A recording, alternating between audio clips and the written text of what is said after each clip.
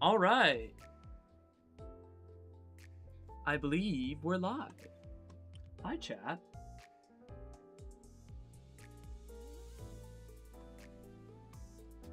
This is going to be a different kind of stream today. As some of you may know, I put out this tweet on Twitter, basically as a lightning rod for Limbus company hot takes, because people seem to really enjoy injecting their opinion where honestly no one fucking cares. But when we have a thread specifically for it, everyone cares. Including me, I care. I'm interested. It's like a morbid fascination, really. So we're gonna go through some of these. I don't know how many we're gonna do. I don't know how long we're gonna go for. It's definitely going to be a shorter than usual stream. But I'm gonna give my thoughts on some of these because boy, do I have an opinion on some of these.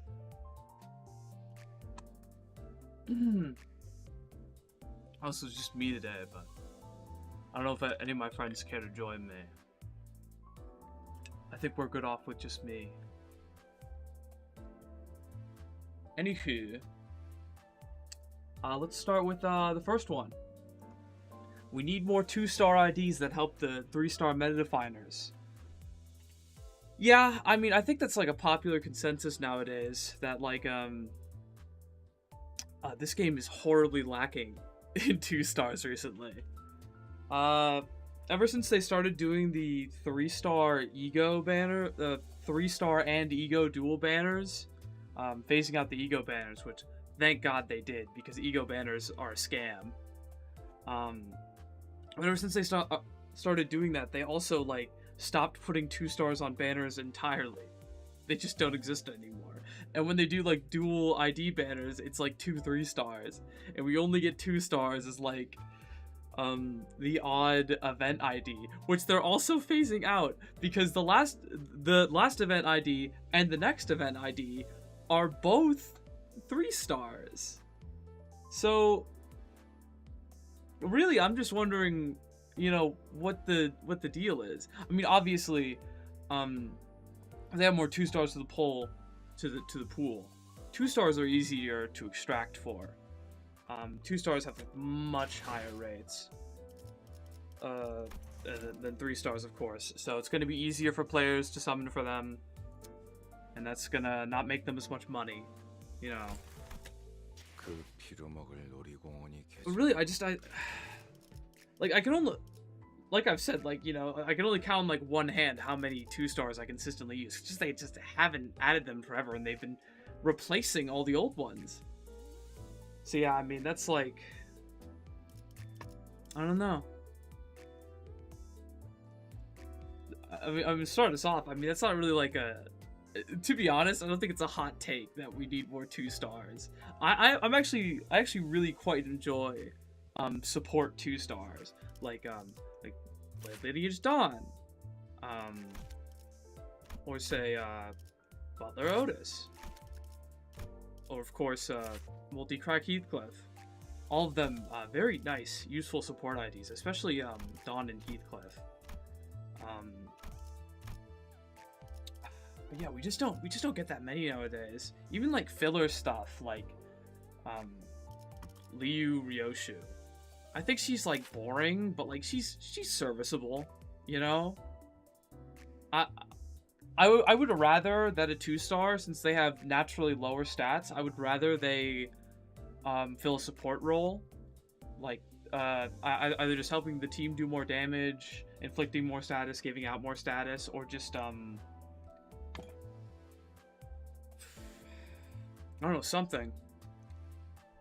Being like a DPS as a 2-star is kind of pointless, but I don't know. The disparity in stats isn't like that big. It's just something to think about. Yeah, it's like, I don't know, you got like Ring Otis. God, I can't even think of like every team has like that 1 2-star, nothing else. Well, these 2 are very good. Lantern Dawn and 7 Heathcliff. They're both very good.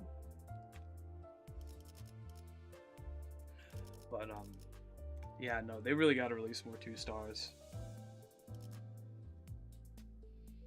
Next up, Cassetti Wants Blood. Hell no.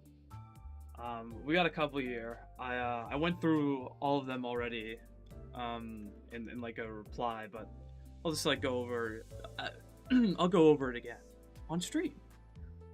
That's the idea here. All right. So, first off, grinding MD is pointless outside of Walpurgis, and the last real battle pass award, hard mode once per week is more than enough. Oh yeah, I also have like these I'm sure you noticed I have like a quality score and like a heat score. I didn't do it last time. Maybe we'll do it for this one. I don't actually know if I'm gonna use those. I think we'll just like casually go through these. But yeah. So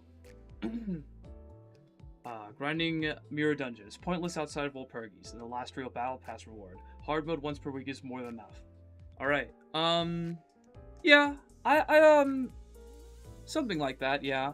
I think like you don't really need to do like 10 mirror dungeons per week or whatever. Like obviously, if you wanna like efficiently grind out like 3 stars and never have to like extract ever, then like yeah, I should definitely do more mirror dungeons. Like doing mirror dungeons is like a good way to spend your modules, you know. And grinding is not a bad thing. The fact that you have that option is very nice. Other games do not give you the option to just grind out like essentially like pity materials or whatever. But generally speaking, you don't need to do more than your weekly and then like your dailies. You get enough from that you can pretty much coast throughout the season. They give you a lot of rewards already. Especially with like events. Event rewards have gotten much better. So you'll live not doing 10 mirror dungeons per week. But yeah, I'd say that's like a, I don't know. God, I have to like go into my I don't know. I'll give it like a 2 on the heat scale and like a 5 out of 7. 7 on the quality scale out of what? I don't know. Well, what is it out of? 10 maybe? Do I do negative numbers on the heat scale to represent like, you know, cold takes? Maybe. I don't know. Yeah, out of 10, yeah. We'll do them both out of 10. Say on the heat scale it's like a 2. Maybe we'll go 3. They get pretty bad, chat. I don't want to start, you know, rating the heat scale high early because they get really bad. I've read a lot of these already. Some of them are they're hot and they're low quality. This is like middling. Maybe not like, because it's not that interesting. It doesn't matter. None of this matters. Let's just move on. What's the next one? Oh, is Manager Don's Bloodfiend team passive isn't that good? It's not. It really isn't, chat. It's really not that useful. Like, what does she get from it? Like, God, I'm glad I have the game up because I can just like look at the units in game. Maybe I should make a separate scene just for my Limbus company screen. You know. Maybe we'll get a full screen Limbus company scene. What if I just copy paste this, right?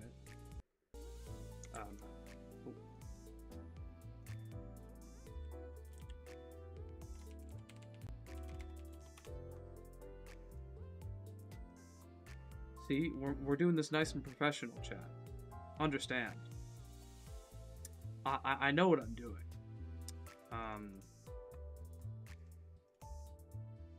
There we go. Alright. Maybe we'll, we don't need this on this scene. It's my first time doing this, chat. We're probably gonna do more in the future.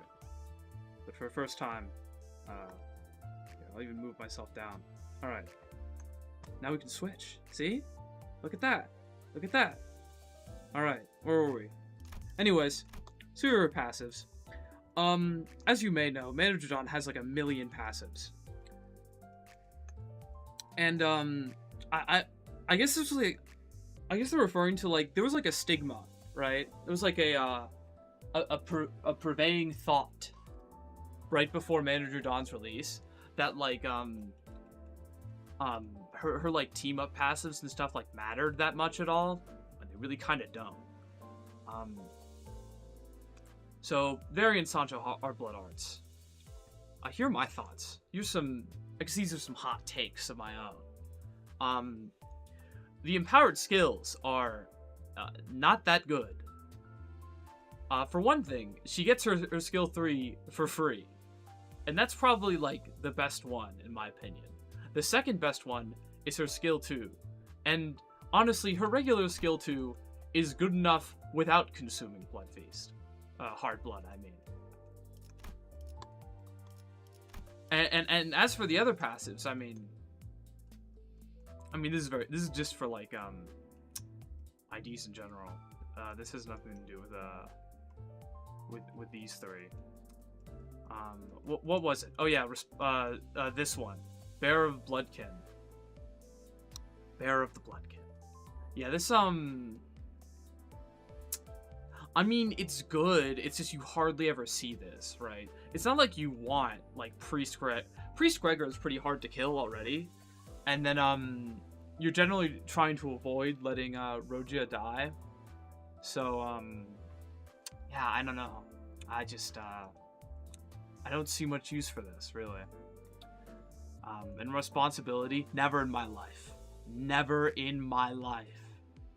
How the hell do you end up in a situation where Otis, well, you have to be running Otis to begin with, which I don't do that often, but you need Otis, you need Gregor, and you need Rogia all to die to get responsibility. And you get Clash Power and 20% more damage. This should be way better for how difficult it is to get. This is literally impossible. This is like the funniest conditional ever. Three specific allies need to die. But yeah, no, it's they're kind of pointless. I talked about this further, but you definitely should be bringing. This does not mean you shouldn't be bringing Blood Fiend allies with her. You definitely should. All right, because especially Priest Gregor, because you know what Priest Gregor does for her? When other units take bleed damage or consume Blood Feast, you know what Priest Gregor does both in one turn? Take bleed damage and consume Blood Feast. He procs this like twice. Not to mention, he's generating Blood Feast by bleeding for him to consume and for her to consume to get even more hard blood. He is a hard blood engine. He's a monster. And Dulcinea's good too, so you should just be running her anyway. But yeah, let's go back to Twitter. Try to speed through these last couple ones. Actually, this one I want to talk about. But first, Limbus is the least fun PM game. I mean, like, that's like your opinion. If you think Limbus is the least fun PM game, that's like, I have nothing against you. Like, I'm not gonna like tell you, you should be having more or less fun with a game. That's like, that's like the most subjective thing. Yeah, I said this earlier, but like, I don't like bananas, right? Why don't I like bananas? Because I don't think they taste good. Like, are you gonna get like up in arms about that? No. Who cares? That's just like, it's just how I am, you know? If you don't like Limbus, that's you. You do you, man.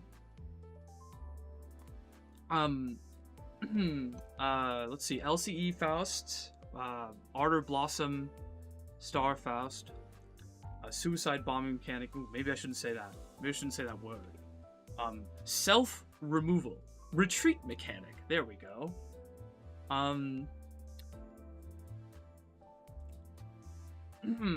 Is good and generally useful for cheesing bosses like Bamboo Headcam. I don't know about like cheesing Bamboo-Hatted Kim, I don't know, like, what extra utility it brings to, like, Bamboo-Hatted Kim specifically. I think any boss with, like, any stage with, like, multiple enemies or whatever, or, like, an abnormality with multiple parts is gonna get shredded by Faust. I complained about Faust a lot. Oh god. Sorry. Jump scare. I don't have, like, proper keybinds for these. Anyways, I complained about her a lot back when she came out because we had, like, no viable burn IDs. Burn was not what it was now.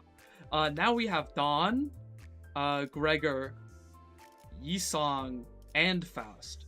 When Faust came out, it was just Faust, and then all these other goobers. And they're, like, you know, a good amount of them are good, but, like, actually having, like, 3 extra 3 stars,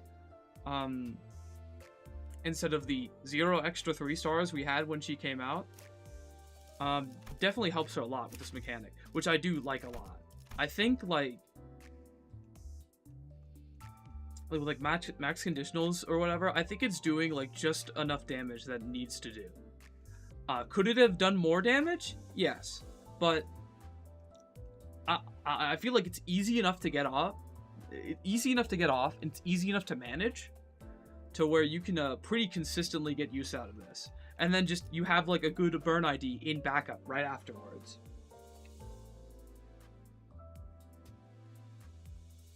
But yeah, I definitely think, I actually really do like this Faust design. Especially, like I said, after, with the introduction of more burn IDs. I think that's really all she needed to stand out. And be, like, a really, really interesting and fun ID to deploy. Also, her animations are nice. And her live 2D is really good. So, big fan. Burn is a lot better than it used to be. I don't care about the last two. Being a Roblox PM fan is fine as long as you're not a poser about it. Yeah, I don't really care if you're, like, a Roblox PM fan. I don't really care about the Roblox people. I don't really care about Roblox. I play Roblox sometimes with, like, my friends. That's like my opinion on Roblox. The meme sub. Don't ever use r/Odyssey as a purpose if you have, like, half a brain. Or just, like, don't use Reddit at all. I don't know, I've never been on the regular, I've hardly ever been on even the regular Limbus company sub, because I don't use Reddit that much. Alright, this one was just, I don't fuck with this game's gameplay so much. I can't really explain or have a reason why, it just doesn't click with me.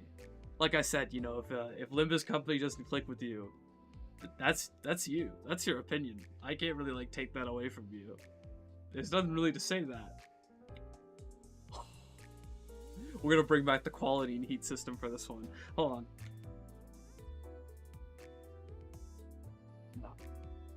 on. This one. Oh my god. This one's my favorite. This one's my favorite, chat. I want an RNG based gearing system in this game. Something else to sink Enkafelin into. Chat. No.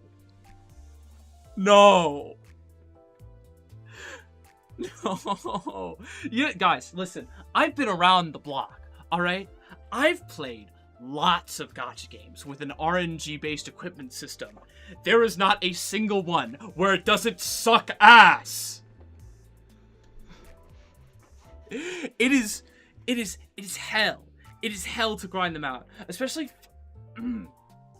Listen, I played my fair share of Hoyo Slap, chat, of MiHoYo games. Your Star Rail, your Zenless Zone Zero, your Genshin Impact. Not much Genshin Impact though, but the latter two I've experience with. And let me tell you, all right, I hate artifacts, I hate relics, and I hate discs. The system, an RNG-based gearing system. Ever done, like, maybe a good comparison? Talismans in Monster Hunter. I don't know how they are in Wilds. Last time I checked in, like, Rise, horrible. Alright? Trying to, like, randomly get the stats that you need for each level is a nightmare. And it's just, like, it's just artificially extending the grind on a given unit by like days, weeks. It's just I'm not collect my flat defense rolls. Yeah, no, I'm tired. Listen, I'm so tired. Substats, main stats, all that shit. Like, some of you are familiar with it. It sucks. All right, and if you don't think it sucks, it's because you have Stockholm syndrome. All right, that's just how it is. It's literally just there to make you blow energy way more than you ever would have needed in the first place on a given unit. And it's not, God, it's not fun. All right, like, I'm fine with like a modular equipment system. I think that would be interesting. I think they could do something with like equipment in Limbus Company. I don't know how, with all the separate IDs and like 12 separate characters to worry about at a given time. I don't know how they'd go about it, but I think it would be interesting. You know, maybe like late end game Limbus Company, we could see some stuff like that. But like rolling like stats on it or whatever through like RNG, no. All right, Heat, it's like a 9. No, we'll give it an 8. No, maybe yeah, we'll give it like an 8. On quality, -5. This sucks. Never suggest anything again.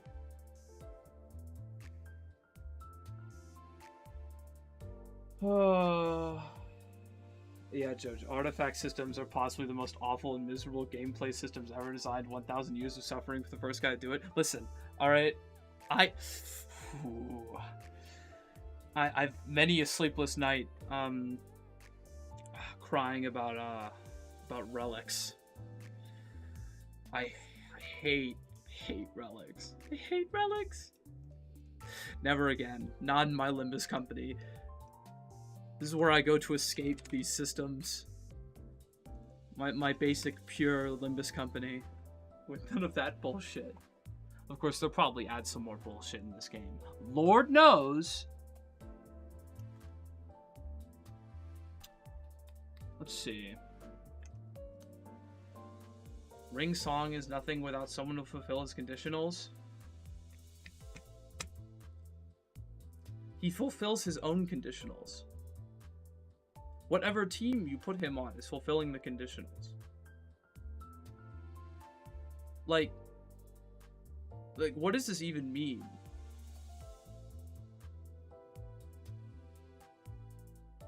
Like, we're pretty much just, like, throwing in, like... like, random, like, status effects could just be, like, tossed on by, like, various members of your team or whatever. Like, if you're running Bleed, for instance. You know. I'll switch back to the Limbus screen. If you're running Bleed, for instance. We have, Ring Song. Alright. Sanguine Pointillism, this is the main thing. 40% chance to reuse coin. Alright, chat? 40% in base. Then he gets 20% for every negative effect on the target. So, it can roll like 3 times. Alright. Reuse twice. So the chance that you get the first reuse, just from the enemy having bleed on them, is 60%. And then, from his own skills, he's inflicting different flavors of effects. And especially if you're running Ring Otis, you're getting even more of those. Let's see. Right. Dulcinea can inflict Rupture. Gregor can also inflict Rupture. All those count. Who else? Dawn. I don't think Dawn's helping at all. No. People used to run, like, her a lot just to get that up, because it was really easy to get his conditionals with, like, Nails and, like, Paralyze and Gaze all in one skill. I don't know if I'm, like, the biggest fan of her, simply because she doesn't roll very well, but I definitely do pop her on the team from time to time. She also doesn't inflict count, of course. But, like, regardless, I feel like, you know, you get enough just from, like, him alone. I mean, when he's like inflicting count and stuff on these skills, he's fueling himself. You don't need like a separate ID for that. Like, I don't know. It's just stupid. There's like some people who like agree with me in the community. I'm sure we'll see them when we go into quote retweets that like, guys, the Ring song hate is a bit forced, okay? He's good.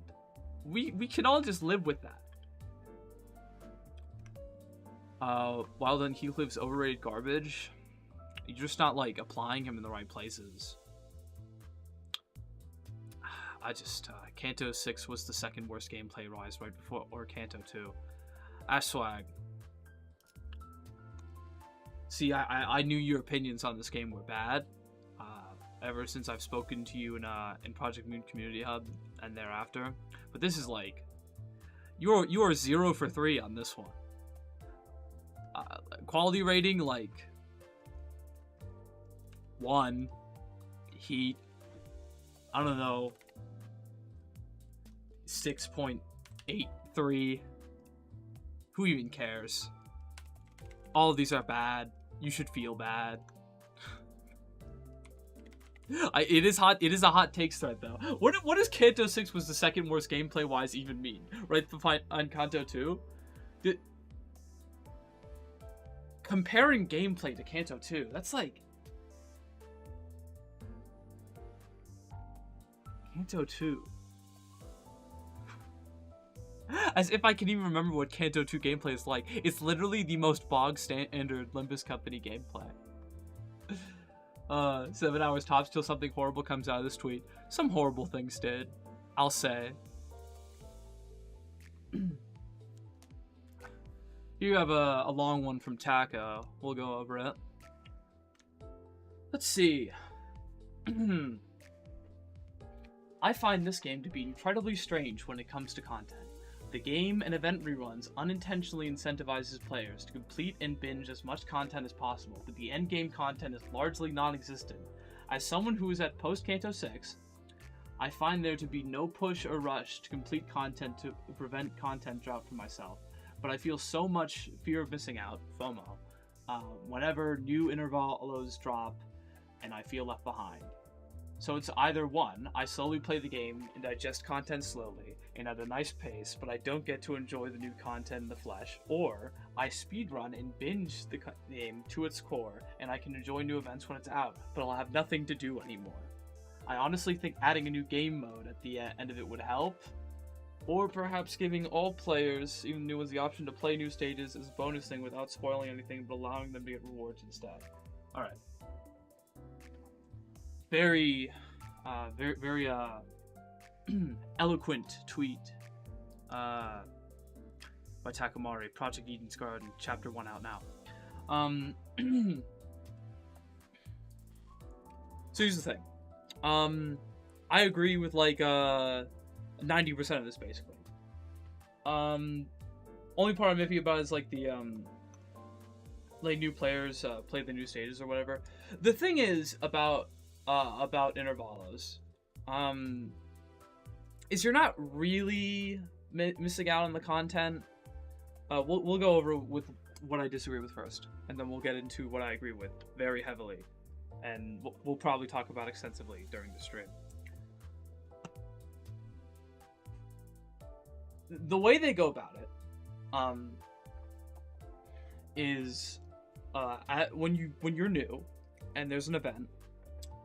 Instead of like grinding like Mirror Dungeon or whatever, well, you can still grind Mirror Dungeon, of course, but instead of like grinding like the story stages, like playing through the story stages in the story dungeon to get materials, currency for the event shop, what you do instead is you just play through story stages and they just give you the currency for free. And generally speaking, I believe if you start like around when the event starts and like you're just like playing the game, just like grinding every day or whatever, trying to get through the story, then you can like theoretically buy out the event shop. It's no big deal. And I think that's a fine system because that avoids spoilers, which would obviously come if they just let you play through the Intervala story early. And it's not like the event going away makes the Intervala story go away, so you're not really missing out on anything. It's just that, you're not going to be able to engage with the new content, or like with the community or whatever, if you're behind in the game. Which, like, I think that's fair. I think, like, you can make a conscious choice if you want to spoil yourself on the story or not, depending on where you are in the game. But I think, like, of course, locking story stages that are later in the story behind, playing through the story mode, I think that makes sense, generally speaking. Because intervalos work differently from events in a lot of games, where side stories in other, like, gacha games especially, side stories in other games are kind of just like side things. They're like adjacent to the story. They're not really driving the story forward in any way. Meanwhile, in Limbus Company, they actually do. They actually are filling, like, gaps in between cantos. Like, they're all happening, like, linearly, one after another, and are all just as important to the story as the cantos themselves are. They're just not like they're just not like main quest objectives. They're like side quests we see the sinners go on their journey, but it's all in order. So if you can't just jump into an interval at any time and expect to know what's going on, because everything is connected. So I don't know. I think the way they do it right now is fine. Now, the part about them pushing you to go to new stages, pushing you to, like, finish the story and, like, catch up to the content or whatever, right? I mean, it's kind of like, it's not like anything new. It's how a lot of these games function, really. Like, it has a pretty sensible progression system for, like, most of the time you're playing, essentially. Like, I think there's a lot of meat in, like, the main game. The main game being, like, the story and, like, intervals and stuff. And, like, I guess Mirror Dungeon. Mirror Dungeon is ever present. You're always doing Mirror Dungeon at every stage. So, like, the main story in, like, Mirror Dungeon. There's a lot of meat there. Well, like, you're a new player. You have a lot to chew on, right? But there is an incentive to get to the intervalo stages, so you can get more materials, so you can buy out the event shop, and also engage with the community and whatnot. There is that incentive to finish all the content there is in the game. And if you want to get to that interval story, you got to play through the whole game. And once you play through the whole game, what do you have left? You have Mirror Dungeon, and you have Railway. Aside from Mirror Dungeon and Railway, nothing. A void. There's nothing. Even the Intervalo? The Intervalo itself? The new content? Guess what? It's more Mirror Dungeon.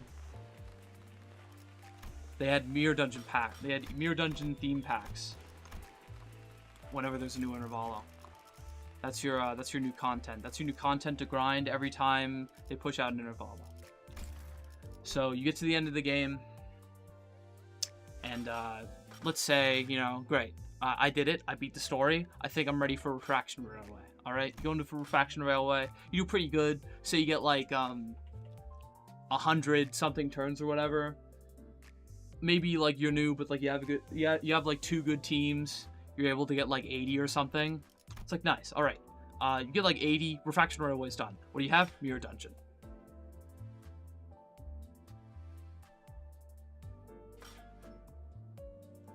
Of course, ever exciting. Log in every day and you can play 3 rounds of Luxcavation, of course. Very fun. Luxcavation. The same 7 bosses every week. But aside from that, you have Mirror Dungeon. Look, the point I'm trying to get across is there's nothing to do in this game, all right? And there's like a lot. We'll go through this thread. Hold on. There are a lot of takes about the amount of stuff that you can do in Limbus Company. I have a lot of opinions about the amount of stuff that you can do in Limbus Company. It's not a lot, all right? My general feelings on the game is that there is no end game. Your end game is I don't know, pushing Mirror Dungeon floor 10 for fun, replaying Refraction Railway. That's the Limbus Company end game. You get the new story content every once in a while. You get a new Mirror Dungeon theme pack, and then like in 6 months, you'll get another Refraction Railway, and that's how it's been forever.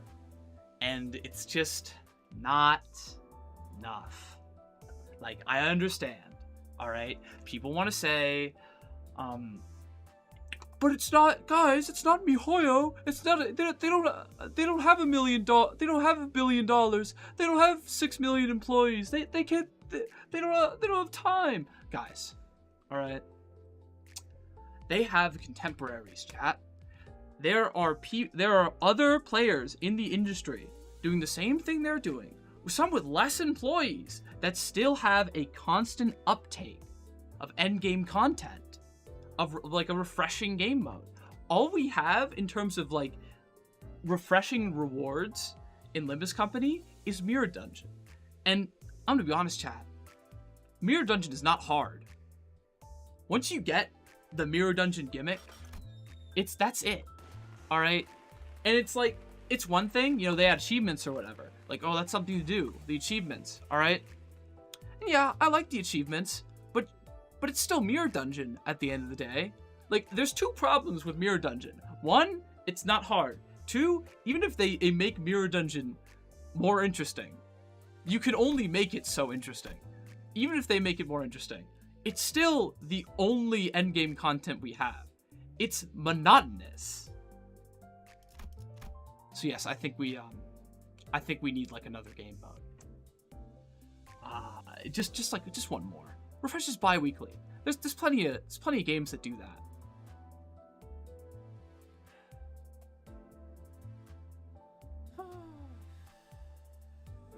That won't be the first time that comes up this stream, chat.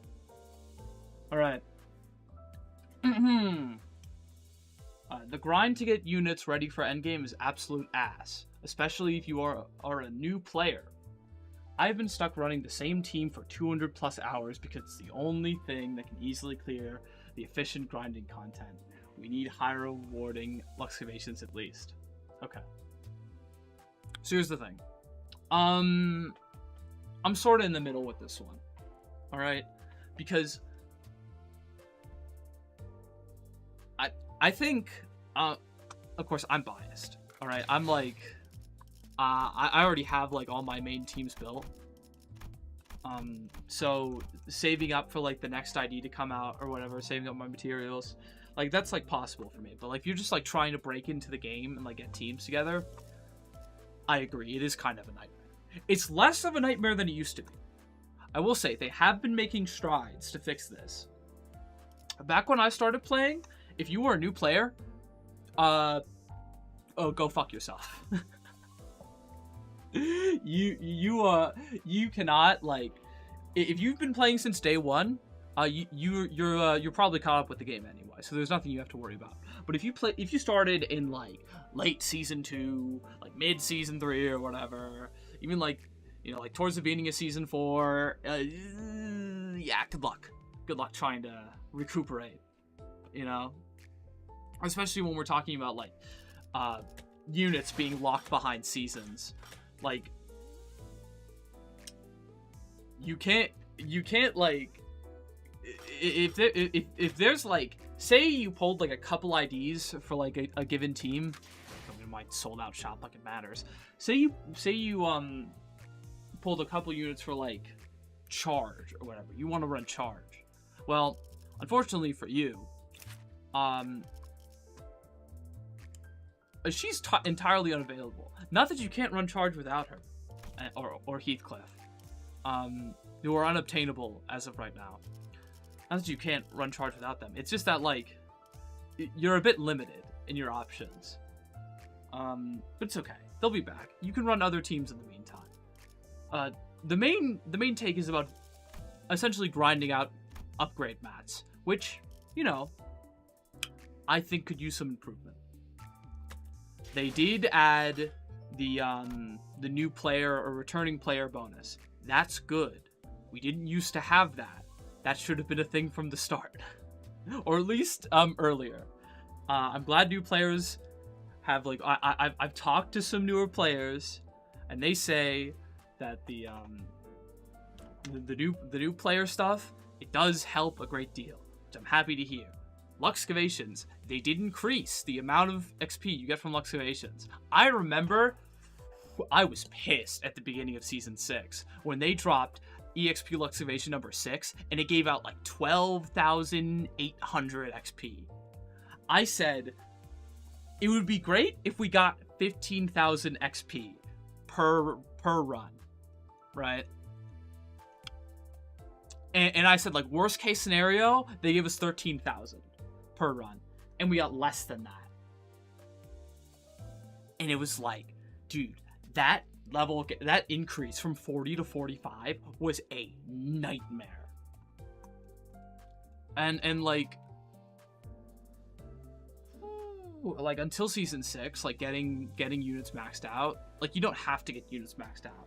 Now, I'd say, like, generally speaking, like, two or three levels below the limit, you'll still be fine, because you'll still get, like, you'll generally still get the offense level bonus from being a higher level than the enemy, or at least being, or not giving the enemy an offense level bonus from being a lower level than them. As long as you're close to max, you're good. You don't need to max them out completely.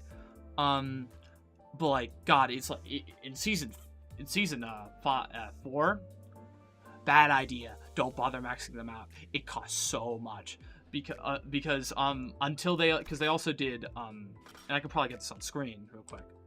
Oh God, I keep pressing the wrong button. Here, we'll pull up. Oh, God.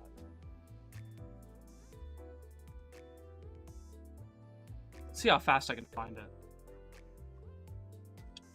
It's gonna be beginning of Season 6.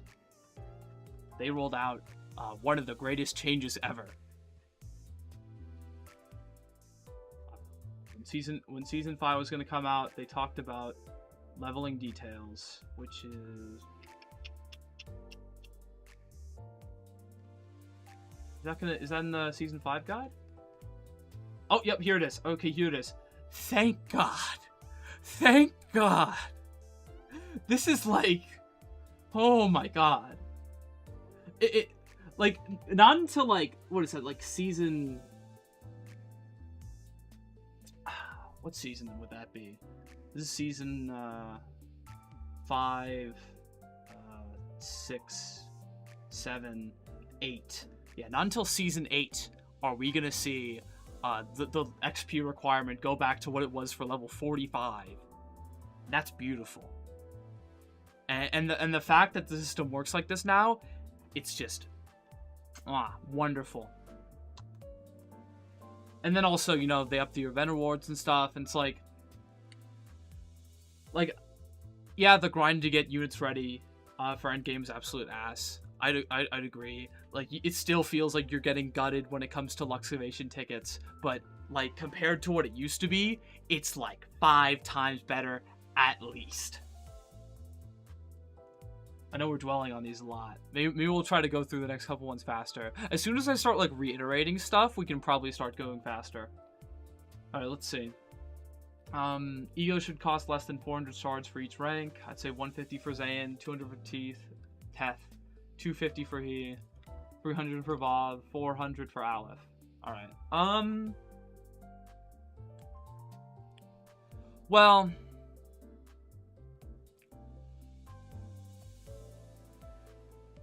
I think the others should maybe cost less than Vav, but generally speaking, Ego for different tiers kind of have, like, different purposes. like, it's easy to say, like, oh, like, you know, of course, who's a good example? Faust, maybe? Who do I have, like, all their ego for? Don Quixote.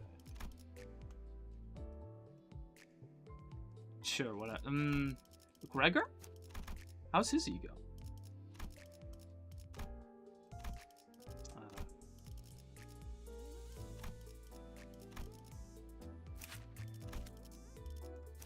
Sinclair doesn't have a Bob. We'll do Heathcliff. Alright. So, here's the deal. I don't think, like... Of course, Vav are very powerful, but they're also expensive when it comes to ego resources, and that's where that's balanced out, right? And I think, like, just because of how strong they generally are, they could cost more in the shop, relatively speaking, and they could make the other ego types cheaper. But I don't think we should be looking at ego as like, a Zane is worse than a Tath, or like he is worse than like the other ones, or whatever, is worse than like a Bob or whatever, though they generally are. I just think they fulfill different purposes. They're balanced out by the amount of resources they cost and like their function, you know. Like should, like, you know, Fluid Sack is one of the best ego in the game. It's a he, all right. Do I think Fluid Sack is how should I say this? Do I think Fluid Sack should cost less because it's a he, despite the fact that it's one of the best ego in the game? I think it makes sense that it costs the same as Evolve, you know. Like Zayn, like they may seem weak on the surface, but like they have other purposes. Whatever Zayn you have equipped, that's your base resistances. And also the fact that they haven't released more Zayn ego is annoying, because that is like something you should be allowed to play with more. I feel like that should be more of a priority for them.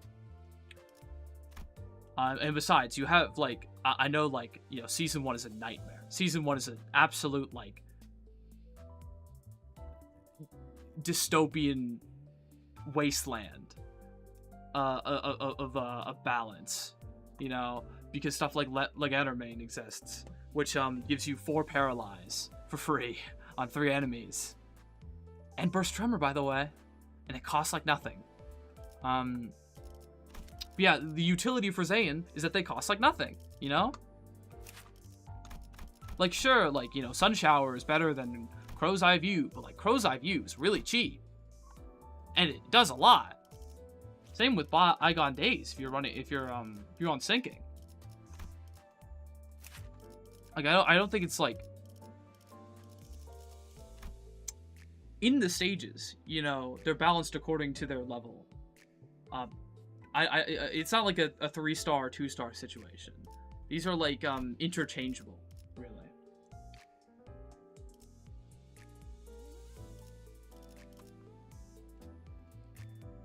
I've ignored a majority of Season 1 egos because they just aren't worth it. Okay, here's my take on that. Season 1 pass ego. Alright. So here's the deal.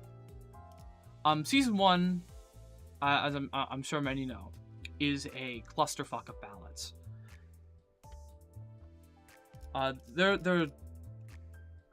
There's a couple good ones still in here. I've gotten most of the really good ones already, but stuff in Season 1 ranges from still broken today to nothing, to gutter trash. Because they didn't know how to balance the game yet, so they just put out anything. Like, there's so many absolutely busted ego in the Season 1 shop that if you weren't playing Season 1, please go and pick them up. Please get Fluid Sack, please get Rhyme Shank and stuff like that. Like, Rhyme Shank is necessary nowadays because we have like echoes and stuff, but like there's still like, what's another good one? What's a good Season 1 pass ego? I'm forgetting.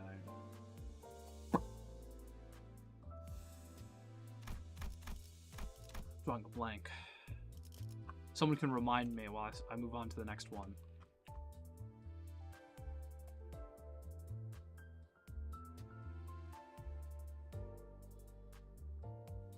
Pending days. Oh yeah, I was just talking about Lego Domain. Yeah, Lego Domain is good. And any sinner that has like a Zane ego just has like added utility for that. Like Holiday Heathcliff, like, does it suck? Yeah, it kind of sucks. But at the end of the day, it's a way to get gluttony endurance and be like compared to like him being gluttony fatal with body sack. It's different, you know. And one day we'll see use for Cavernous Wailing when we get a DSG Sinclair. Sooner than later, please. DSG Sinclair would be really nice. It would also make Brasso a bit better. Let's see.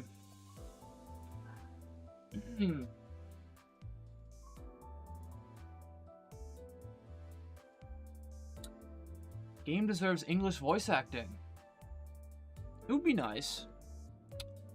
Unfortunately, it doesn't seem like a prerogative for them to add English and Japanese dubbing to the game, or Chinese. The Chinese isn't CN isn't really a territory they're that interested in expanding into.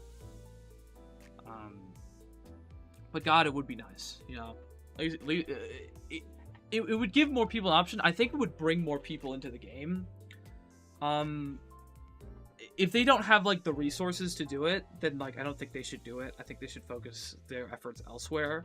But I do think adding a English, because there's also one about like a Japanese dub. I think adding an English and Japanese dub, because like other gacha games with voice acting have it. I think it would be good for the game. Really, it'd also be fun. It would also make my life easier. Not that I don't absolutely adore the Korean voice actors. I think they all do a wonderful job, especially Choi Han. Shout out to Choi Han, dude. This guy.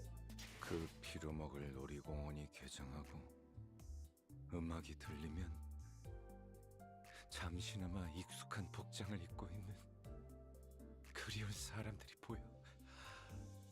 그 모든 것이 환각이라는 걸 알면서도 위안 삼는 건 슬슬 그만두는 편이 좋겠지. This guy's the best, but it would be neat to hear English voices. At least out of morbid curiosity, I would try out a dub if they had one.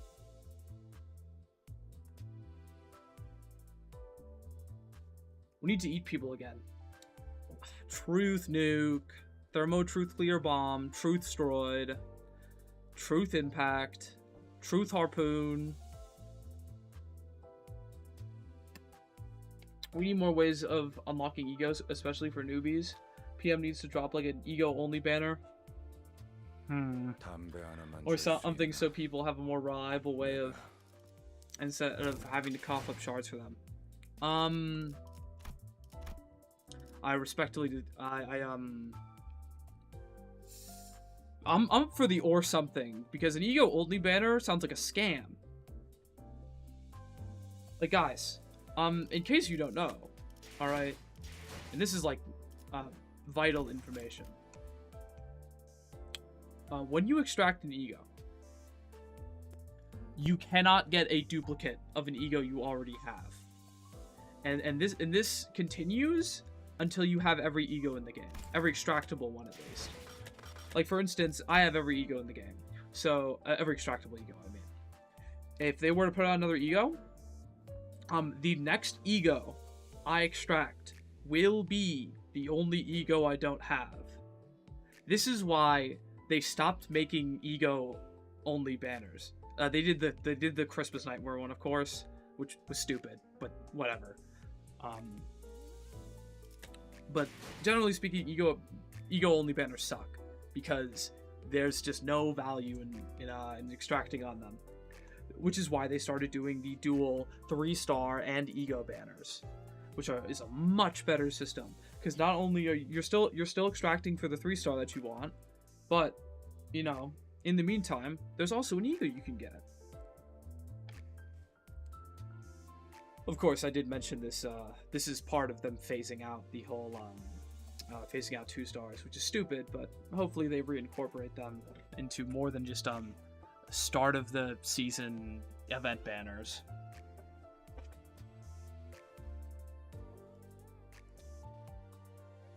You fair the Christmas night banner, you can also get IDs on it? Well, yeah, I mean, you can get IDs on any banner. Even the ego only banner they used to run. They just wouldn't be featured. And summoning for IDs unfeatured, would not recommend that. Don't summon for IDs unfeatured. Either shard them, or God forbid, wait for a target extraction banner. I don't think target extraction banners are the worst. I think with the addition that since you can get 2 things that are nice about target extraction banners. You can get out of season IDs, out of season IDs and ego, and you can pull for event ego. It would only be extractable or whatever.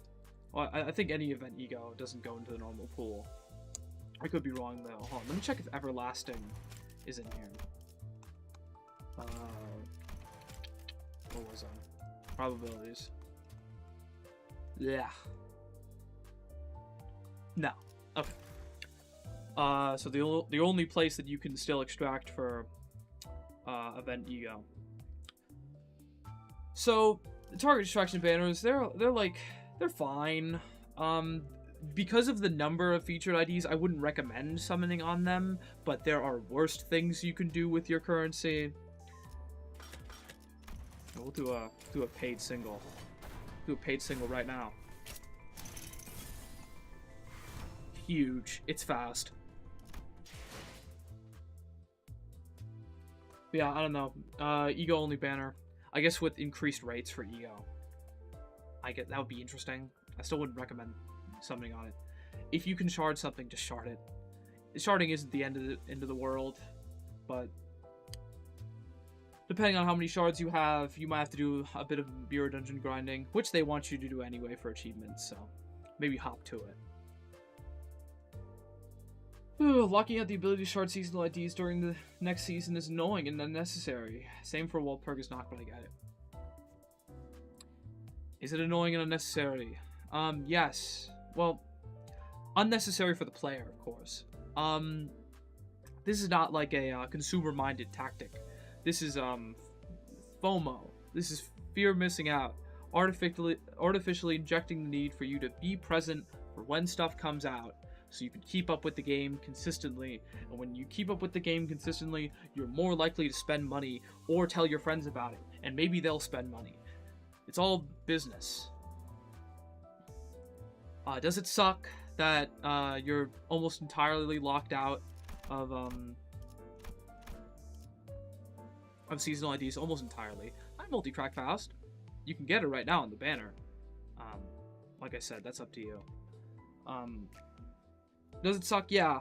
You know, is it good for the player? No. The player doesn't benefit from it in any way. It is entirely a decision they made so that they can keep you in the game for every season. And I guess you could say it's rewarding to keep up with seasons and have access to these characters who aren't currently available in any convenient way right now. But, you know, at the end of the day, it is what it is. It's not something they're going to change anytime soon. In fact, more than likely, they'll keep ramping up the encouragement for you to spend money by making Walpurgis IDs more valuable, or the 1-week shard embargo, so you don't miss out on the first week of the ID being out.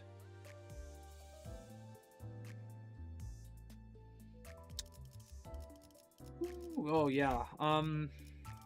God, I would really try to get the Bleed team together by the end of the season. Guys, how do I say this? I think the manager of La Mancha Land Don Quixote is the best ID in the game.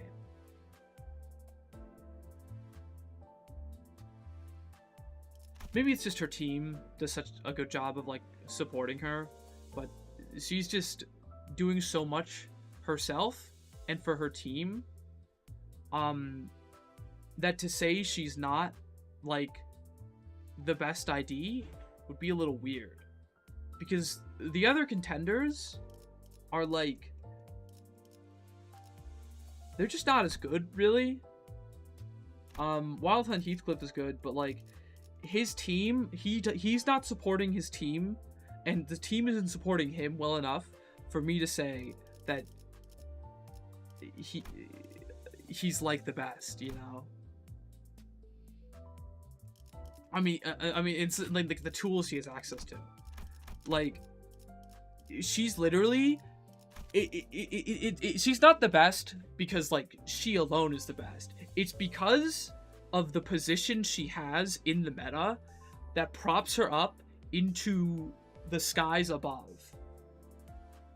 That just makes her like just incredible, really. And I guess that makes sense for like the big seasonal identity.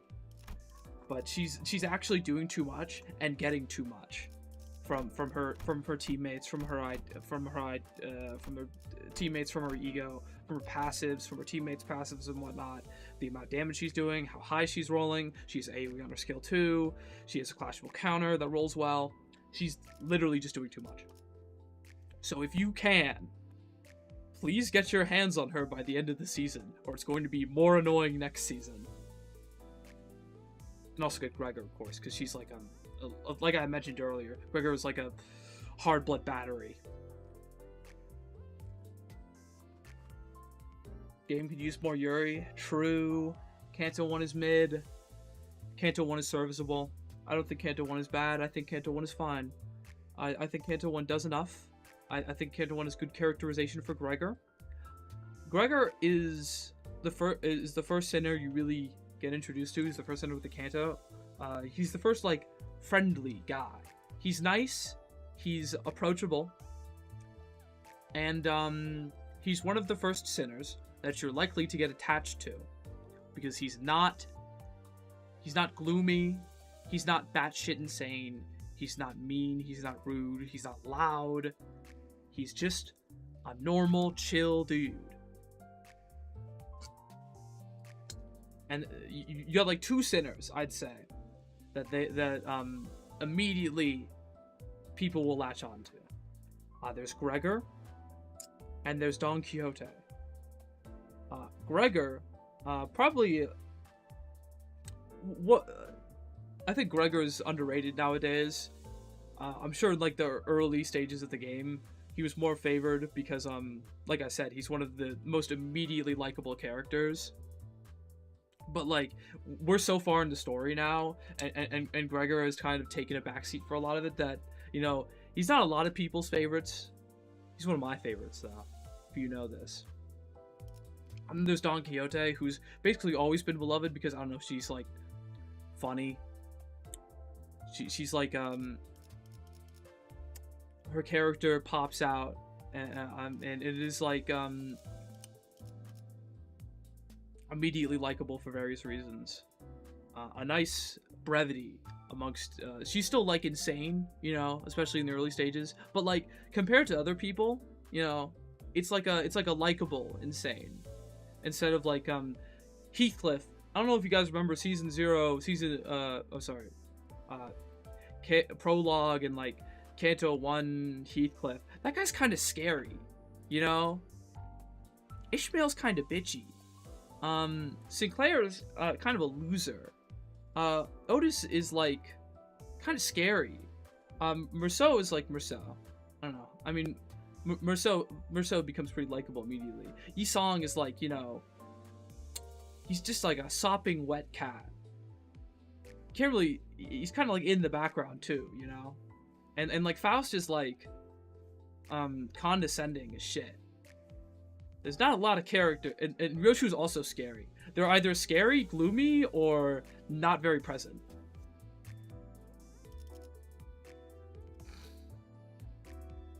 And I think they do a good job of leading into the game, leading into the journey, setting up Gregor. I think Kanto 1 it's short, but it works. Alright?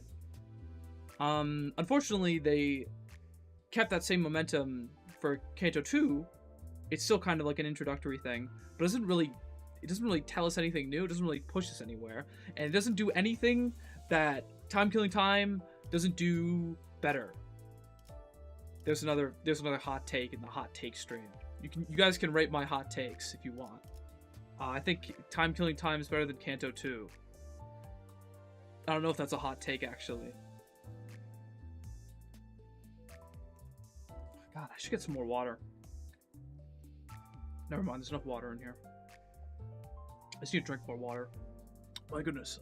Just talking non-stop the whole stream. I guess that's kind of the point, right? Let's see, let's skip all the ones that I don't want to talk about. I think the game is fun, and the community is very nice. Yes. Yes. True. I think the game is fun. Is the community nice? Sometimes. I think that's the hot take there. That the community is nice.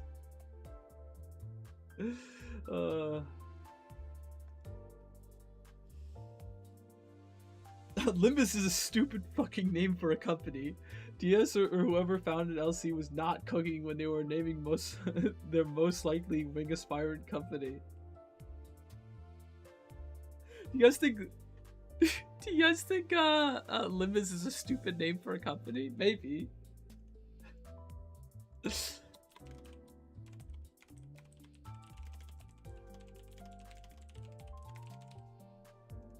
There you go. Yes or no? Is Limbus a stupid name for a company?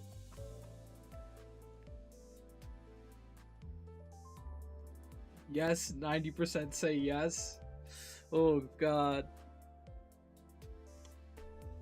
Whew, I sure hope somebody got fired for that blunder.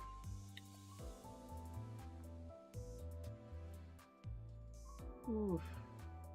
How I feel trying to return to Limbus but still have to beat Dongbaek first. The whole reason I got involved in the Limbus community in the first place was because I got stuck on Dongbaek, so I joined Project Moon Community Hub hoping someone could help me. So, there you go.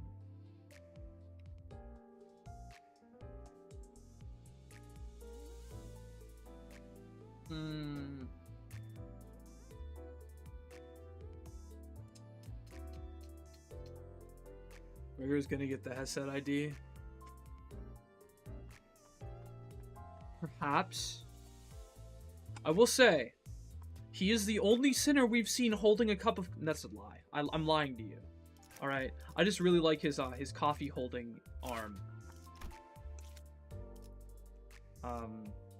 Big fan of his coffee holding hand. I think we should get more prosthetics like that. I like his interchangeable Rose's Panner prosthetic, where it can be a chainsaw, or it can hold a cup of coffee in a paper cup.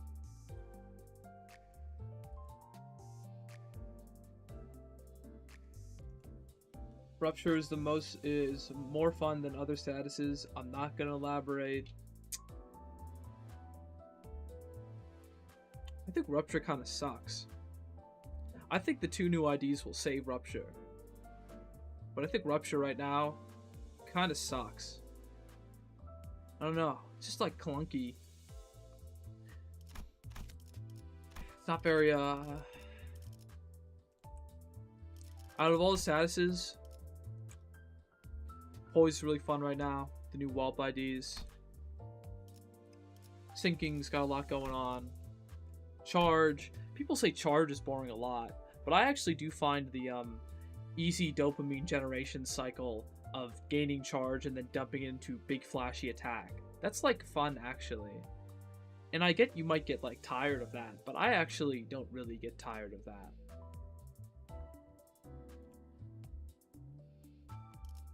Rupture is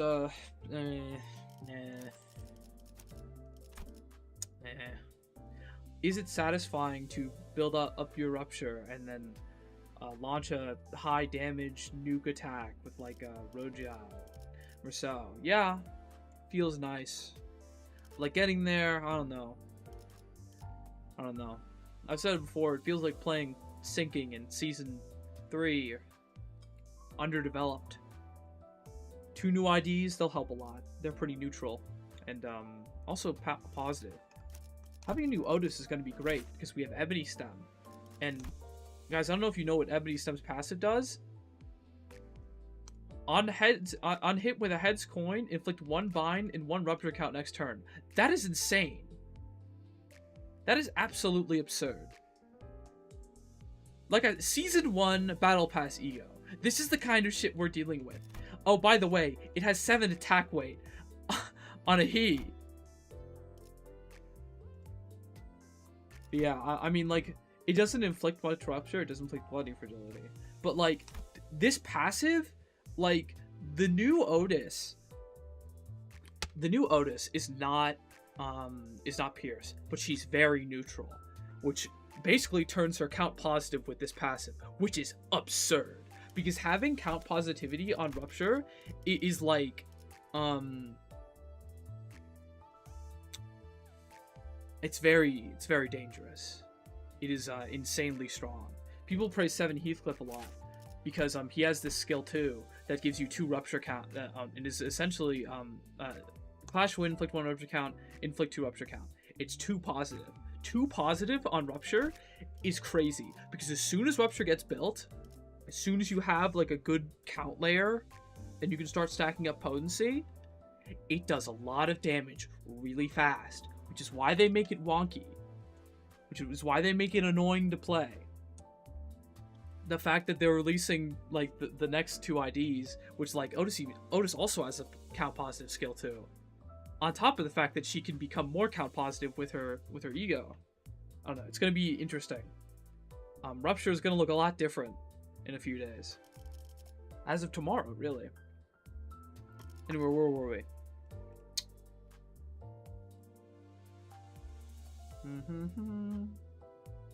Yeah, Japanese voices. Agree, that'll be fun.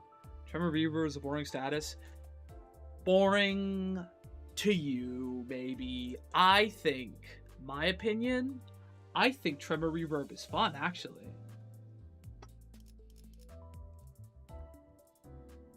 You see, the thing is, right, like, I get it, we have all these other, like, amplitude conversions or whatever.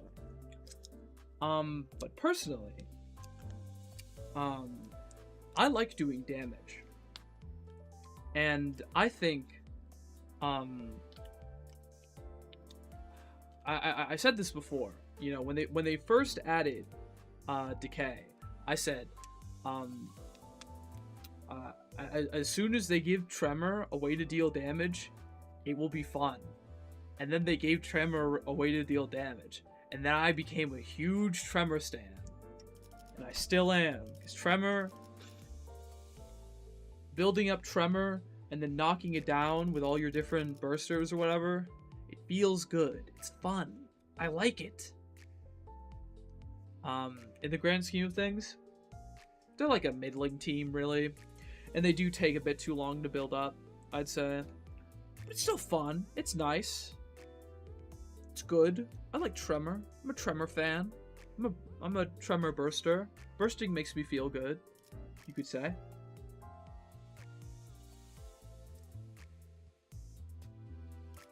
And this is just like, you know, talk about dopamine generators. This thing. It's like 4 Tremor bursts that like can Tremor burst multiple times for burst. And you can combine that with like either this amplitude entanglement for reverb or his ego that just gives you reverb for free, which is like really absurdly good ego. Like if you're running Tremor and you don't have this, pick it up. Like I get people like find like just doing damage is boring. I'm like one of those rare types of people who doesn't give a shit. Damage is damage, and if I'm doing if I see funny number, if I see big number on my screen, I smile. All right, I get excited. I like blowing up the enemy. All right, that's fun for me.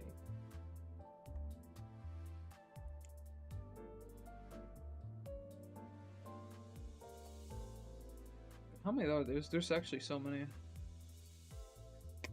Maybe we'll switch to quote retweets for a bit. I'm a bit scared though, because the quote retweets is where a lot of the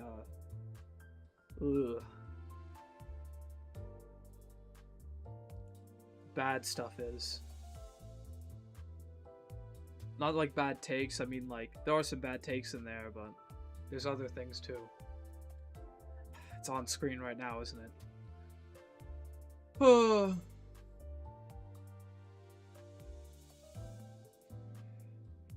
Yeah, lots of stuff about artists and such.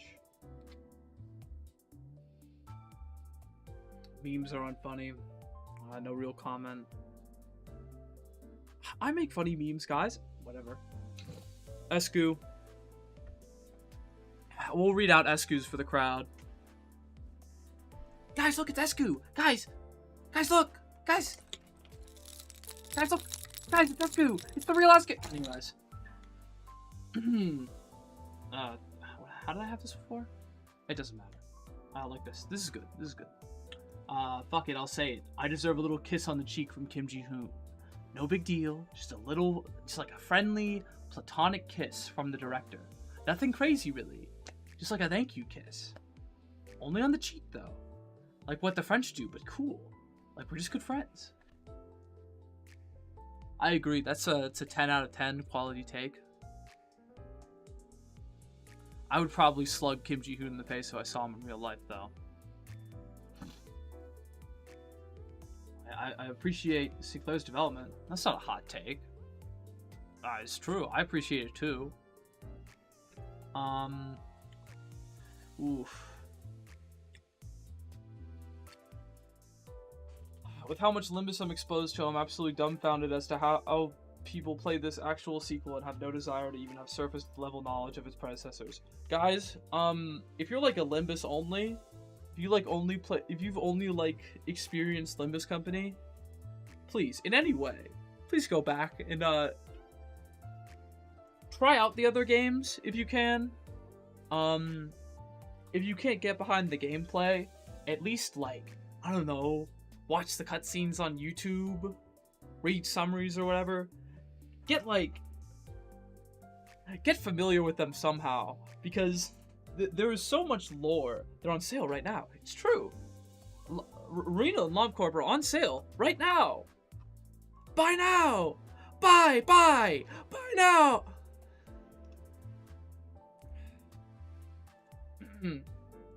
Hold on. But yeah, anyway, you should play LobCorp and Arena. LobCorp, I mentioned none of this way. I'll just read out what I said, actually, because I do really stand behind this. They really sell you on the previous games, especially Lobotomy Corporation with abnormalities, locations of golden bows, Limbus Company itself, very intrinsically tied to Lobotomy Corporation, and it's brought up a lot. Not to mention, you know, Arena characters, locations, concepts, IDs. IDs based on associations introduced in Arena, and IDs based on Arena characters themselves from Walpurgis Nacht, and events and such. They really like, you know, they really try to sell you on the other games.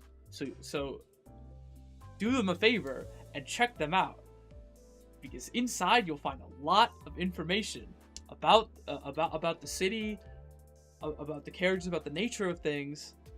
And like good stories too. It's just, there's so much to experience. There's so much more than Limbus Company. And when you're familiar with the previous two games, it's a lot more eye-opening playing Limbus Company. It's a lot more satisfying. It's just a greater overall package.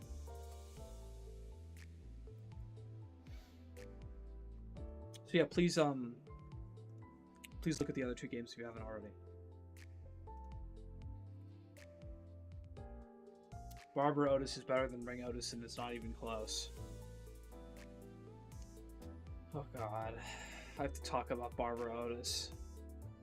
Let me drink some water first.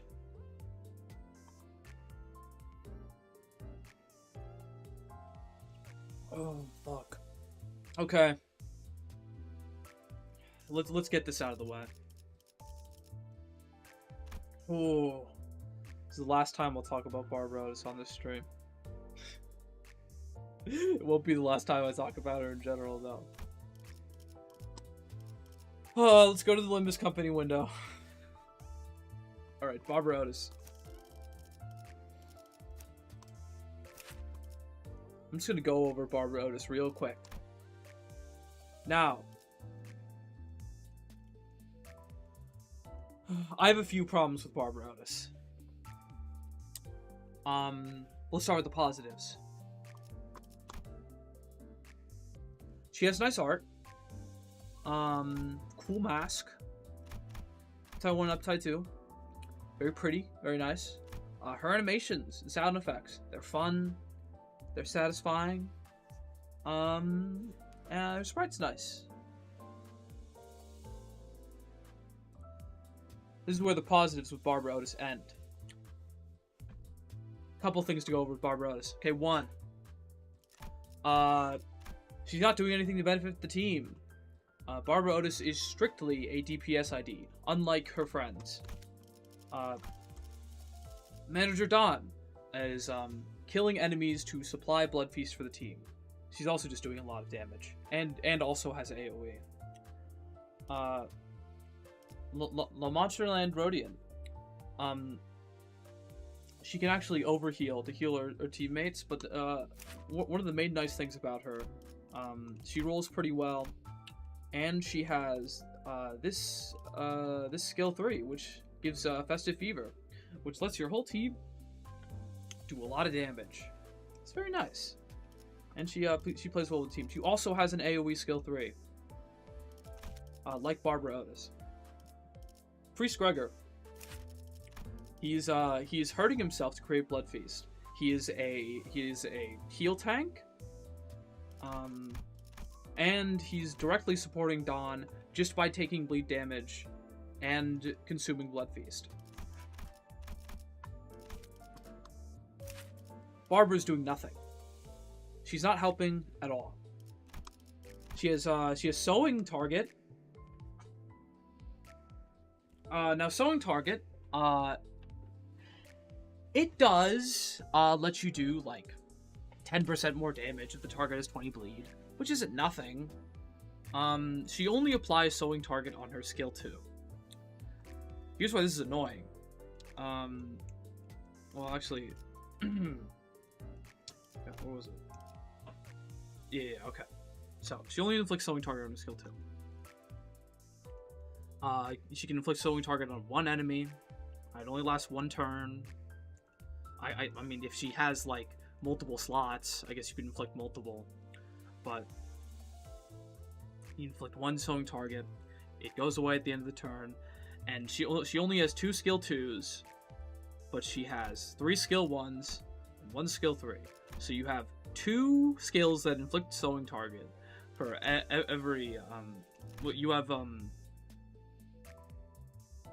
you have 1 skill that inflicts Sowing Target for every 2 skills that utilize Sowing Target. But, you know, her skill 2 also utilizes Sowing Target. I just wish she inflicted on skill 1, you know? Because then you could do, like, skill 1 into skill 2, inflict count into skill 2. Instead, she wants you to do skill 2 into skill 1 to inflict any amount of bleed count to make herself any useful at all. Because this is her only source of bleed count in her entire kit. This is the only bleed count she's applying. And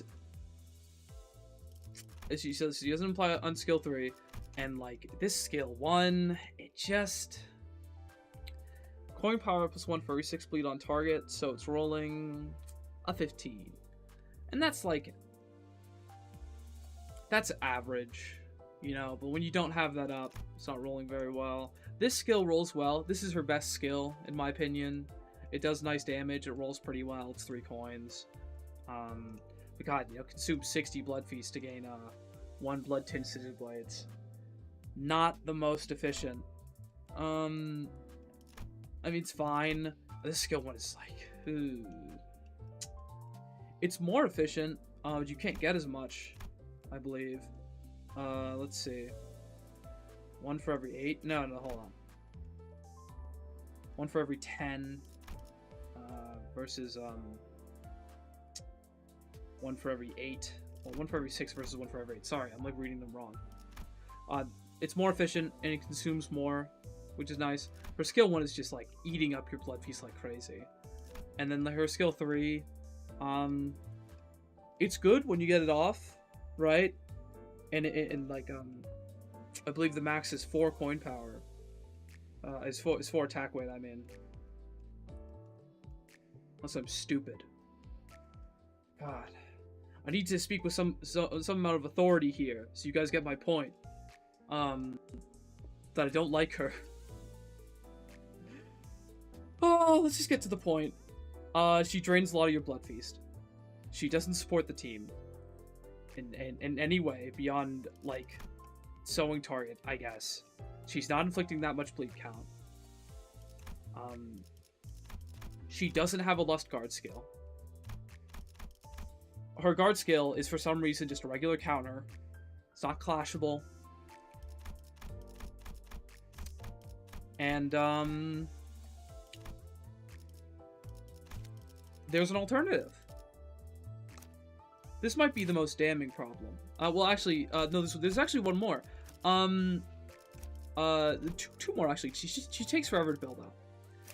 It takes a very long time to get enough Blood Feast.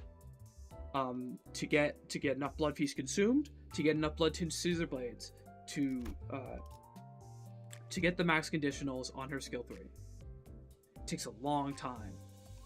And, like, getting these other, like, if the target is killed, regain some of them, it's like, I don't know. It's just, it's annoying and cumbersome. Whew, I feel like I'm talking in circles here. There's just so much here. I don't think she should be compared to Ring Otis at all. I think she absolutely should be compared to Ring Otis because they fill the same slot. This is one of the main scenarios where comparing an ID is entirely justified because they both go in the same slot on the team. If I have to choose between them, I'm going to compare them because I need to know which one would be better to bring in a given scenario.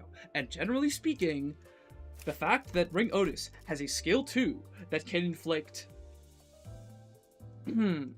Let's see. I believe it's... she can reuse it 2 times, inflict 1 bleed count. It inflicts 5 bleed count, which is some of the most bleed count that any skill can inflict. And the fact that she rolls decently well. She has a Lust Guard skill. She's generally just more consistent and doing more for the team than Ring Otis is. And the last thing I want to talk about is the enhanced skill on Don Quixote. This enhanced skill, you're essentially dumping all of your hard blood into this skill. When the regular version of the skill is fine. It doesn't have the last coin, but like also this one has less coin power, so they're doing comparable damage anyway. And like, if you don't consume the Blood Feast, then you can just use another skill 2 next turn. Like, you're bringing Barbara Otis so you can get this enhanced skill, but then the enhanced skill eats your blood feet, your hard blood, and you can't use it for your enhanced skill 3, or to get more attack weight on your skill 2. There's just too much going against Barbara Otis, in my opinion.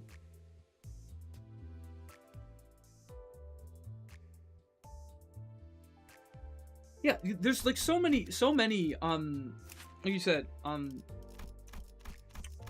said, I don't know. I mean, yeah, like, there's already plenty sources of, like, of lust, of easy lust resonance on the team already, but, like, that doesn't mean it's not a hit against Barbara Otis. I mean, her only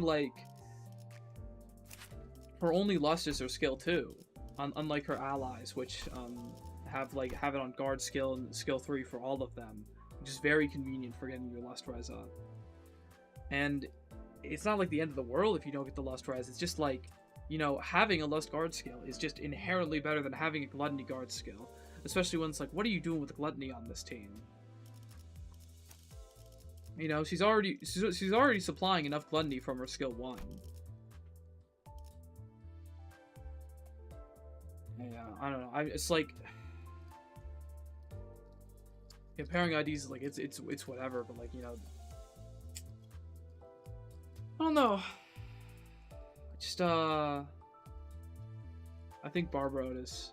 I don't think Barbara Otis is bad. I think Barbara Otis is better than Ring Otis, not even close. That was the original like take or whatever, and I think it is close, and I think Barbara Otis is better. No, fuck, no, I think Ring Otis is better. My goodness, sorry, slip of the tongue there. I think Ring Otis is better. But it's definitely, there was no power gap between Barbara Otis and Ring Otis. Absolutely not. I think even if you think Barbara Otis is better, I do not think Ring Otis is that much worse at all.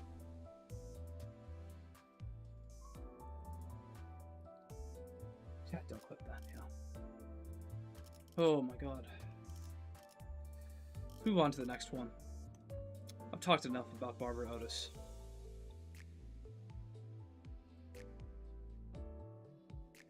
I've upset enough people.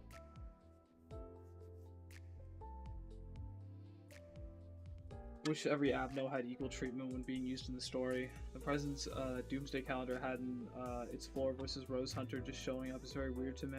Also, let them talk more. Yeah. It's a bit weird, huh? I know, like, Brazen Bull, for instance, had a lot of presence. Like, God, like, Abnormalities just don't take the spotlight story-wise a lot. Generally speaking, Abnormalities are kind of just, like, random obstacles that are dotted throughout, like, Fathom's dungeons or whatever. They're not even, like, made reference to in the story very often at all. Like, of course, you know, 400 Roses was, but, like, all those other Abnormalities, like, it's like they weren't even there, you know? I feel like, you know, Abnormalities being such a integral part of the story, like, distortions get a lot of play. And that makes sense, because, like, Limbus Company's thing is kind of distortions, you know? LCD and whatnot. Like, distortion detective and shit. Like, Limbus Company's whole deal, when everyone's like Abnormalities have been around for a while, so people are starting to get Abnormalities, even Limbus Company themselves, but like distortions are like this new horizon and that Limbus Company is taking advantage of. So we get a lot of play for distortions in the story, and distortions are also just easier to work into the story, because distortions can be like characters and whatnot. Like Abnormalities, they just they don't have much presence story-wise, despite how generally important they are.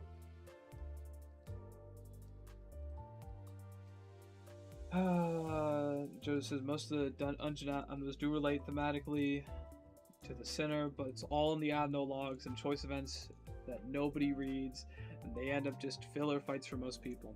Yeah, it's like, I don't know, you get a lot of them from like further reading or whatever, but they're not presented in any way to be that important to the story. Like, if it was that important, they would just like say it outright.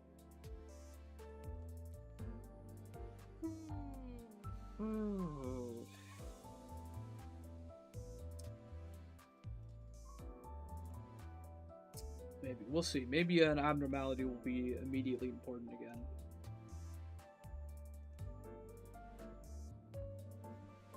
I legitimately think half the fandom should just quit interacting with Limbus content, because at the point where it's blindingly clear they don't actually enjoy the game. God, that's not even wrong. I don't think half. I think it's a vocal minority, but like there's a lot of people in the community who just like, if you don't like Limbus Company, just like don't play it and don't interact with it. You know? Like, I mean, you can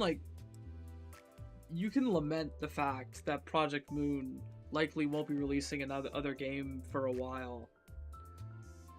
But like, I don't know, maybe you should just like, maybe just move on. Because if you're not fucking with Limbus Company and you're not enjoying it, you're literally just adding like a negative presence to the community where it's not needed. And you should just focus on something else. You know? Both for me and for your sake. I don't have to see you complaining about the game all the time, and you can do something more enjoyable with your life.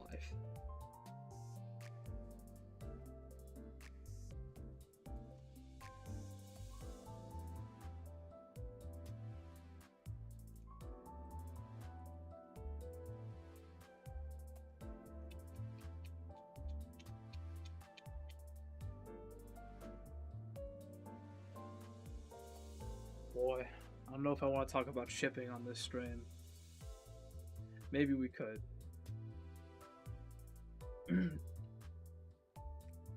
I don't know. I'll put in my quick 2 cents. If it's not like problematic or anything, have fun. Don't like don't kill each other over chips or whatever. It's not that serious. Ooh. PDF files. I don't know. I don't think it's like I said, it's like a vocal minority thing. I don't think Limbus says like a rampant issue. Actually, yeah. I don't know. There's a lot of minors in the community, unfortunately, that are a bit susceptible to that shit. God, maybe I don't want to talk about that right now. I want more ego gifts like White Gossipium, where it gives you a disadvantage in exchange for a possible trade-off for specific teams. And I want more IDs that can make you lose control of the situation and possibly cause death if played badly, like Arcor Bish, Mollerbo, Magic Bullet Odus, and Art of Blossom Star Faust. True and true. I do find it exceedingly funny when Magic Bullet Otis turns around and blows up half my team. That's actually quite humorous. Yeah, maybe we can do a ship tier list eventually, JoJo's. Oh yeah, if any of like my usual the interns, I suppose, want to like hop into the stream if you're watching right now, you can. Just saying. Yeah, I don't know, we'll do like tier lists or whatever sometime. It'll be fun. But God, I don't know. I mean, Art Blossom Star Faust isn't that hard to play. But yeah, if you're not paying attention, and it's just, she will just randomly explode, and it's really funny. It does make for some fun moments. Oh. Yeah, hello. Hi, JoJo's. Hi. Oh God, it's good because I've been talking for like 2 hours straight. Oh well, not 2 hours, almost 2 hours straight. So I'm having an extra set of lips or whatever, I suppose you could say. Would make this easier. Maybe I shouldn't phrase it like that. Regardless, yeah, I think more ego gifts would be more fun. More interesting ego gifts like White Gossipium. That it basically makes it so enemies can't stagger and they like so they can proc bleed more, you know? That's like creative. It's a really nice trade-off. It's different. From most of the bleed gifts that are like, if the enemy has bleed, do more damage. The enemy takes bleed damage. I do like it was like the ruptured blood sac, fluid sac, or whatever. I don't know. It's whatever the. Oh yeah, on Clash Win, trigger bleed X amount of times. Right? Trigger bleed, and also, is it that gift or is it the one of the fusion items? I don't know. Regardless, let me look at it again just to be sure.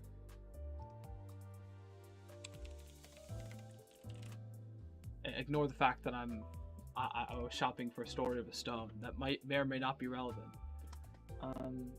Let's see. Oh yeah, download Indie Wiki Buddy to automatically redirect yourself to the right wiki. Hashtag not sponsored. But also it's like free, so who cares? Let's see. It's already sorted by bleed. Let's sort by bleed. Where was it? Oh, did I skip bleed? Am I stupid? That was burn. Oh. Sorry, chat, bear with me. I also stream my my opera for you. Yeah, I just control left it. Oh yeah. What's the gift called? It's here it is. Ruptured blood sac. Oh, ruptured blood. I was right the first time. Okay, yeah, that's cool. The one I'm really interested in, though, is I know, like, what are the ingredients to this? Grimy arsenic, ruptured blood sac, rusted cutting knife. Oh, I guess it's just on this. Anyway, the thing I'm interested in, enemies become staggerable by bleed damage. That's a cool effect. I like that effect. That's neat. That's unique. Oh yeah, I never noticed that. It was cool. It took a while to get to that. More stuff like that actually like interacts with the gameplay systems on a more meaningful level. What's another ego gift that does something legitimately interesting? Some of the newer ones definitely are cool. Like, that new... like, Cask Spirits.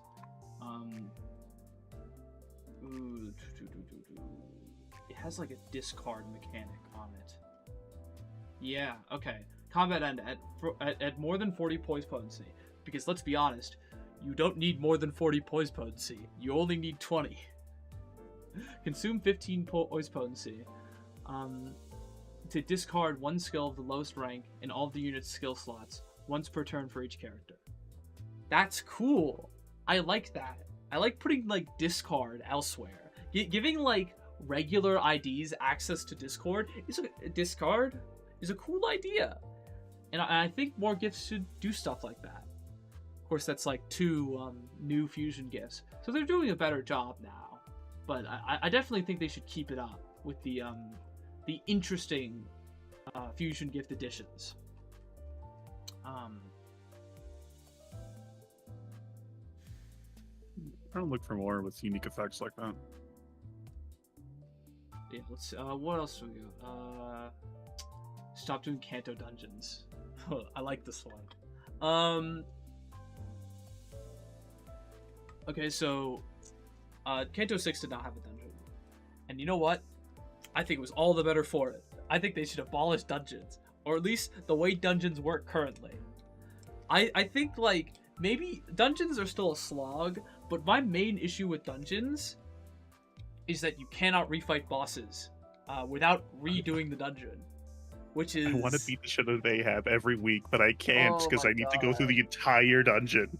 Please, please, please. Alright, I already talked about earlier how this game is, like, pretty shallow when it comes to, like, endgame content or, like, stuff to do in general. If it was easier to refight bosses, that would be something to do, you know? Ugh. I think the Kanto 7 dungeon, it's... I have no, like, strong feelings about it either way. I just, like, I want to be able to refight Don Quixote. I want to fight the big man again. I want to try out more teams against the final boss, you know. And I just don't have that option. Meanwhile, with Kanto 6, I can just, like, oh hey, there it is. Wow, yay! Enter, yay! And I can start fighting him. Don't have that option in any other Kanto, which is sad. And I think they need to add more. They need to make the rest of the game's content more accessible. At the very least, if they aren't going to add more content, and they should add more content, but they should make the content that already is in game or was in game, like previous Railways, more accessible. Because, like, there's also the thing where it says, like, choose a line or whatever. Did they say anything about that? Did they say you'd be able to, like, I don't know. feel like it's kind of just like discreetly in game or whatever that they might add the idea. Because look, line 4, it's just sitting right there. At least I think that's what line 4 looked like. It's been a while. Maybe not. I don't know. Give me more to do. Make it easier. Dungeons just make it harder to refight stuff. Say what you will about dungeons. Unless they make it easier to refight bosses, I find dungeons annoying.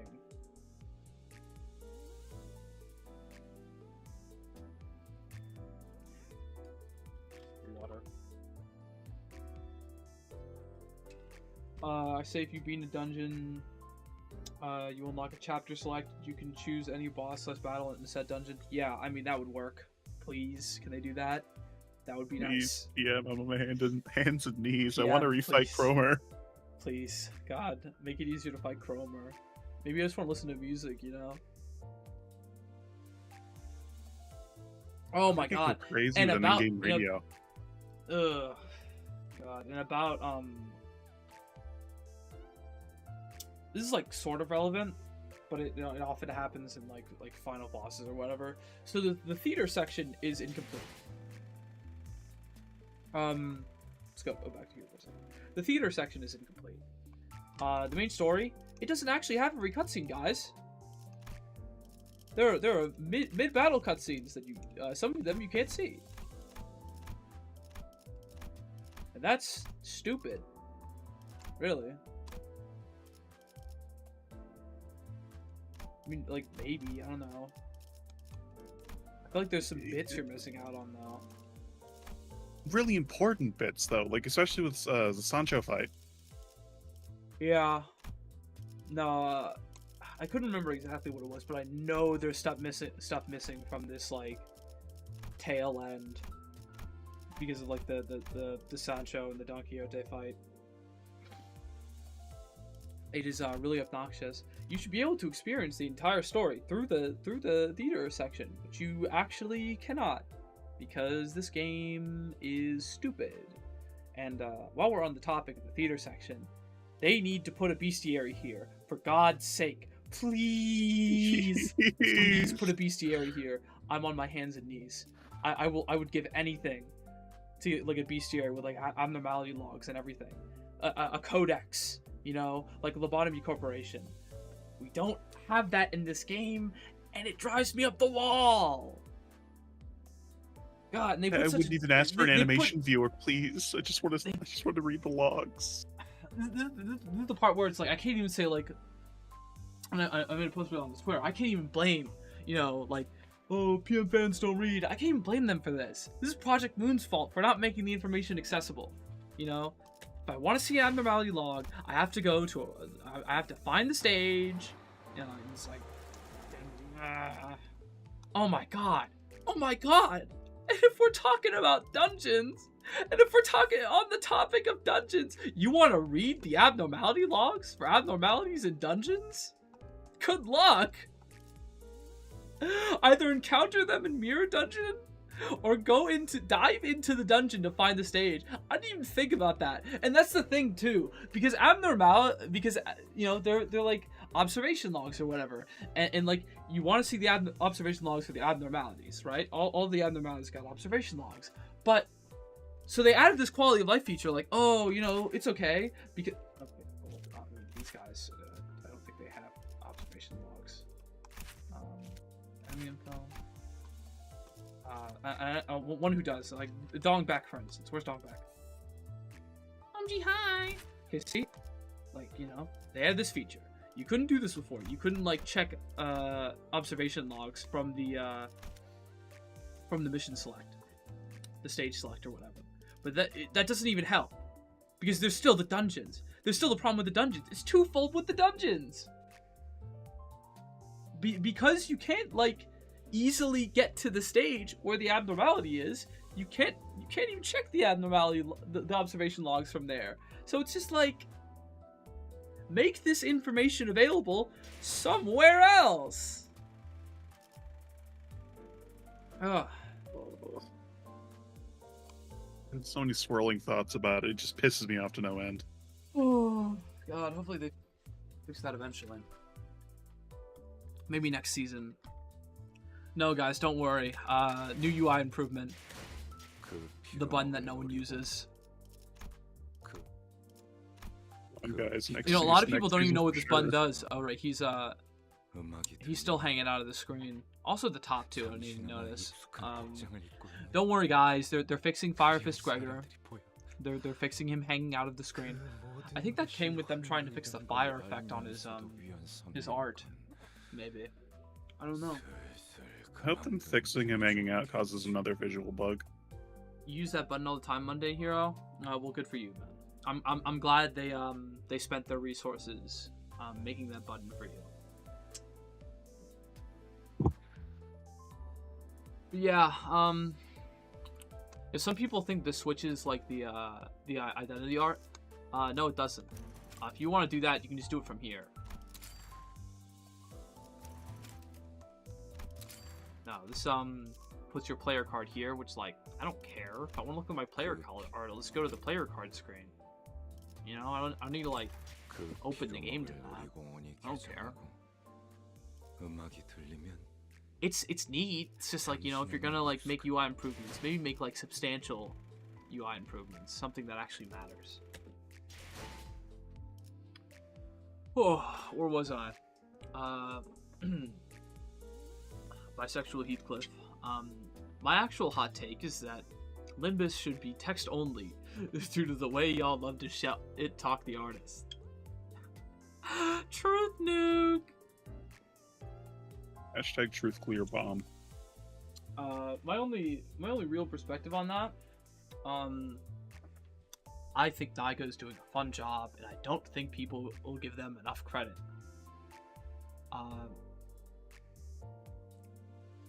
Do I miss Velmori? Yeah. Am I going to like complain about it on Twitter every day for the one? It's like almost 2 years at this point it's been since. No. Guys, there's other things to talk about, alright? We get it. Okay? But like, come on.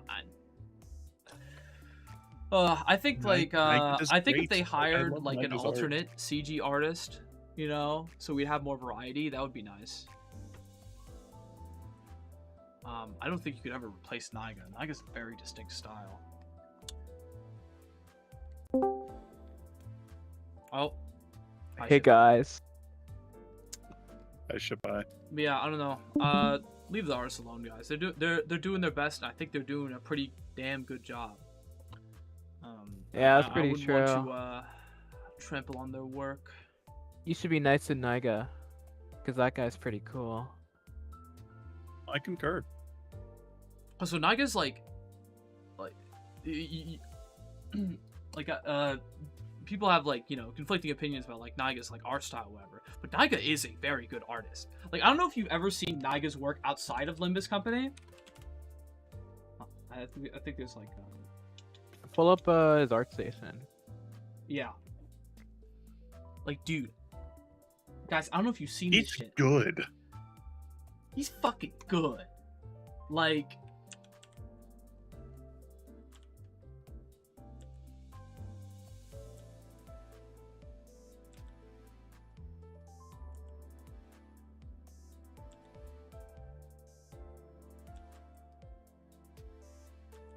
honestly, it makes me wonder, like, where a lot of this is, and like you see it in like some of his Limbus Company work, but I feel like, you know, we're not like seeing all of Naiga in like Limbus. Yeah, because poor bastards. And I do feel like because of the like the amount of like work they does for Limbus, he doesn't really get to like you know, express as much. So my take is that I think we should get like, I don't know, like one more CG artist so that we can get more out of both of them. That would be cool. I think that's pretty true. Yeah, Naiga doesn't have time to go all out. Yeah, definitely. Guys, Naiga's carrying this game. In terms of CGs, like it's all one guy right now. So it would be, and it's like, he doesn't just do CGs. He actually used to do art for like other aspects of the game. But like I think he sort of became the dedicated CG artist because ever since Velmori left, we didn't really have her anymore. So I don't know. I think they need to let Naiga. Did you like my quote retweet? What was your retweet?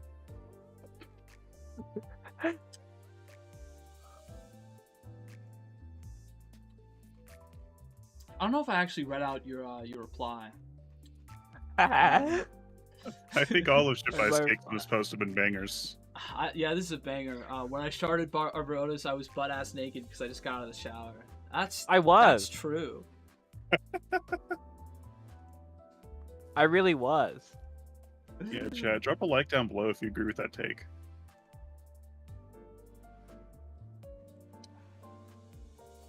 What was the other one? I'm gonna get a sandwich or maybe pizza for dinner tomorrow. Well, I got pizza, by the way. Now we know. We know. Beautiful. Oh god. Let's see. Where were we?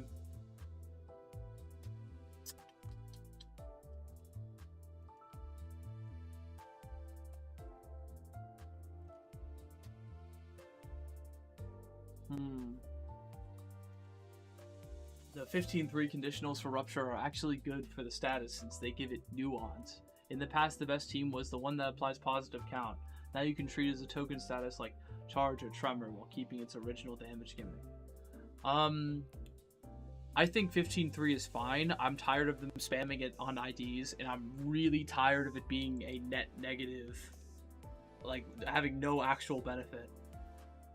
Like with Dude, I'm so fucking glad these new IDs went at 15-3 like anywhere. It's actually beautiful. It's such a godsend. And they look so cool too. The way that they look like they flow really nice, and they're very neutral. With enough opportunities to be positive that they can help upkeep your 15-3. It's nice. I like it. I actually wonder if they're too good. I actually wonder if they might make Rupture like they might be enough to reach the amount of consistent count that you can build up Rupture very fast and very scarily. What if they inflict like mention, one count on each count? One count.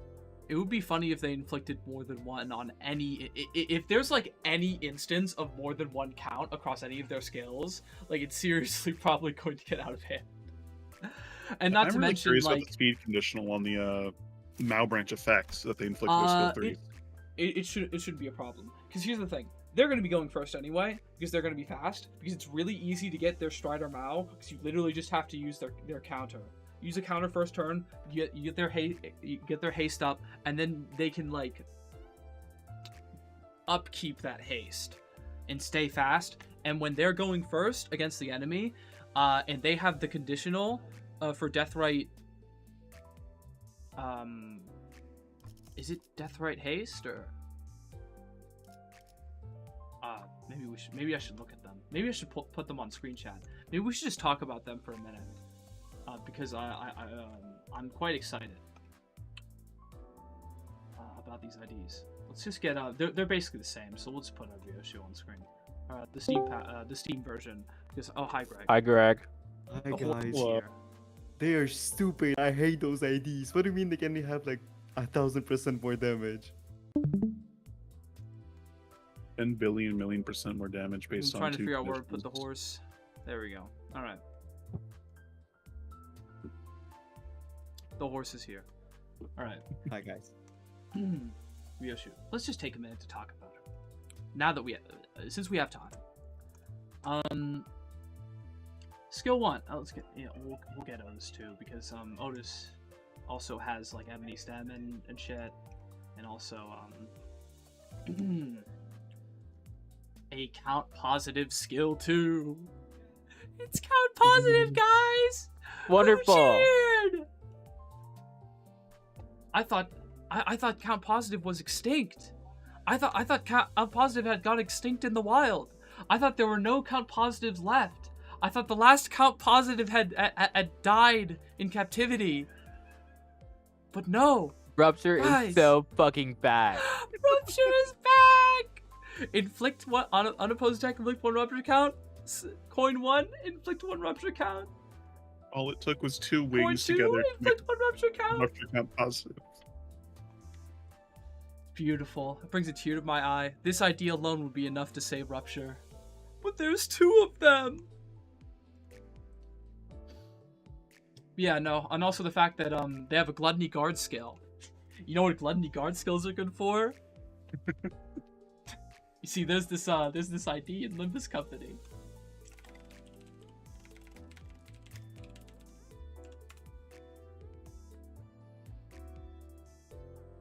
Lobotomy EGO Red Sheet Sinclair, who has this silly little passive.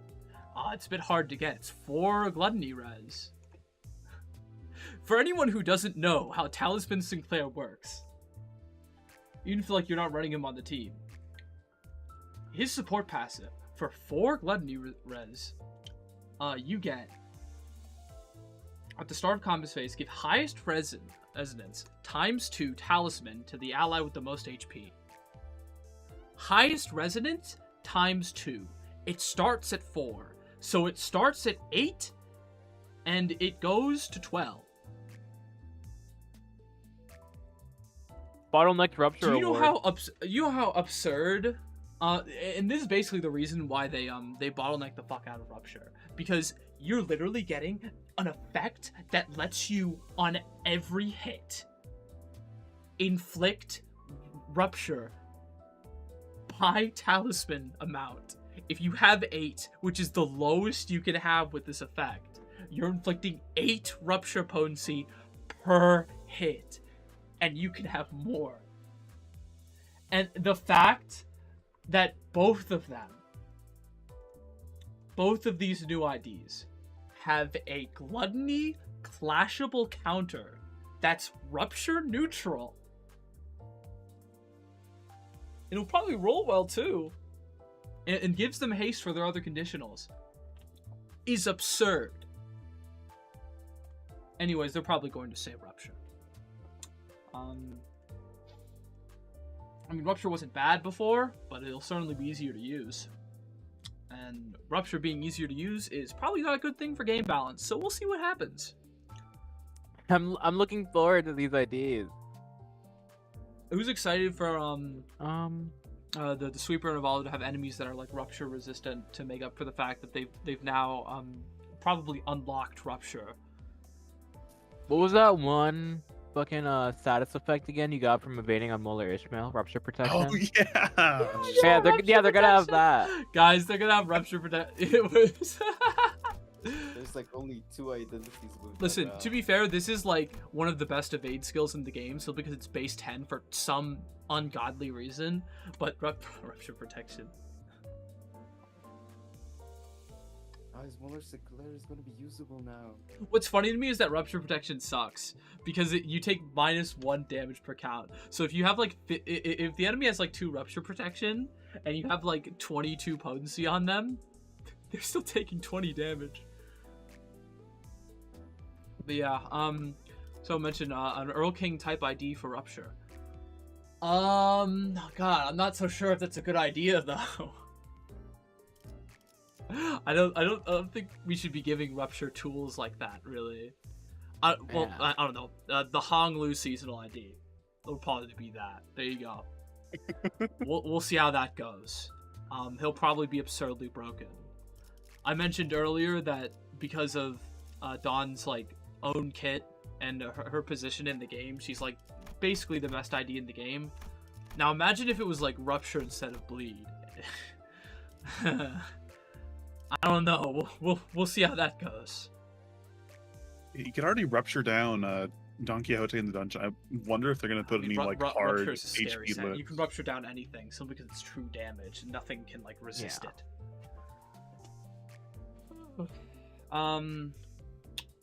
Oh yeah, not honestly a hot take. Let me read the log outside of combat. Okay, you actually, Yeah. like, you can technically read the log outside of combat, but you need to know where the stage is. You need to know where the enemy is, and if it's a dungeon, you have to play through the dungeon just to get to it. Yeah, it sucks. But we already talked about that. Alright. More gimmick fight, please. More gimmick fights. I want more stuff like through Flushwitz.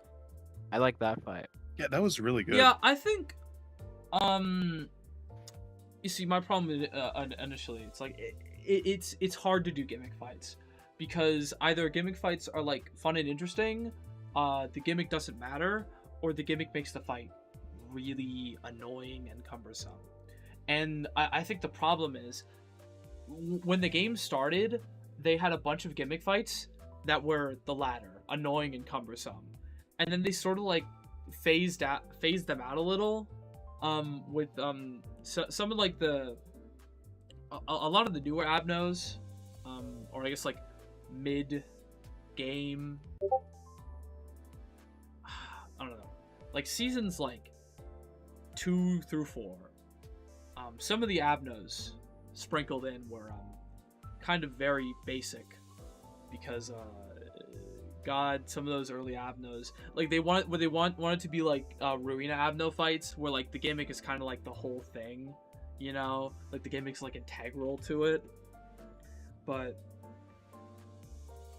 a lot of Abnos ended up being like damage sponges because the first set of Abnos they rolled out, even some like season 2 and whatnot, were just kind of not it. So to compensate, or whatever, they're starting to like get back to like making them more gimmicky now, which is nice. And you know, still mixed results.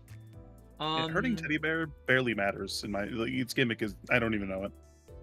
It's dude, like it has like unbreakable coins sometimes. It can like heal you. I don't know. It's kind of just a damage sponge for the most part. It's not really that threatening. Rose Hunter is like, he's fine. I know a lot of people don't like Rose Hunter because he's kind of like annoying, but like, it's whatever. This guy just wild hunt fuel in all my runs. I do like ads. Both Manager Don and Wild Hunt Heathcliff get lots of benefits from there being ads. Electric Sheep is interesting. I don't really care for it, but they did try something. It's always I like the idea behind it, but I do think it is one of the worst fights in the game so far. Yeah, Kind of just takes a while. damage sponge. The target extractions for specific sitters should all be accessible at all times. I don't think they should be accessible at all times, but I do think they should refresh more often. Yeah, Like that's pretty true. So if they refresh like once a week, for instance, Yeah, then essentially like that. they would come back 4 times a year. That's pretty good. That's reasonable, you know. Meanwhile, how it is now, like they refresh like bi-weekly kind of, and like that's takes a while to get, like, because I mentioned target extractions are fine, you know. There is some utility in target extractions even if there are a lot of featured units.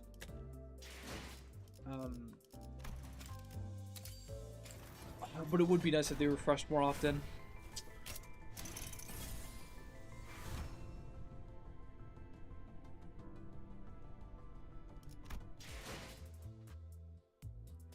I think a lot of people's complaints are rooted in the desire for their gacha game to be better than the other gacha games, and I think that is not a good way of looking at things. I think that's the best way of looking at things. Like, of course I want my game to be better than other games. Yeah, well, of course I want like my game to be better. I don't think it's like a desire for your game to be better than the other games. I think it's just a general desire for your game to be better. The only reason I compare Limbus to other gacha games a lot is like, well, it does compare favorably in terms of like monetization, ease of like getting units, free to play friendliness, the battle pass system, all very good on like in terms of being like user friendly, consumer friendly, even if they are implementing like new things to like kind of get your money or whatever. at its core, it is a lot more generous than other gacha games, and that is an understatement.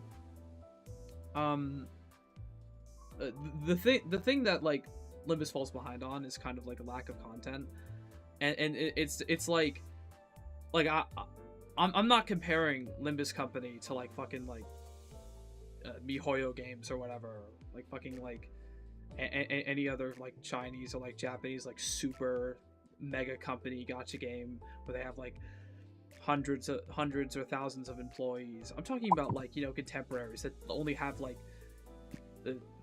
50 or so employees themselves who have endgame content. Guys, have you ever played Reverse 1999? They don't have that many more employees than Project Moon. And yet they have like tons of endgame content. You know? Guys, there's this little game.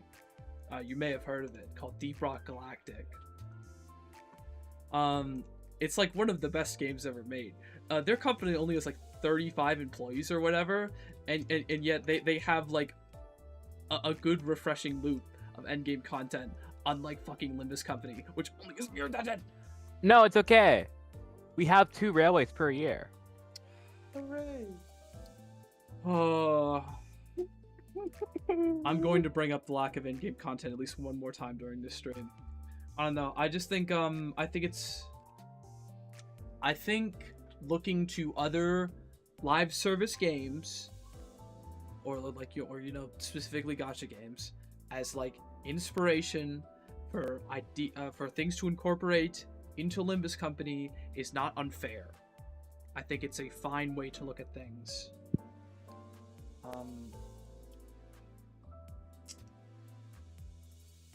I agree with the next 2 posts. I already talked about that. What do they say? Time killing time should be Dungeons are erased. but Shut yeah. up. You're wrong. Time killing time is it's nice. It's fun. It's good. One of the best intervalos, and you think it should be gone? Come on, man. Yeah. You have no joy in your heart. I've seen like 3 posts on this that are actual hot takes instead of relatable or rage bait. I don't think it's rage bait. I think people genuinely have these opinions, unfortunately. Limbus Company's team management system is one of the worst I've seen in any gacha game, honestly. The lack of a full character list really takes me out of it, and I hate having to click 3 buttons per center when trying to build a specific team. That's pretty true. Yeah, actually, I they agree. are actually like in the process of overhauling the system. Oh yeah, they are. They did mention that in that one jank ass stream. Maybe I can pull it up really quick. That stupid stream that I hate. It's a stream that I hate. I know, very, very pretty. Let's go They need to step up the streams. I'm so pissed about it. They need to step it up. Oh, please.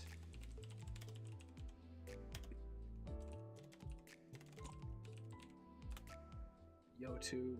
Look, I am fully convinced the only reason they still have these shitty streams is that they're trying to bank on the small company feel in the cute Ubu CEO image. Wholesome VTuber. Kinda works though. Still, just crazy. Yeah, chat. Do not be marketed to by Shnaj. It's propaganda. Shnajong is not real. That is a grown ass man. You could say Yeah. That is a that, grown ass man trying to get money from you. Shnajong is a fake smoke and mirrors the effect to get you to spend more money on Limbus Company. Also like dressed up here, bro. That's crazy. I like how so little of the stream is the actual content. Yeah, is anyways. this him fucking digging in his ass playing Mirror Dungeon? I don't care, bro. Just give me the shit I actually want to see. This like all this background information. What an awesome stream. So great. Like, where was it? I also don't like, I don't know. I don't like that Fire Fist Gregor was just shown off here, and didn't have like just a teaser. Well, it's the 2nd anniversary stream, you know. Yeah, I get that he's like an anniversary ID, but 9 lines of I don't know, dialogue. maybe it would have been more exciting if this stream wasn't like kind of dog shit quality. Okay, here we go. Yeah, and 30 Okay, minutes yeah. late. Really great for ants. This But any UI improvements. Yeah. As if our stream looks any better than this. Hey, Yeah, if you your squint, you webcam might be isn't able to actively see some of cutting the into the improvements here. presentation. But yeah, they do intend to fix the loadout UI, because yeah, it's not the best as it is right now. It would be nice to just see all your IDs and stuff laid out. The fact that they don't have like a list like that already is kind of strange. Hang on, Probably did they those reference six the fourth 7 match playing these Association sayings. song bug right there?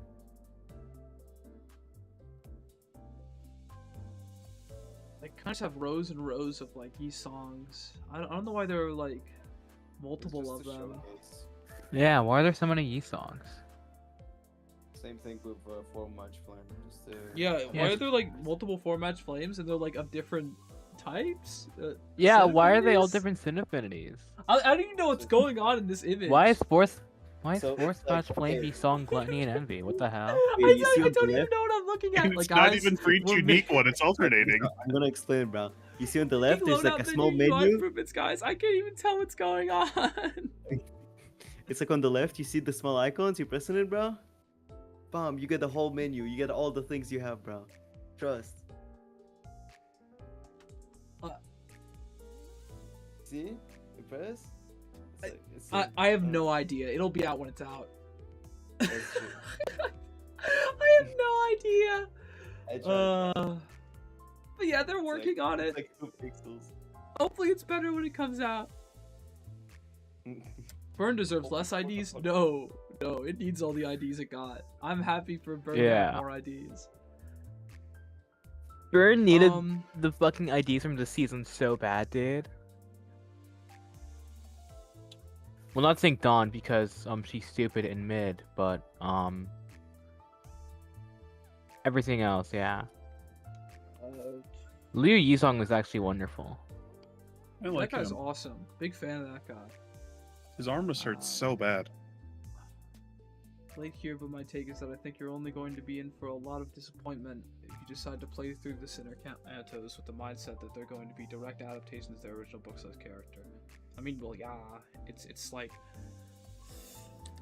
the characters and like the source material used as like a jumping off point, really, to tell their own story.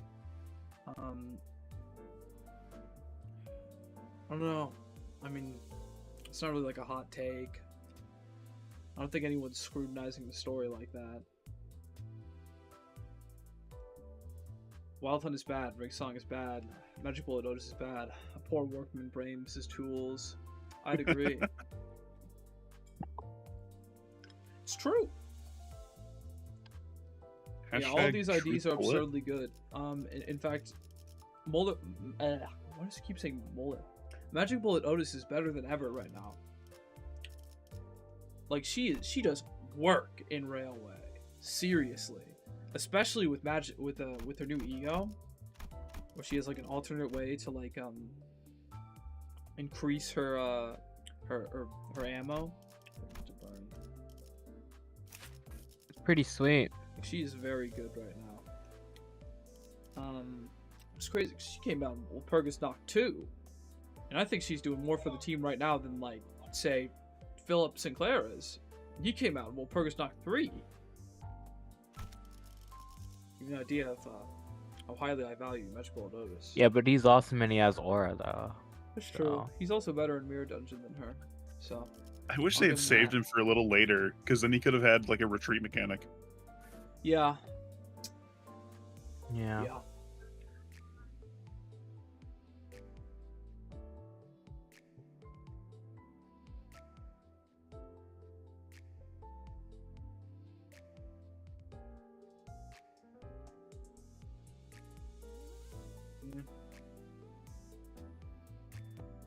Dante's a little worm. I agree. This is true. It's true.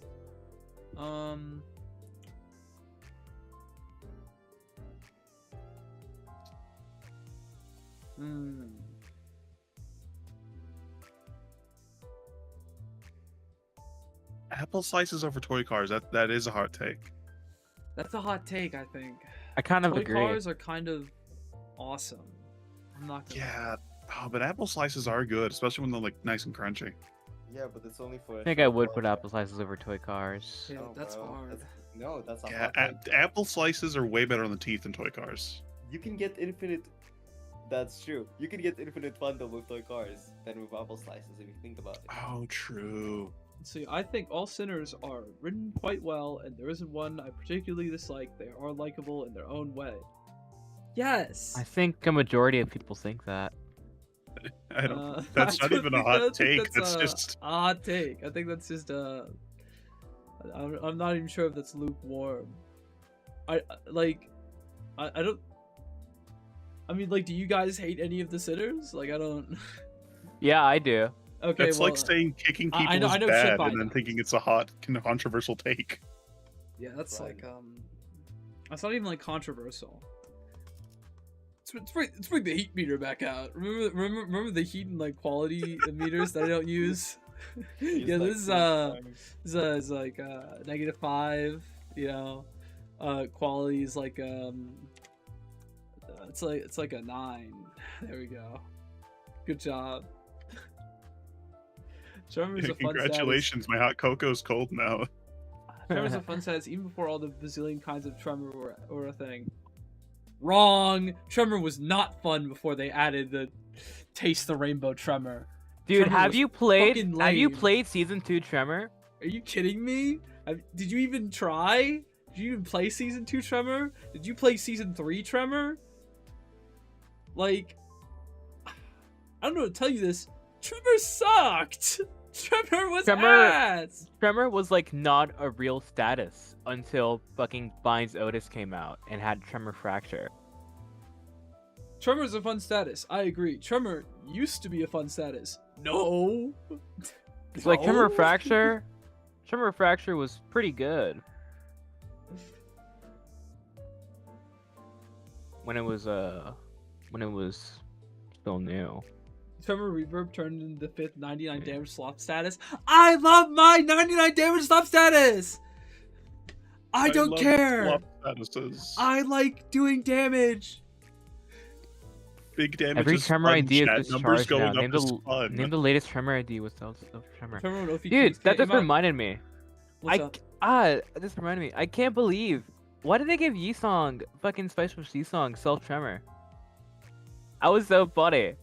They did Reg- that a lot with a random- lot of season 2 IDs. They were like, and then like they brought it back for like actual Tremor IDs, but like for like a bunch of season 2 IDs, they were like, okay, here's Yellow Charge. There you go. Yeah, the Liberation Alliance is kind of a grab bag of everything. The Liberation Alliance, the Roses Panner IDs, like season 2 was a nightmare. Yeah, that was their Season testing 2 ground after they got a little is bit of like- feedback. Season 1 is like pretty basic overall, and like there are some balancing issues. Season 2 is like a nightmare in terms of unit design. Like unit design was at an all-time low. He wanted to Yeah. branch out, but they kept hitting walls. Yeah. We're never gonna get through these hot takes, but like, God, You guys dude. remember Sunshower Heathcliff? Wait, can I drop a hot take? Can I do You can that? drop a hot take. Yeah, let's hear it, Greg. I want more stupidly gimmicky IDs like Sunshower, Heathcliff. That's true. That's I pretty agree. true, yeah. Good thing they just released that new Yi song, huh?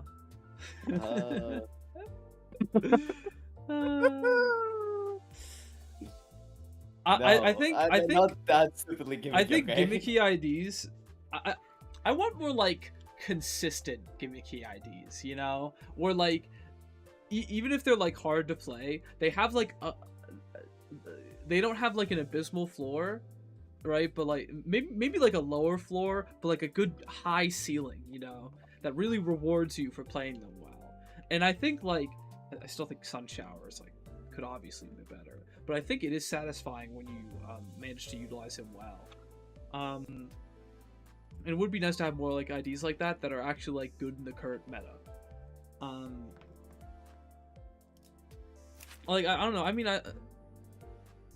very very basic gimmicky ID, like Ardor Blossom, Star Faust.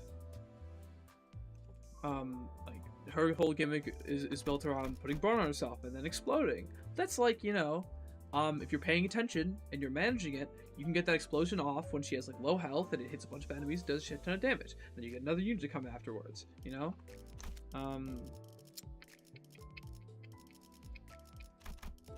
It's another ID where like the gimmick really matters. I'm sure I'll think of one. Regardless, I mean, like, this is season 2 IDs. This is a nightmare, chat. This is an absolute nightmare. Yeah.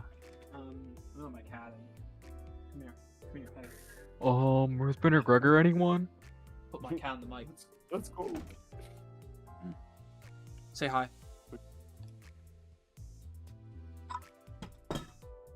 You evil beast. I said say hi, chat. not knock my water bottle off my desk. Say hi. Look at me. Hey, look. Say meow. Come on. You insolent wretch. Speak up. I hate this guy. Say something. Say something. That's mean. Don't say that. Don't tap my mic. Say something. Say something to me. He doesn't care. He doesn't care. You guys just have to take my word for it that there's a cat in my lap. Oh well. Anyways, I was gonna talk about season 2 IDs real quick. Rose Panner, Rep Rodian, fine. Her charge mechanic is kind of unnecessary. Rousseau, shit. Heathcliff, absolute nightmare of an identity, clusterfuck of status application.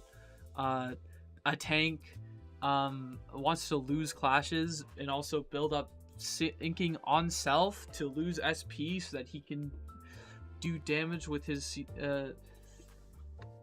skill 2 and 3, and I don't know. I mean, he's good in solos still, I suppose. He was good in the first 2/3 of Kato 6. Yeah. Rose Every Panner, new Rorschach Heathcliff ID Gregor. with attack weight on it is a sun shower buff if you think about it. Yeah, Rose Panner Gregor is pretty much just AEDD cope and nothing else. Because this guy sucks. I love Rupture ID. The Rupture ID eventually.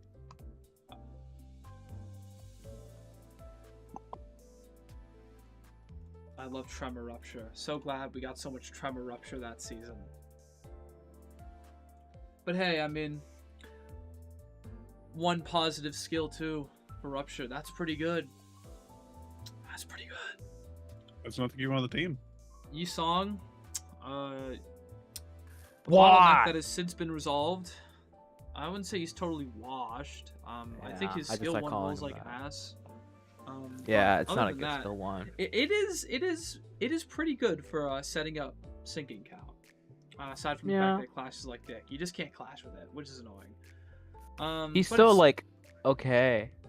I think that my main issue with this guy is that like he has like weird sin affinities and like you kind of have to play you kind of have to play around Bloodsteep Scent.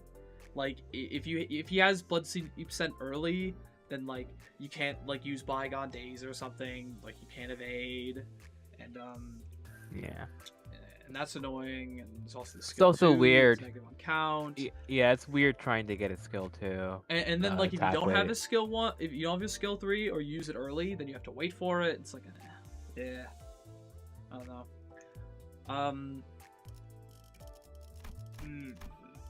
Solomon Yisong is a lot tighter designed, which makes him a lot easier to use, and generally just a better ID most of the time. Sloshing Ishmael, I don't need to talk about her. Keikor Pong Lu, really weirdly overpowered tank, especially for the time. And K-Corp Ampules are very Still don't good. think there's anything I can kill him. Hardly anything. Red Sheet Sinclair, permanently bottlenecked Rupture forever. This guy's the reason Rupture sucks. Molder Ishmael, overpowered sinking identity for the time. Molder Sinclair, who cares? Otis, still insanely good Tremor ID, and then decent Tremor ID. What a weird season.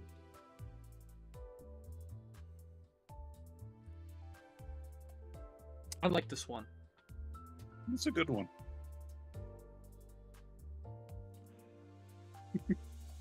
Remove all It's these good. ass characters and replace them with Roland instead. Okay. We should get 80 different Rolands. That's true. Yeah. That would be Into a the win. Roland first. It's hot outside. Sorry, Australian viewers.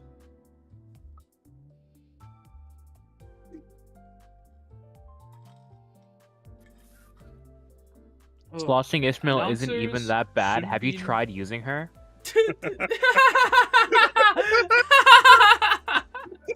We're not even That pointed there. laugh. Guys, Sloshing Ishmael is that bad. Let's talk about Sloshing Ishmael real quick because it's been brought up. There's nothing good about this character. There's one thing good about this character. I'm sorry. Guys, she has a unconditional 22 rolling, skill 3. She has a lot of health. She has a lot of health. She's tanky. See that? 245. That's not bad. That's pretty high. If you just have her sit there just to like tank attacks, her guard is aggro on it. So like, I guess Yeah, if you you use it for know? that, This I unit falls suppose. below. Fails to deal HP damage using attack skills in a turn. Get a shield equal to 10% of her max health. So yeah, you know, you can just have her sit there and do nothing the whole fight, and yeah. Or you That's could your, use that's an your use actual for, useful Ishmael ID. For Sloshing Yeah, you could Ishmael. use a good Ishmael tank like Zwei. But for those not familiar with Sloshing Ishmael, let me talk about why Sloshing Ishmael sucks ass. Skill 1, it rolls a 10. In aggro. Clash lose, inflict tremor and rupture. Heads hit, inflict tremor. On hit, inflict count. It's a skill 1. It rolls like ass. It can't roll any better. Who cares? Skill 2. Once it gets to lose the clash, it rolls. You see, you get more benefit from losing the clash, right? Not that, well, not really that much more benefit, because the rupture's not going to matter if you're trying to run Tremor. Not that you want to be running her on Tremor because of her skill 3, which we'll get to in 2 seconds. But yeah, it rolls what's that? 8 plus 5. It's a 13. That's awful. But she wants to lose. I guess that's okay. But like, why would you want to lose a class? Whatever. Oh, the skill 3. Yeah, if you lose, you can inflict 5 tremor and 5 rupture. But if you win,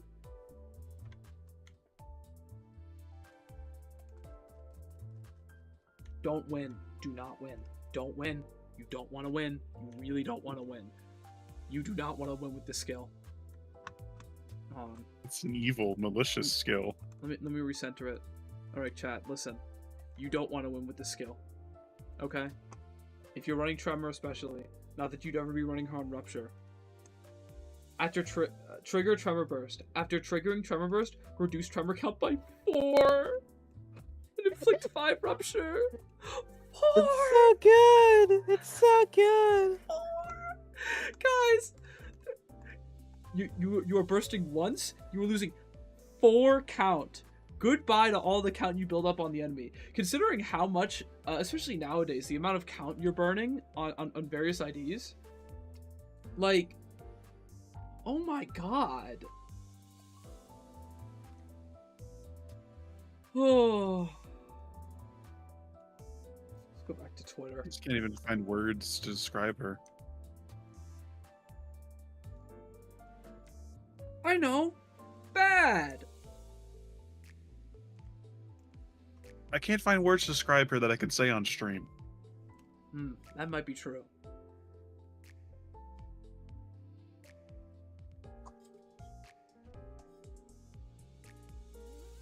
This ID was designed.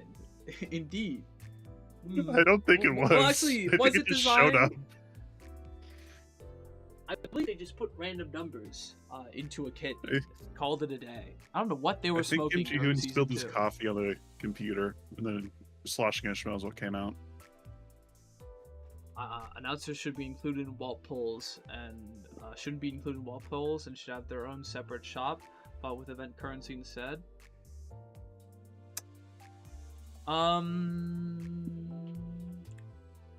Yeah, I suppose. Hold on. Wait.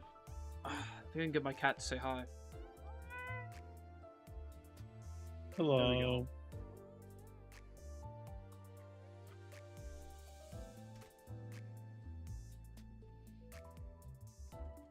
Anyways. Man, they're introducing like those new like standard extraction announcers or whatever. It's like, why? I mean, at least you have like an opportunity to get them without paying for them. That's nice, I guess. I liked what they did with the Miracle District 20 Botgak with the gnomes announcer. Yeah, you can just get it with the currency. They should do that more often.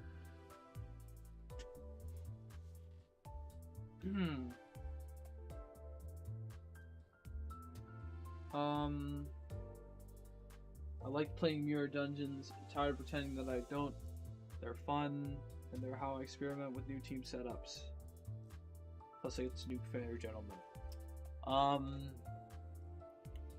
Depends. I mean, it's like my main issue with MD is that it's literally only MD. Yeah.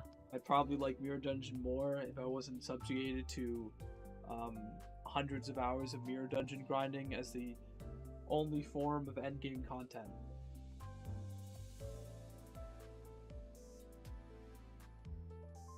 Ricardo doesn't have nothing to do with the new Intervalo. The entire thing is family themed, leading into Kanto 8, which is family themed. Everything in this game is family themed. Yeah, but especially the sweepers and leading into Kanto 8. Like, Well, last Kanto, and then this Intervalo, and then the next Kanto, and the Kanto after that are like very heavily family themed. Yeah. Yeah, you know. I think Yeah, family please is just a the prevailing family theme in issues. Limbus Company. Yeah. If you think about it, practically every Kanto is family themed. Gregor has that stuff with his mom. Kanto 2 is okay. Let's just skip Kanto 2. Sinclair's family, you know, World of Light, Darkness, and whatnot. That's not really explored very much in the actual Kanto though. Kanto 4, you know, the League and stuff. Kanto 5, the Picard crew, pretty much her family. You know, Kanto 6, Heathcliff's family, his adoptive family. Kanto 7, the Monchigan Blood Fiends and whatnot. Don Quixote's family. Kanto 8, Honglu's like actual family. It's all family. It's always been about family, really.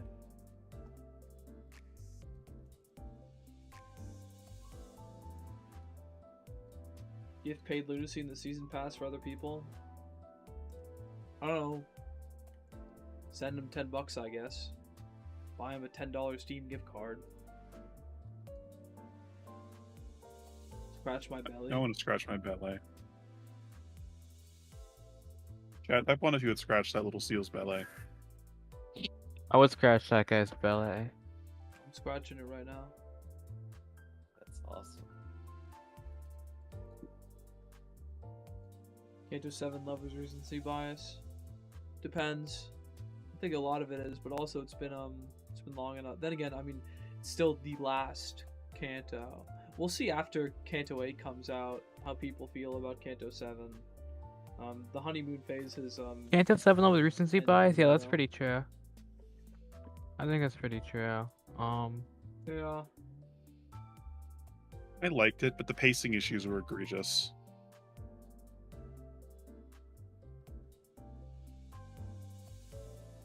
Characterization is I think I would have rather had bit. like no Kanto. Just like skip right to 8. I think I would have preferred that over Kanto 7. Oh no, that's my follower asking why Ryoshi was burn and not bleed.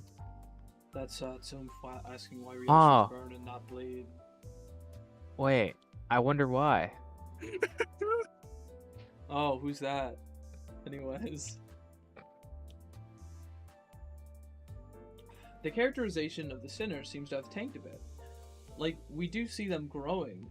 Then there's some moments where it seems to fall back on the status quo, such as Ish back to insulting Keith, everyone shitting on Greg. I don't know, it feels like we should move past that.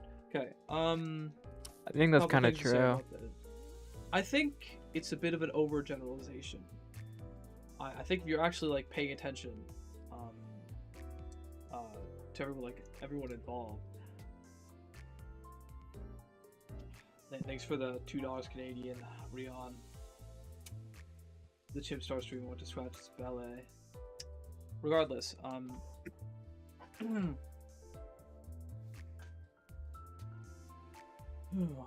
me think for a moment. I think as of the LCB regular checkup Maravala, I think the characterization throughout, aside from the Ishmael shit, I think Ishmael being like overly mean to Heathcliff was a little forced, a little out of character.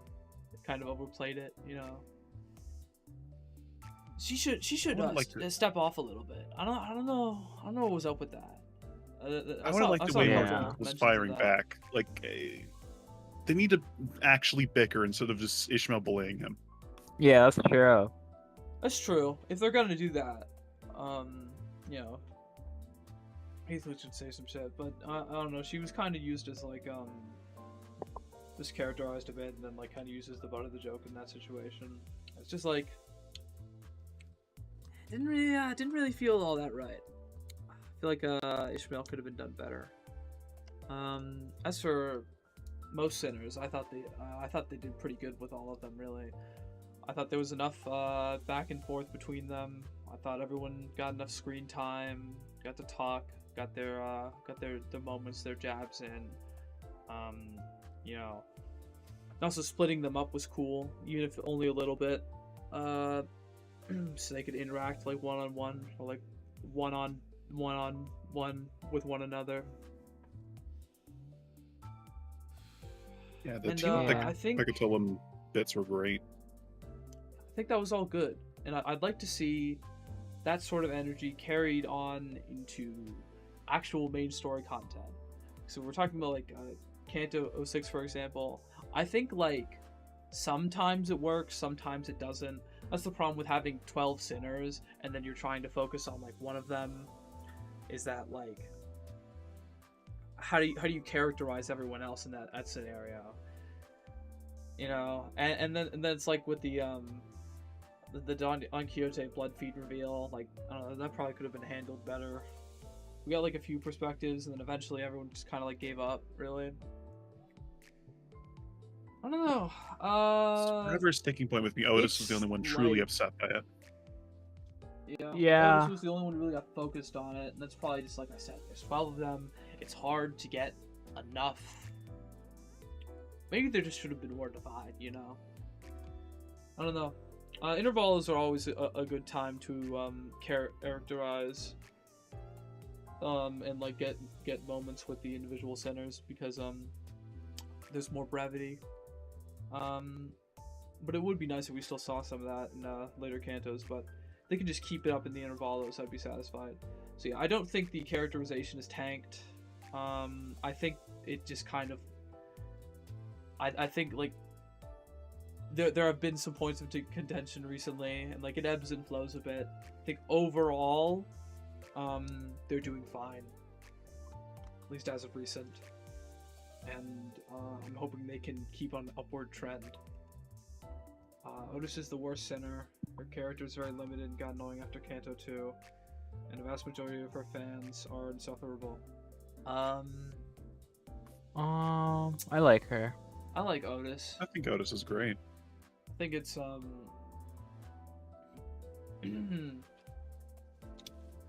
more of like a casual fan. More of like a casual Otis fan though, so I'm not like a huge Otis fan or anything, but I don't like dislike her at all. I think her character is fine. I don't think there's anything particularly wrong with it. I don't understand people think she's annoying.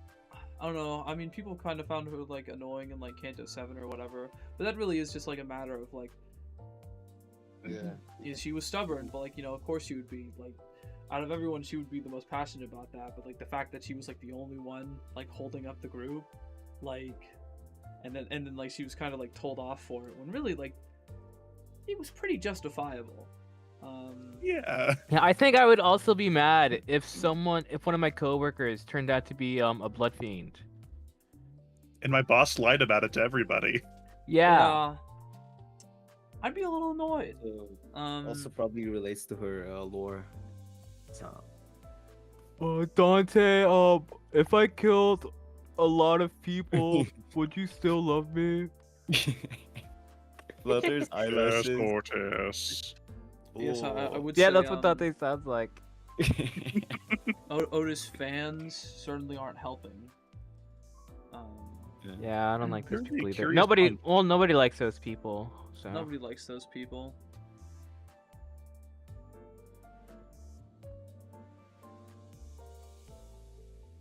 Kevin Ishmael is the biggest test on if people know how to play the game, but almost everyone fails at actually using her to the fullest extent. I just did a solo with her recently, and not really.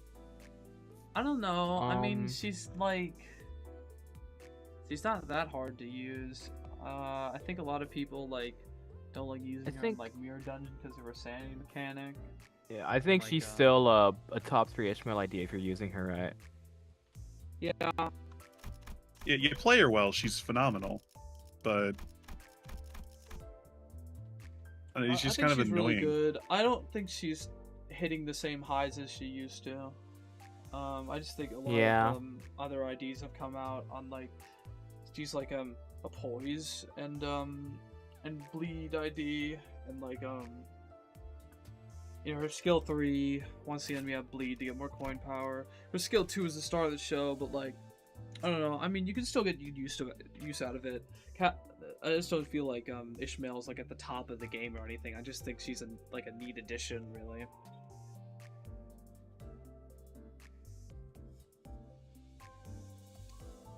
There is this sort of consensus that like Captain Ishmael doesn't really feel like a big seasonal ID compared to some of the other ones, and yeah, I'd agree. It does kind of suck that she had to come out before Wild Hunt, who overshadows her completely, but I think Wild Hunt overshadows every seasonal ID. Manager Dawn did come out. Yeah, I feel like it's just a massive difference in design perspective from Captain Ishmael to Wild Hunt. I will say, Wild Hunt Heathcliff did have the highest viewed character trailer on the Limbus company, the Project Moon YouTube channel. He's also just like one of the most popular IDs like ever. I mean, I don't know. I mean, this guy has like he has something a lot of IDs don't have. He's got aura. He's got so much aura. Hashtag There's so much purple aura Oh my surrounding God. him. Look at his fucking aura. Holy shit. Yeah, that's Wild Hunt. Yeah, he has aura and hype moments, guys. And he's based off that character that everyone likes. So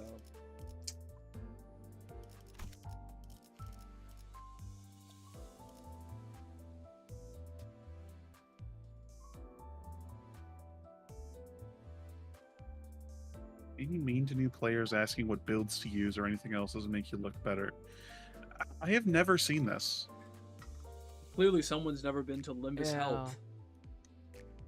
Oh yeah, right, Limbus Hop. No for sure, no people don't care.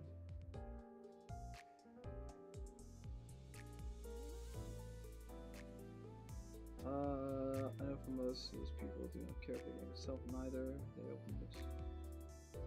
I don't know, this is like this one's a bit all over the place, kinda hard to read. As for don't like berate new players.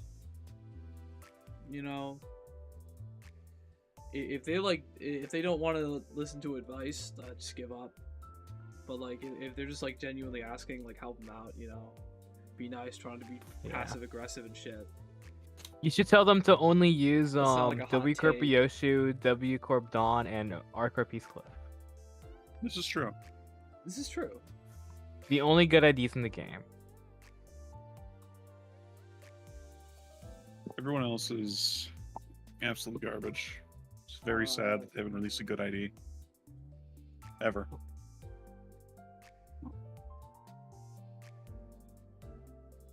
It's still so fucking crazy to me that they just dropped Ring Song on a random Season 0 banner. Like, okay, bro. Like, Booty ass ID! I love Ring Song. He's so stupid. Like, yeah, sure, man. Just do all that. And yeah, have one of the strongest skills in the game get repeated by an eco gift and MD. Comment on the OC one. Limbus OC creators, people have made a lot since like 22 or whatever. Most people make like sinners. Like, yeah, I mean that's like the easiest to like. If you want like self insert especially, you'd want to make a sinner. But you know, no one really makes like antagonists or like support characters. Yeah, I don't know. You guys should get more creative. I've been looking into Sinner OCs. Antagonists, A lot of people do make their own like extra characters. Once you make a Sinner OC, you've got like 50 other OCs to make. That's pretty true. Because there is like their whole. Because you gotta focus on like the Kanto. Make abnormalities. That's true. I was talking to May More about people should make this. fan abnos. She I was like making this. her OC or whatever, but like you know, you really should you really should focus on like the background and like setting of like a potential Kanto or whatever when you're making a Sinner OC, because that's really integral to their character and it makes it a lot easier to like characterize them and like imagine them in the world. There was a lot of emphasis put on the background of each Sinner. So you need to like develop that if you want to have like a proper Sinner, or else they just feel utterly out of place or generic. And and there's a lot to the city is very big and we don't know a lot about most of it, so you can just like headcanon random nonsense, really. Just have fun, get more creative, create more background, and when we're talking about background, you need characters too. Let's see. I would have preferred if this was a paid game with every Kanto after the initial ones being DLC, instead of this being a live service gacha. It's an interesting perspective. No, it was like this now.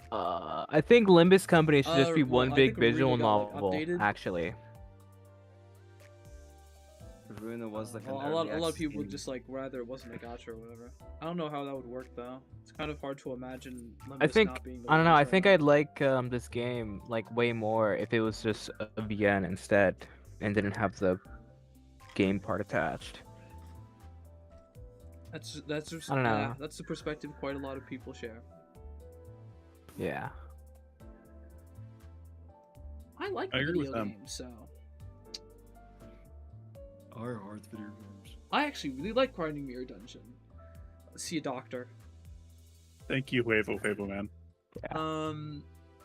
Game is really boring and bad, but the fun story makes people convince themselves the game is well designed. It's incredibly lame and repetitive. The only redeeming quality is spending currency to get characters. Making the characters usable is 90% of your game plan. It's kind of true. Maybe you shouldn't like play it then. Yeah. Maybe you should just watch cutscenes on YouTube. Yeah. I feel like I'll start doing that eventually at some point for Limbus. I like earlier in the stream, I mentioned that like, you know, guys, you don't like the game. Maybe don't engage with it.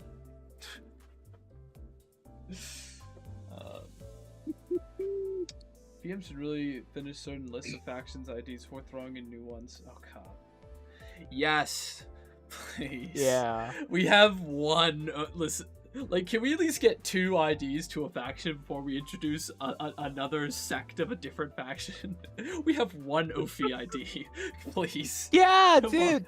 on. We don't even have. We don't No. even eight. We don't have 8. We don't even know if Dodeca exists. Like, come on, Yeah, Trace. guys. I'd like the Trace Association. We don't No, have you Trace don't Asso- how do understand. We're we gonna not get have Ophi's Trace Association Southwest. ID? Like, I get not having Hannah IDs because Hannah's kind of like the top of the food chain, but like, why not Trace? Is it like? Trace like with Otis because it's mentioned she has a bunch of workshop knowledge. Yeah, I'd like that. As like a season Ugh. 0 or something. That'd be cool. Tristan, of course, since that's like her her number association, of course. Matt. I can kind of get the middle only having 2 because it's a finger. I mean, they made the middle IDs like seasonal or whatever. We'll see more middle in the future, especially if they become relevant in the story again. It would be nice to see like season 0 middle IDs though. So I like the next one. They've tried. Yeah, that's a very good one. I agree with that one. Shit, butt, fart, poop, shit, butt, big poop. I agree. Sure as fuck. Thank you, Yeah, Yume what if Mail. you agree? God, this that's image Oom. infuriates me. Hi, Cat. I love Cat. This image is the One Piece fandom's biggest fucking curse upon online discussion. I hate it so much. Okay, listen. So When it's bad. like when it's utilized properly, I still think it's funny as fuck. This is like still one of my favorite panels in One Piece anyway. Regardless, I think people misuse it way too often. It's so anti-intellectual. There really is a lot of shit in this game that was like premeditated, and I think kind of like shutting people down when they make observations like that, when they make observations about the game, connecting other points and shit. I think like that's a bit like thoughtless and diminutive and rude. Yeah, believe it or not, the people writing the PM games are smart people and they're creative people and they want to put deeper meaning into their stories. Please stop using this fucking image when people try to point out the deeper meanings. It's so annoying. Can't analyze themes in Project Moon anymore. Being awoke. Dude, this thing looks like Oh well. I clear all Winton. A good post. We need more self-cessed. Maybe. I think that's kind of true. Back when Kanto 6 came out, people drew a lot of art of Heathcliff and Earl King kissing. It was really That's awesome. funny.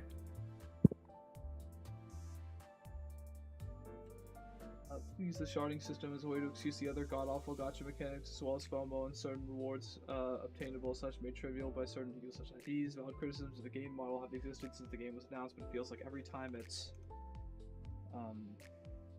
brought up nowadays, you get the same stuff like, oh, you can shard IDs and ego and stuff, so it's fine. They've alleviated a bit by increasing the number of polls you get with each event's achievements, but the discourse about sharding spawns, sharding spawns is awful every time. Yeah, I agree. Yeah. To an extent, I'd say. Like the lack of a I'd pity agree. system is a big sticking point for me. So Yeah. That people use a sharding system to Pull 200 times to get the thing you want. Alright, bro. 그 피- Sure, yeah. I mean, like, from like a consumer perspective, like, it's a gacha game at the end of the day. So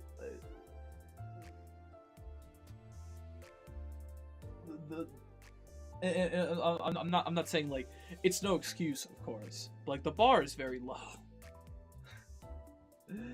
and I mean, like, you do have the option to shard a lot of the time, and it does alleviate a bit of the it does make it a lot easier to get your hands on IDs and ego. when otherwise in like other games, like you don't pull it, you gotta wait for the banner to come back around. Like this game doesn't have like, aside from Walpurgis, this game does not have featured IDs. You can still shard event IDs and egos after a week, and all this stuff. And it's like, I get the criticism here, I get the complaint, but also I understand why people bring it up, because it generally is like a much better system than exists in other games, and this game still has a pity system, which if you just save your lunacy until Walpurgis, you can take advantage of. Now, of course, 200 pulls is a lot, but that's generally how a pity system ends up working out in a lot of these gacha games. And God. Yeah, there are a lot of anti-consumer problems that arise because of the fact that this is a gacha game in the first place. But I does think are inherently anti-consumer. that does not mean like, I hate to say it, but like sharding does alleviate a lot of that. Like if you don't think sharding, it has like a huge effect on like the economy of like characters and ego, then you clearly have not played a single other gacha game in your entire life. And I'm not saying that's a bad thing. I'm just saying I think that's a good thing, actually. From a lot of people, there's a perspective from a large portion of the community that you're missing out on. And I would kill many people for a sharding system in a game like HSR. In any other game, a sharding system would be fucking insane. I think the sharding system is good, and I think with the amount of shards that they've increased the amount of shards they give out from events, on top of giving you more incentive to play Mirror Dungeon. So really, like, you know, the shard economy is on all-time high. I feel like I should be allowed to praise the sharding system in these scenarios. Of course, I understand the frustrations with the 1 week shard embargo, but like that was gonna happen eventually. I'm gonna be completely honest. I'm surprised the game didn't ship with that.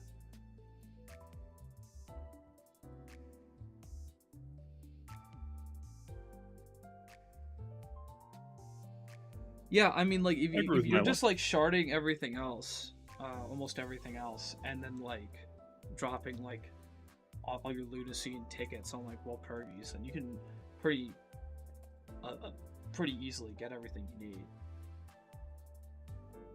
I don't know. Go either way, really.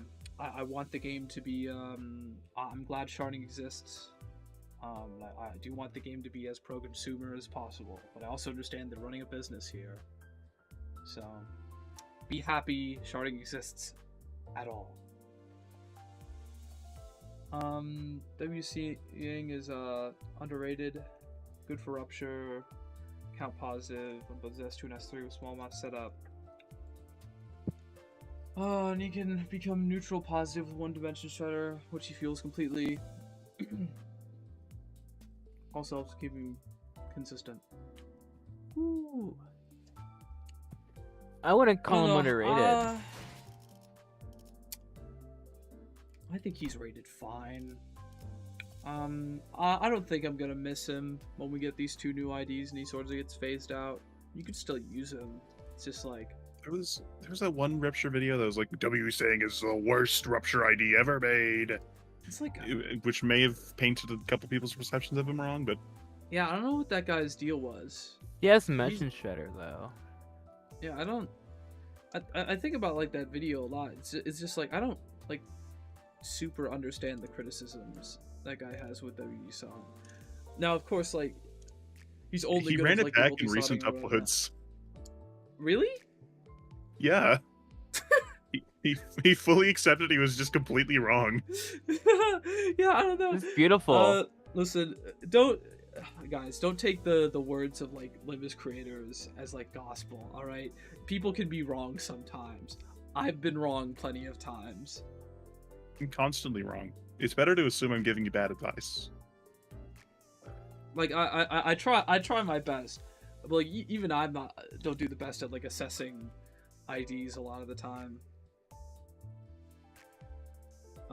Of course, I'm getting more familiar with every stat. Rupture only recently I've super invested in Rupture, so I don't know. We'll see.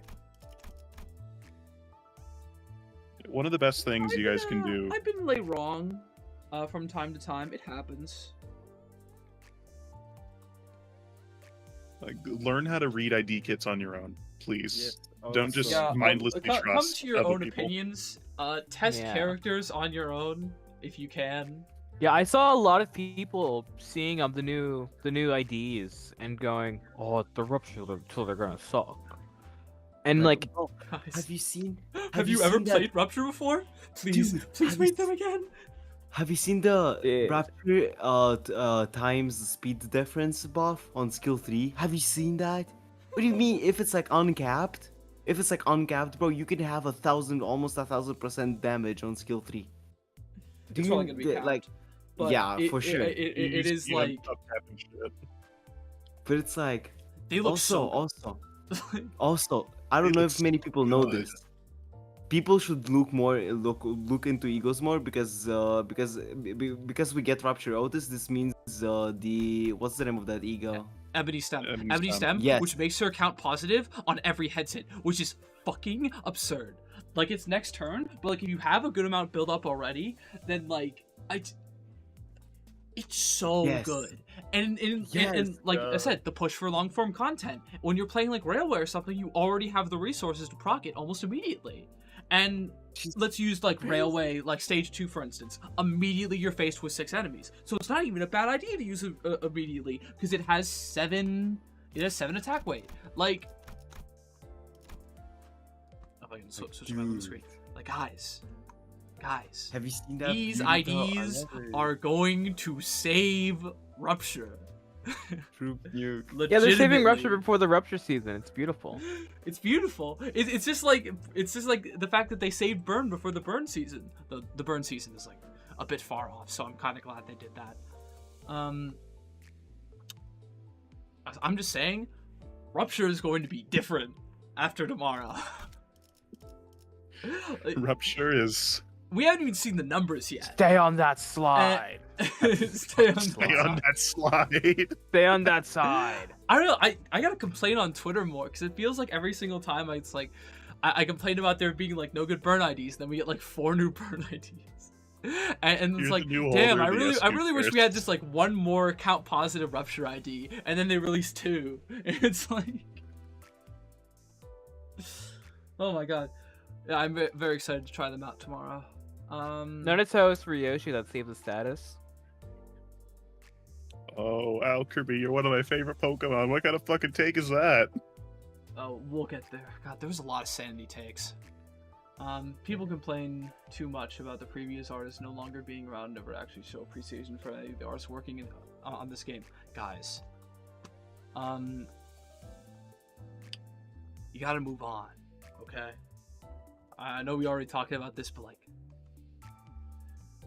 instead of reminiscing constantly, why don't we appreciate what we do have? Which is did you guys notice that the new ego art is fucking awesome?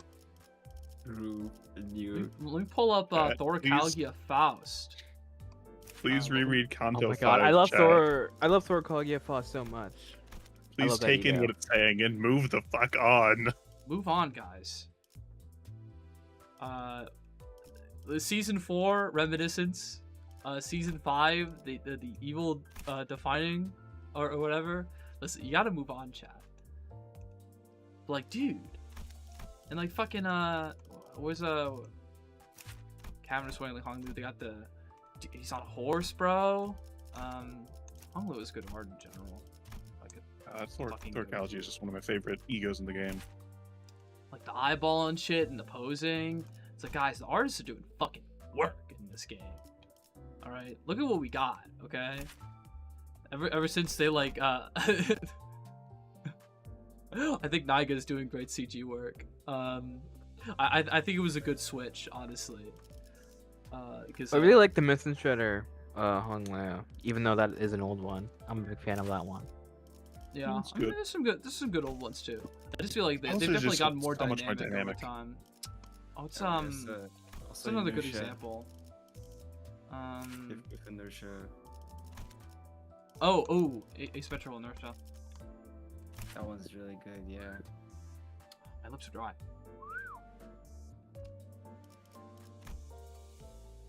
I just realized it's a gear. That's fucking It's awesome. really cool. So good. Yeah. Also, seeing this Abno up close. Oh my god, it's a gear? Yeah, look, What the the hell? circle. It's a gear. Oh, That's freaking sweet. Yeah, no, there's just some really cool looking. it reminds me of a lot of Captain the Good from art's One great. Piece. One of my favorite egos. Asymmetric inertia is such like a weird left field ego. I'm not complaining, but like, And some of the new ID art is fantastic. I really like it when they do creative framing like this. They seem to like to doing it with the Walpurgis IDs because they have the little green shit or whatever. What's a recent ID? Arthas That's what I Gregor. really like. Dude, that guy was awesome. God, Fire best guys. best This update is one like in the game. this is So like good. the best free uptie art in the game. It's like not even close. This was so good. That shit is so good. The Yeah. fucking Actually, hype moments at all. The the Dude. oil gasoline puddle and the and water shit. puddle. ugh, It's so good. This is the fuck, hype dude. moment, and then the update 3-1 is pure aura. It's not. And this is just really good art in general. Hey, that's the thumbnail. Yeah, and the live 2 days great. The flames look really nice. Even if he is popping out of the screen. It's okay. The artists are doing everything they can. yeah, how is he doing that? What the hell? Because he's that strong, bro. Magic. Insane conditionals. Best idea ever. Yeah, no, shout out. Okay, I guess. But yeah, maybe like I said, if they hire like one more CG artist, give Niga a break, let him do more work, better Yeah. work. That would be nice. You know, more variety.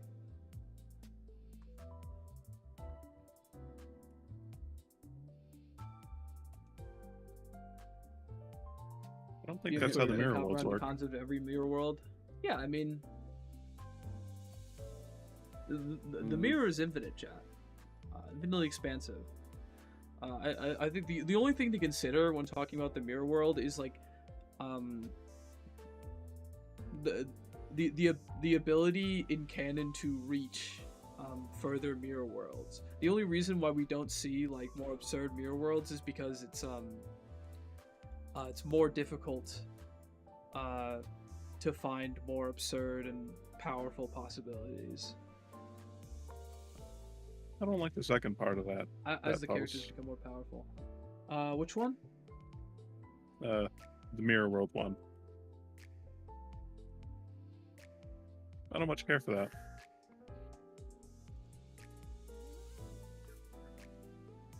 Moving Yeah. on. Wait, Devil is saying the shit is so good. I love the trauma in his eyes in the update 1 art on the Gregor one, which is true. That's like a good. That's how you're supposed to enjoy Gregor. You're supposed to enjoy his at his worst, bro. Trust. It's just such good art. It is. Sandy is a genuinely bad mechanic. I fully believe that the game would be better if coins were actually a 50-50 coin flip. As it stands now, the game aims to reset until you get lucky during your first 2 classes. That's assuming those stages challenging. So would you rather reset until all of your clashes are lucky? So like, why is the solution a 50-50 coin flip? I mean, I don't okay. like playing on zero sanity either, but like, What? I like the rush for more sanity. It makes me think about the fight.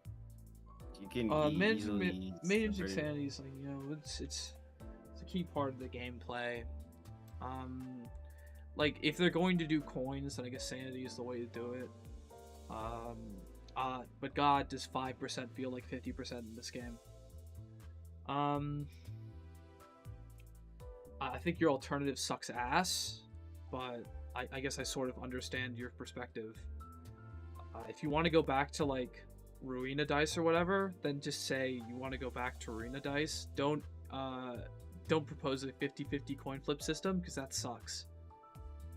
That is infinitely worse than sanity we have as it stands. They should delete Sinclair entirely. I don't like him. You're weak-willed. This is I true. think. No, I fuck with this opinion. This is a good one. I hate Sinclair. Do you delete Sinclair? Oh, Yeah. leave Sinclair alone. I don't know. I have this huge red button that just says delete Sinclair. I can always press it. I just don't know. If you press it, that'd be mean. Well, but like there wouldn't be any Sinclair anymore. So I don't know. I don't know. Might be a colder take. It is. But man, I wish we had more side characters that live. We get to meet again from time to time. Wait. I actually. Okay, Guys, but it's a city, guys. Anything can happen to the city, guys. okay. Yeah, that so means I everyone has to actually- die all I the actually time. do agree with this.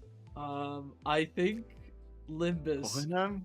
does kind of have an issue of a non-existent extended cast, because every single time they introduce a new character, either they die or they never show up again. Which, I get it, the city's real big, alright? It's unlikely that you run into them again. But also, like, I don't know, come on. And, like, maybe we Yeah, could, we're not like... seeing Hohenheim for 1 billion years. I don't know, maybe like at the end of a canto, we can just have someone else tag along on the bus for a bit. You know, get some more screen time for side characters. Let them We are show gonna back see up. Hohenheim again, but like, And- Like they introduced the like support character with Zichun, and I really hope they use that more. Yeah, and, but like, she's I- it was I really know- cool. Yeah, they she's should going do to that be more often. involved. That's a neat That's mechanic. true, yeah. We might see more of it in Kanto.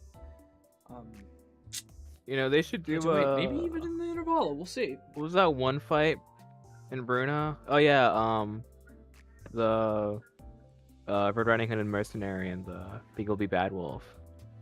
The first Sablin fight on Gebra's floor. I think that'd be cool for a wall perk. Yeah, it would be nice to Cause have like, yeah, like more Abno fights like that in this game.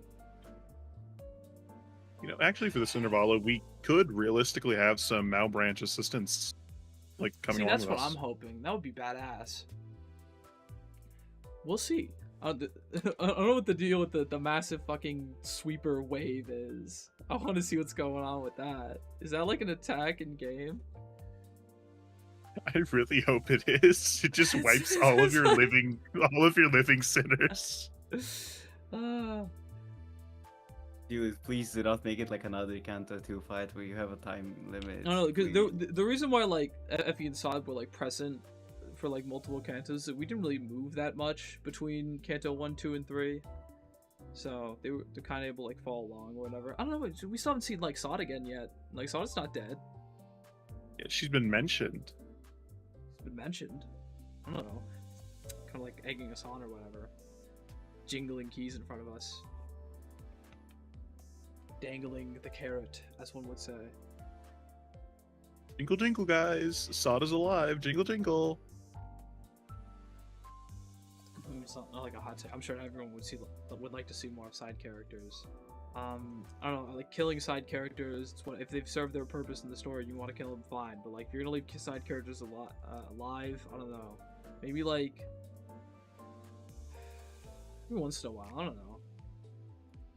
Wish this game was more like One Piece. You know?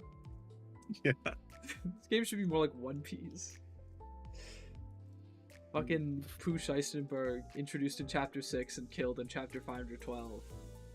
It's feeling more like One Piece. what if they Feel sad they just threw away Fang Hunt. dude? What if they killed Dante and replaced them with a battler? Dude. That would be crazy. You know, Um, Battler's also like Dante. I think they should split up sinners Yeah. more often. Yeah, that's true. I think they need to do that, both for gameplay, because it's fun to play around having less sinners, but also for like getting more character work and interactions between them. Yeah, as much as Miracle in District 20 sucked ass, only using Heathcliff and Dawn was amazing. I really like that. I liked only Yes. being able to use Yoshi Honglin Ready and Time Killing Time. Yeah, was- exactly. that was It neat. great. Like guys, like I know I just brought up One Piece 2 seconds ago, but One Piece is a good example because it also has a similarly large main cast of characters, and it has a similarly hard time giving them equal screen time. I Yeah, love but, you, Zoro. They do drop them like in random situations to always flesh out the characters, which But almost yeah, does no, never so happens. like in One Piece, during the second half or so of One Piece, there are two arcs, Dressrosa and Whole Cake. We're talking about One Piece now, only for a minute though. There's Dressrosa and Whole Cake, and essentially half the crew goes with our main guy Luffy to Dressrosa, and then he meets up with the other half of the crew for Whole Cake, right? And then essentially for those arcs, the crew is cut in half, and you get more screen time for each individual character, and it's great. They should do that with Limbus Company. Yeah, what if like We one should half go to of Whole the... Cake Island and Limbus Company. Well, yeah, what if Yes. like one half of the group was with Virgilius and the other half was with Dante? That'd be pretty sweet. Something like that. This isn't a guy who's only read one manga. All right, name one other series that has like a main cast that's bigger than like 10. Limbus Company literally has like 13 consistent characters that are present throughout almost all of the events. There's hardly any other series I can think of, especially like an Solo adventure Leveling. series that's like that. So, In Dressrosa, Solo the Leveling. Dressrosa's pacing, that's only in the anime. Manga's actually paced quite well. If you Generally have issues with the speaking, One Piece manga's anime, paced better. please go read the manga. Give it a try. Fairy Tail? I've never indulged in Fairy Tail, I couldn't tell you.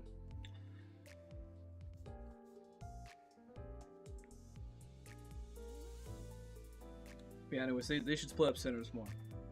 Get more interactions between sinners. It's always fun. And also, you can still push the story forward without having to like stop to try and give them more screen time because they're getting enough already because there's less of them. It just works better. Let's see.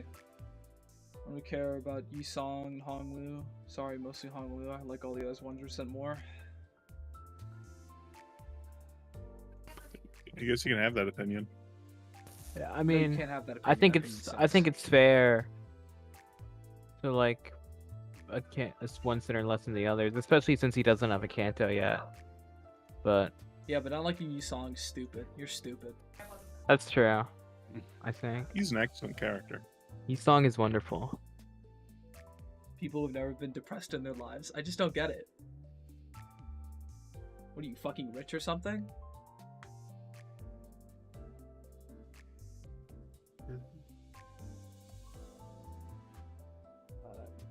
Rodian's Kanto's should get a remake. Actually, Rodio's Kanto did get a remake. It's called Time Killing Time. True.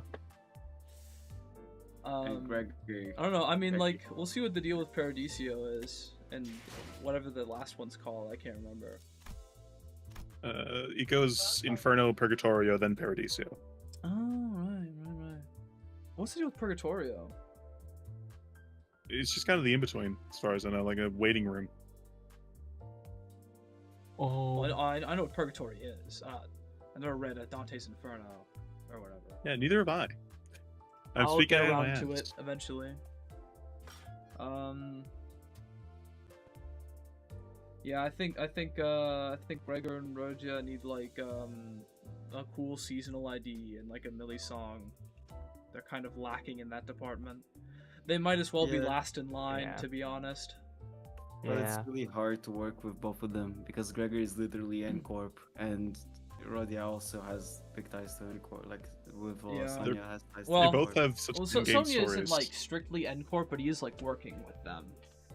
They Yeah. are allied, I suppose you would say.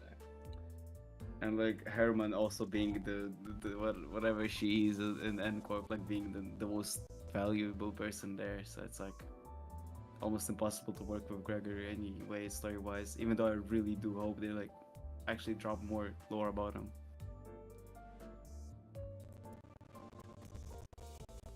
Thank you, Cassetti. Very true. I like Matt. Cool. Pretty cool, Castetti.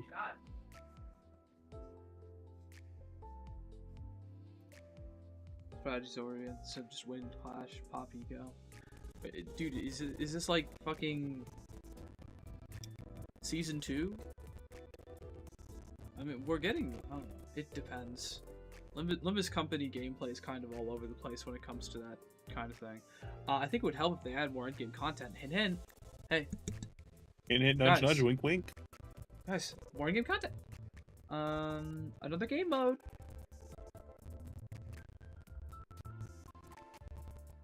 Struggling at Dawn back with manager IDs like Wild Hunter Manager Dawn is fine. The game conditions you not to need to read skill descriptions until Dawn back, with everything else being piss easy.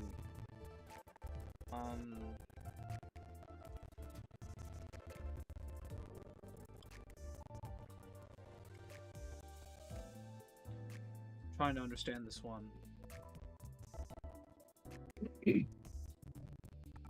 I mean, I guess you could have just win rated for the Why is past the Limbus four audio Cantos, fucked up, but huh? Here, maybe we'll just close and reopen Limbus Company. I don't know.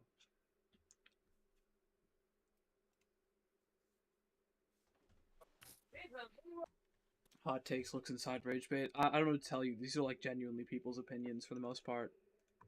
Yeah. And let me tell you, people love injecting their opinions where they're not. I think it's just that PM fans like to call any opinion that they disagree with rage bait because their brains are tiny. it's Yeah. true. It's honestly just like stupid people screaming at stupider people. It's kind of. It's almost entertaining. Homeless man coming and calling another homeless man broke ass. Pretty much.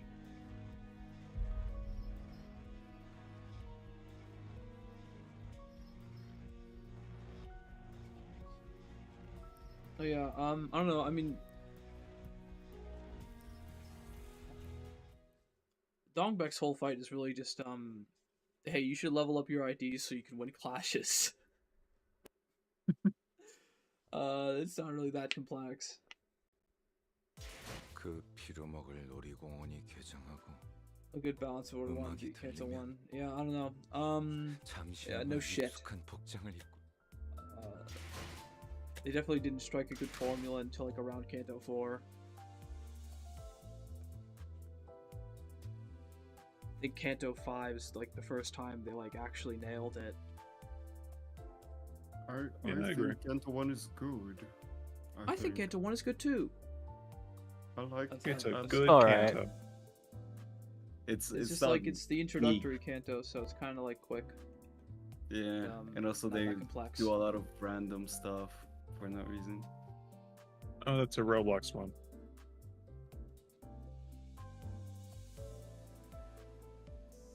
Personally, as I have many reasons to dislike Kanto 2. I think I'm justified in doing so. Especially after having read Crime and Punishment. Annoys me a little more.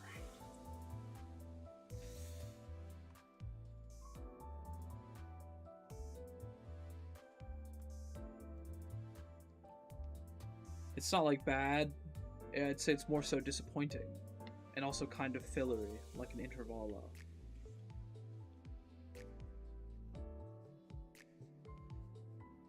Though, I guess Intervalos didn't exist yet. The first Intervalo was after Kanto 2, so, you know.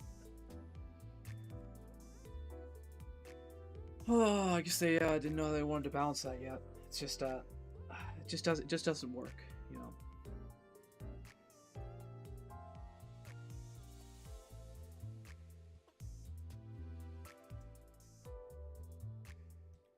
I think Kanto 4 does have a lot of like filler issues. Yeah. I think the Shren and Ren and like the Rose Panner stuff.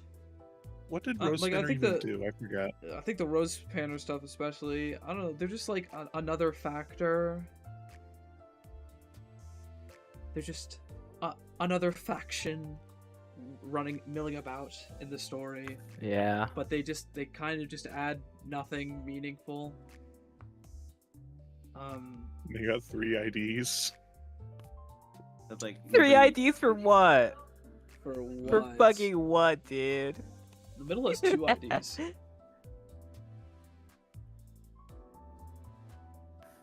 Yeah, no. They definitely could have That other ID could could have been like a TLA ID. Another one of those guys.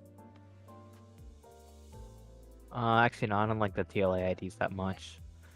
I still think Kanto 4's dungeon is a bit of a slog, but story-wise, it's my favorite by far. I like Kanto 4 a lot, yeah.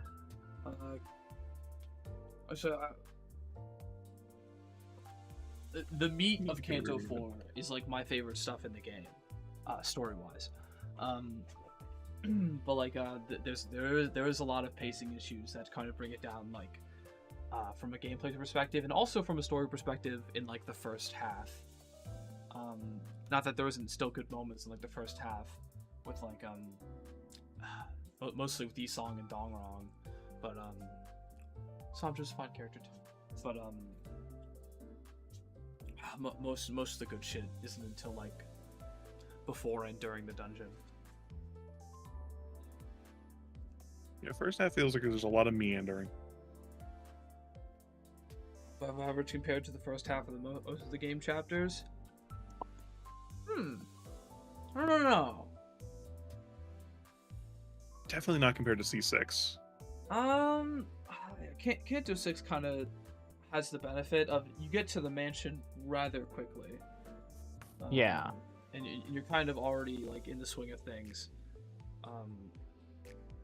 But like literally, in the first part of Kanto 6, you arrive in the T-Corp back streets.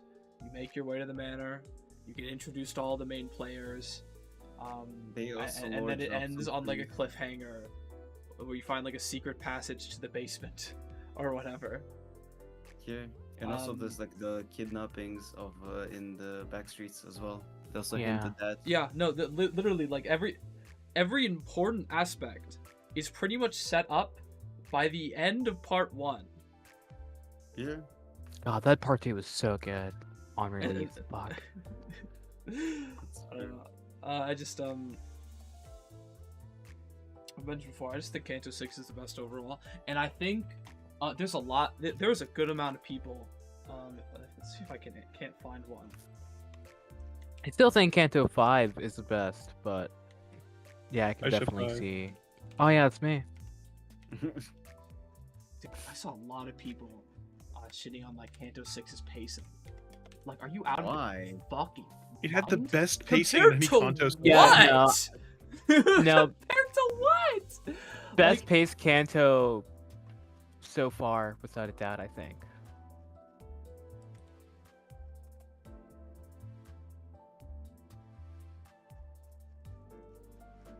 there's just so many. I think you scrolled past where we were. I Dream Devouring Silk Current. It had a good first, second, and third. It was like, in terms of like part by part pacing, it was like perfect. Playing that shit as it came out, I don't know. I mean, That was beautiful. I don't know. I feel like there was consideration put into the fact that this was like a sectioned release, you know, and you lack a lot of the perspective if you weren't there. You had to fucking be there.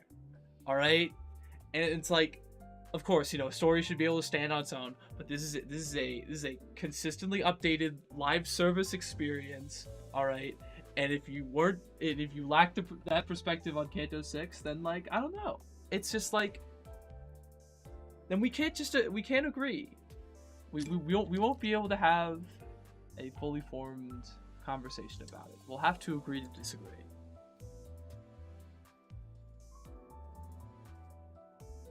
Oh, yeah, I've been thinking about this recently. You guys prefer reading a canto like week to week over the 3 weeks that it comes out, or do you guys prefer reading it like all at once? Week to week, because I get to like, what's the name of it? I get to like process the information better, so it doesn't like all mush together and I just miss some points. Yeah, Yeah. me Because too.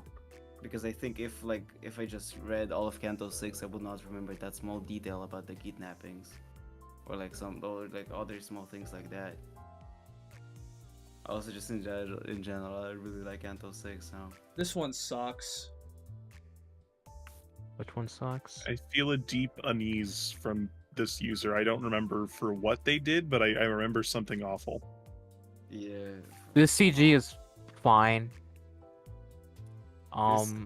It's a good CG. This shit is Yeah, perfect. Belmore being gone was one of the biggest tolls to Limbus. Okay, come on. I think Naga's good.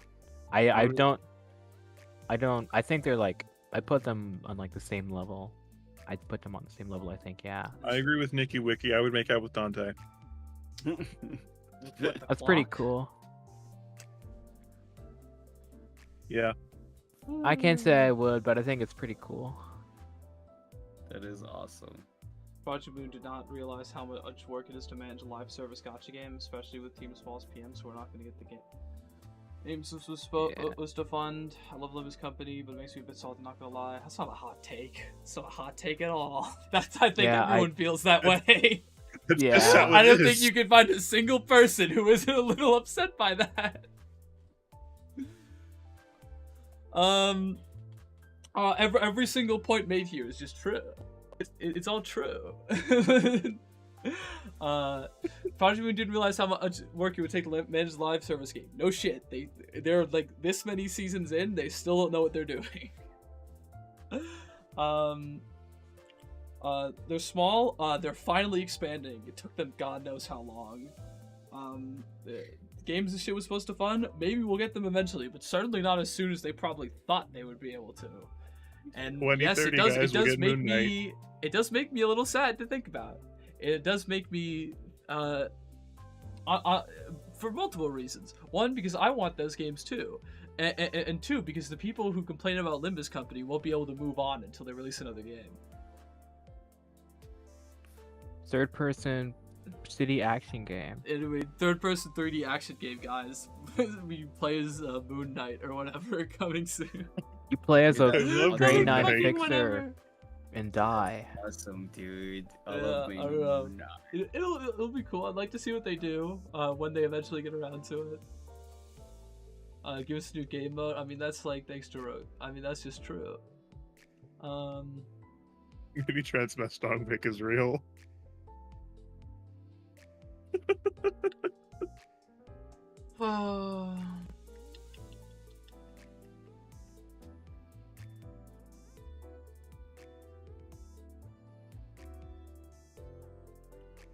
That's true. I think that's very kind of you, gentlemen. It's Heathcliff. very, very. Thank very you, kind of gentlemen you. Heathcliff. I got nothing to say. Kindness, Really, just you. wanted to say, interact and say, you and everyone should take care of yourselves more. Your smile matters more than others' validations. Greetings, Huz. Konnichiwa, Huz. Konnichiwa, Oh, what's up, sorry, Huz? Konbanwa, Huz. Anang Yeah. Haseo, fine shit. Him. Bars. This is true. I do hate everything about the game. I'm always angry, and I love complaining. Yeah. This is just That's a very that's cold like- take. That's like a third of these, really. I hate video I think games. players should say fuck more. True. Yeah. If we could deserve to die like that, maybe. Like, shouldn't deserve it, but it had to happen for the narrative. I'm Yeah. assuming this is just an observation. Otis I feel is like mad. Ishmael will be like I think should be like way less interesting. Well, The Yeah, moving I on think- had to happen. yeah. It I needs a think should be, slice like, of life thing. less Maybe you interesting. can decorate the inside of Yeah. Mephistopheles and interact with the sinners of Chibis. That's We actually that's true. that would be like They need to include true. that. They have all the fucking back rooms in Mephistopheles. They've got to include like a little living room. I think that would be like one of the best Limbus updates ever. I don't know, some weird like maybe some like weird side mode or something. I don't know. Listen, I just need to decorate Gregor's room. That's all I need. That's just true. That's true. We should remove Honglu from the game. Nah, I don't think we need to do that. Took me weeks to beat Ricardo. I think you're in the wrong thread. Wrong post, man.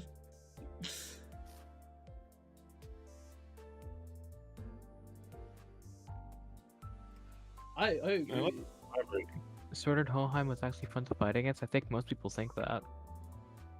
I thought he was I fine. thought it was Yeah. annoying, but He had interesting gimmicks. I do not like that one part when you beat him up, you get like them this back. is not the confessions thread, man. You don't have to tell people you bleached your hair. That's awesome.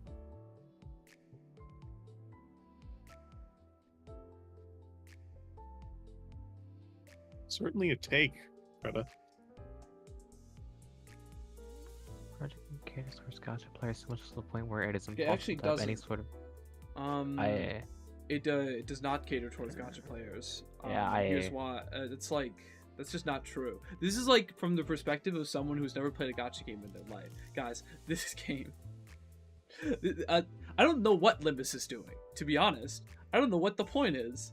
I think the problem is they keep having to like rebalance story content or whatever, and they keep making like I don't know. I don't know what they're doing. I don't know what their goal is really. I don't There's know, like they always one make difficulty mistakes. setting for the story mode. You either win or you don't. And for a lot of people, Yeah, I might be too hard. I don't know. I But they think make mildly difficult content, I guess. I want the story content to be hard, but I also want it to be approachable for more people. But it would also help if there was like supplementary endgame content, so they could make the story mode a little less hard. They could but if also the game make had a normal difficulty mode, story setting, mode, like maybe If they the- should just add a difficulty setting. You know, at the end of You the know what? day, if the game had a difficulty setting, it would be woke though. You know what Because- game does that you good woke. that we've mentioned What a couple times? Reverse 1999 This is true. has like a very approachable difficulty setting. They literally have like a casual mode for people who just want to experience the story, which I think should just be like a normal thing. I don't know if this is like I might be that one friend who's too woke, but I think we should cater to people who like don't want to invest like the time or like resources to like really fucking either get their account good enough Yeah. or get good enough themselves to actually like complete the story content. You know, a lot of people play shit more casually. So like we should like be nicer to that. I don't know. I don't know what kind to Project Blue's everyone. doing, to be honest. the I word just don't know. I together. don't know. It's weird. Limbus Company is a feel like it's- weird ass game. It's pretty simple, just lower enemy levels and like enemy amount. I bite nutsack. Yeah, I'm scratching his Just, balls. just reduce like the We all effort. gotta That's pretty die. true. I'm gonna die. That's I pretty don't true. know. Yeah, I Um, like that. I like that funny little character. It's good PFP. We do have more than W Corp and R Corp though. Sports week.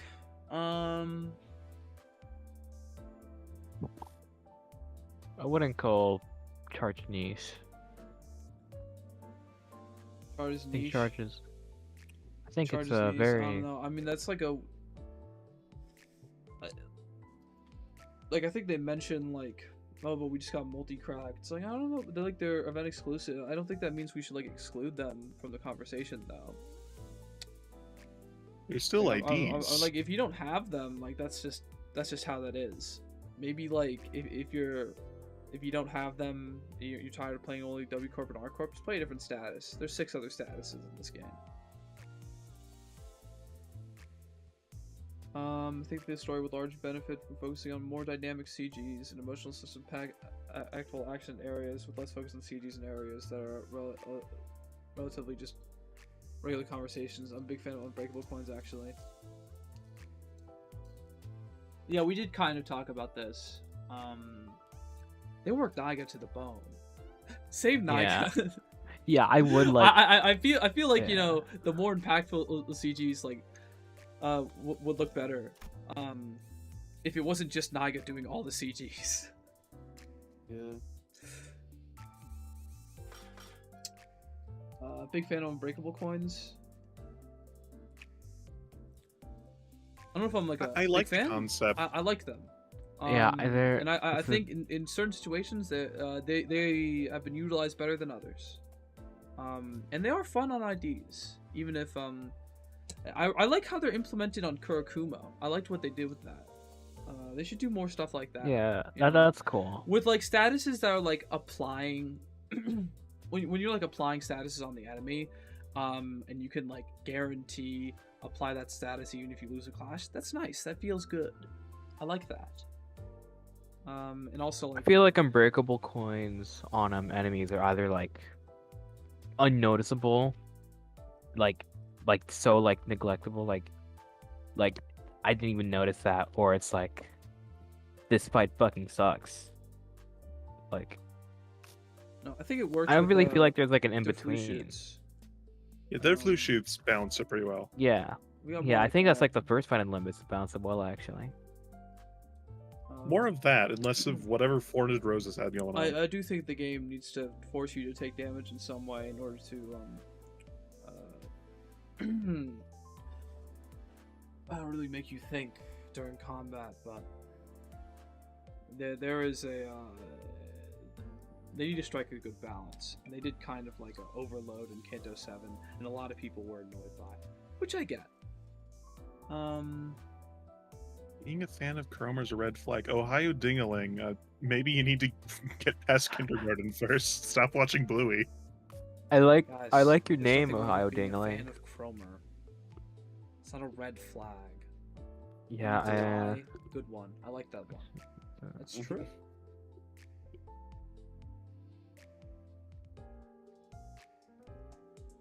Yeah, this one. Concept Incinerator. Donald using young post Kanto 7. Baffling. Narrative choices. Concept Incinerator is. It's there. yeah. It was a fun thing for them to drop and It's, never use again ever. I don't know. I actually like the concept of the Concept Incinerator. It is kind of like an existential thing, really. I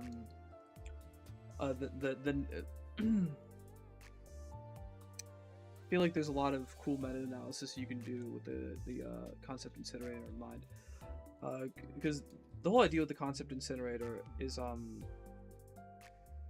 it is essentially a way to completely erase someone's mark on the world, and it's the kind of thing that could only exist in a universe like Project Moon, where like the mechanics, it doesn't really super concern itself with the with the mechanics of like how that would even be possible. It's just something that happens because we have like fucking distortions and abnormalities that have like otherworldly abilities and shit from even beyond like the outskirts that is incomprehensible, and singularities where they never really explain like how the fuck are they even possible. You kind of just roll with it, and the Concept whole Incinerator is one of those things.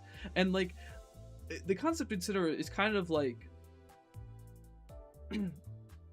it's kind of worked into the themes of Kanto 4, and of course I don't want to do any fucking deep analysis now because I've been speaking for like fucking 4 hours straight, but I actually do find the Concept Incinerator interesting.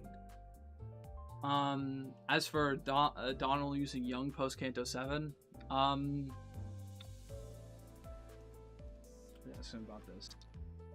Like, I can see why someone would find that weird. It did seem like she was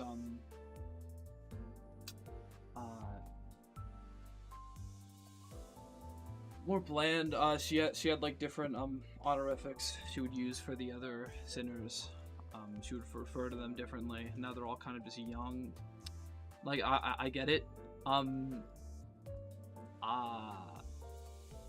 think that was like I think that's a translation thing. I think that's a Korean translation thing. I think like she used different honorifics for the sinners in Korean when she didn't know she was like way older than all of them. And now that she knows that, she kind of all refers to them. She refers to them differently. And the way that comes out in English is she just calls them all young or whatever. I don't know. Take it up with the localization team, I suppose.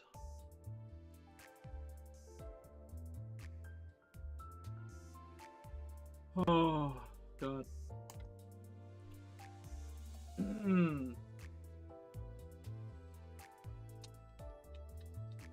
The horse is paced at this point. Oh, Yeah. my goodness. Ooh, man. I don't think I can talk anymore, really. Let's see if I can do like one or two more. Read something awesome, dude. Achievements are awesome. I like achievements. Yeah. More punishing sanity mechanic. No.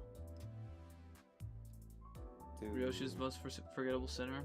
Ryoshi's most forgettable sinner. Somehow I think more your brain is forgettable. smaller than mine. Somehow more forgettable than Ishmael or Marcel. How is What the fuck is Ishmael wrong? forgettable? Oh, sorry. My bad. Roblox fan 11121. Ah, okay. Thanks, man. Your input is greatly appreciated. You can go back to Item Asylum now. It's okay. You think it was hard. You can go back to hitting your silly buttons. It's fine to not like characters, though. One So, I don't it's know. hard, there's no in between. Also, there's a lot of old IDs in Ego that are just outright useless and require heavy investment to even be remotely usable. I do think old IDs really do suffer from having low clashing power. That makes them hard to use. Oh, Need more Don't worry, guys, just- says Ego. We need... on the contrary, I think we need a Fell Bullet ID. I think we need a new I agree with Deflutions this. ID. that would be That would really be cool. pretty sweet. Especially a Gregor one.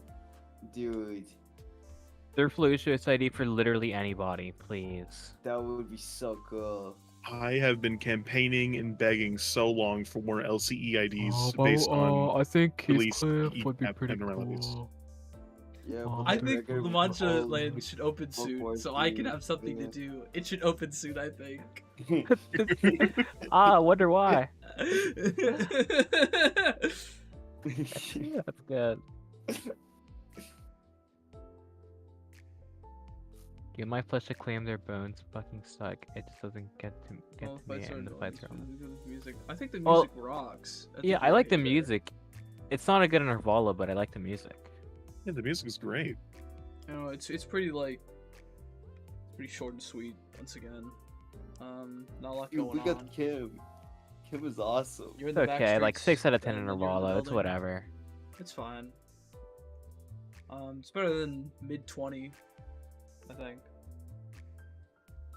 Anything's better than Miracle in the Chick 20. That fucking shrimp profile picture guy, I hate you. I want you gone. Game Spiders is. Are we playing the same game? No I don't need think for we are. long-term replayability. It can stay as a side game. Side game to We don't what? have- What do you? Dude, we don't have any Just other fucking games. what? What other game? Also, the decision to make Yeah. is justified because it almost takes the same amount of resources in makings while being 3/8 of a in terms of shard value, simply speaking. 150 shards. It's not that bad, and who cares? Wait, are they speaking about how Yeah. they how like the value that goes into making an ID? So it almost takes the same resources.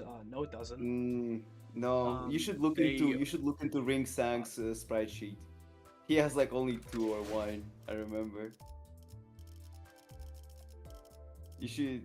It's like resource wise, they really like to, if they can, they reuse a lot they don't of even get like a sprites. live 2D, and like they have like less complex animations. Mm-hmm. I don't know. They put less into them because they're double zeros. It's the whole point.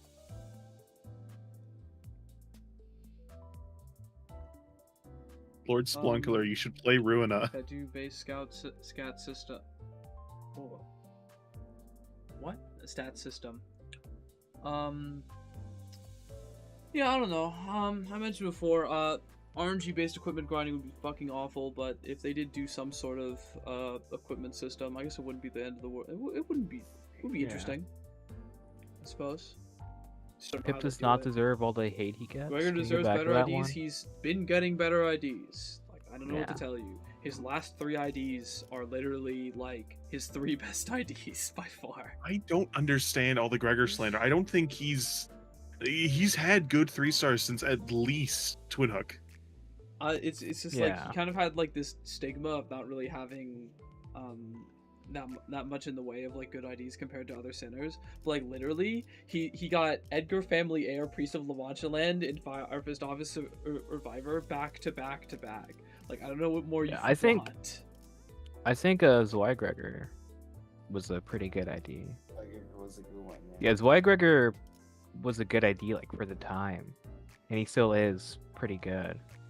The Herman theory is also an interesting one, but even then it probably will be so late that you would already have enough good sinner like IDs on all sinners. So I don't think they have to worry about that. More human fucking normal battle, whatever. Unfocused encounter. There's a lot of ones about unfocused encounters being bad.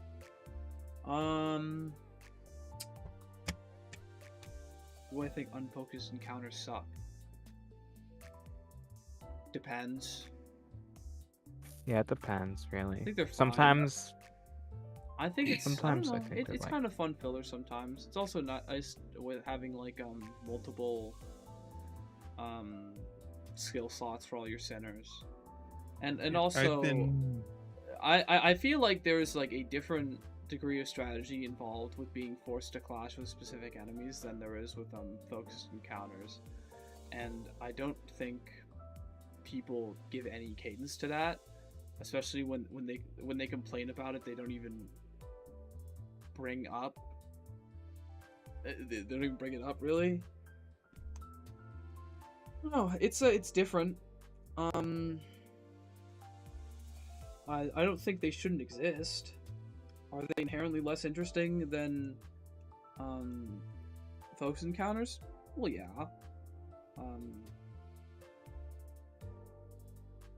I feel like don't I know, get yeah. tired of them if everything was a focus encounter.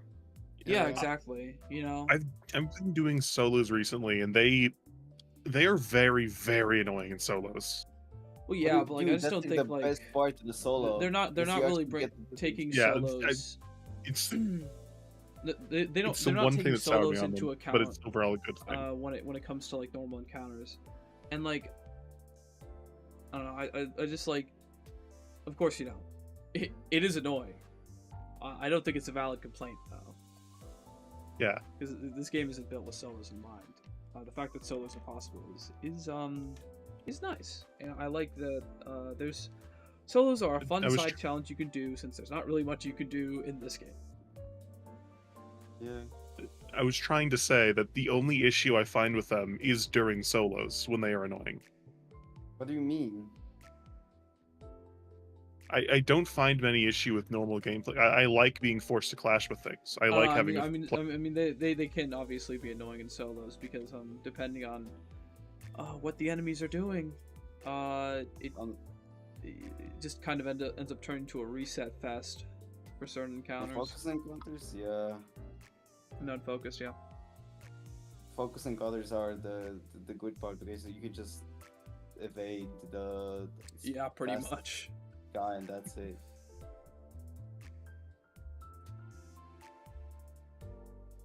Solos are so funny. It is incredibly funny how much easier Dream Devouring Silk Current is than N-Corp guys. That's pretty Yeah. true.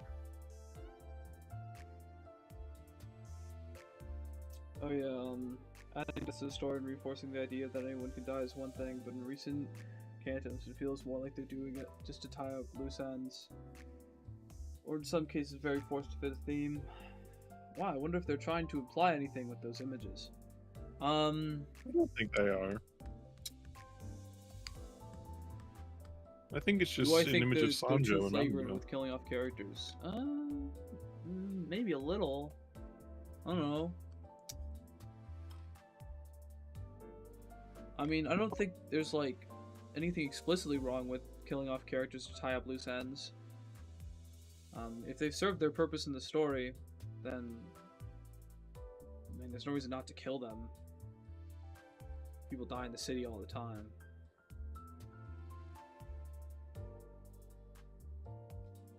Some Do of I them think it feels they've like killed their some only characters before purpose is they've to reached their die. potential? Maybe. No, that's Like probably. Fang Hunt.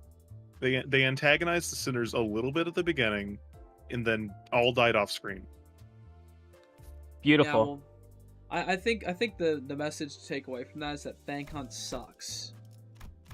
Go Fire Fist! That's fine. Fire Fist! Fire Fist got nine lines of dialogue, and they were beautiful lines of dialogue. When the guy said that they are from our office, that was so awesome. They're all from love our that. office. Fire Fist Fire office. Fist office. Any of you guys have seen my my center card? They're all from our trap.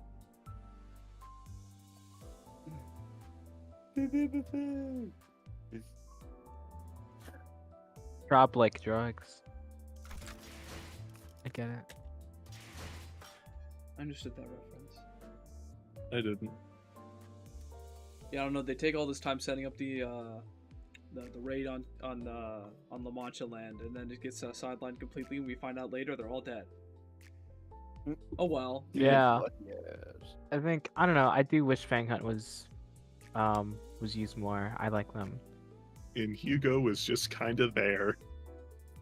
Hugo. Hashtag Hugo. Don't worry, guys. He's gonna come back. Awesome, awesome. He's Like gonna come fucking out, come gauntlets. back with robot hands. Yes, he's gonna get like he's gonna get insane prosthetics, bro. Trust. He's gonna shoot lasers at us. Yeah. He's gonna join up with N-Corp. it's gonna be Don Quixote's like N-Corp thing. That's actually insane.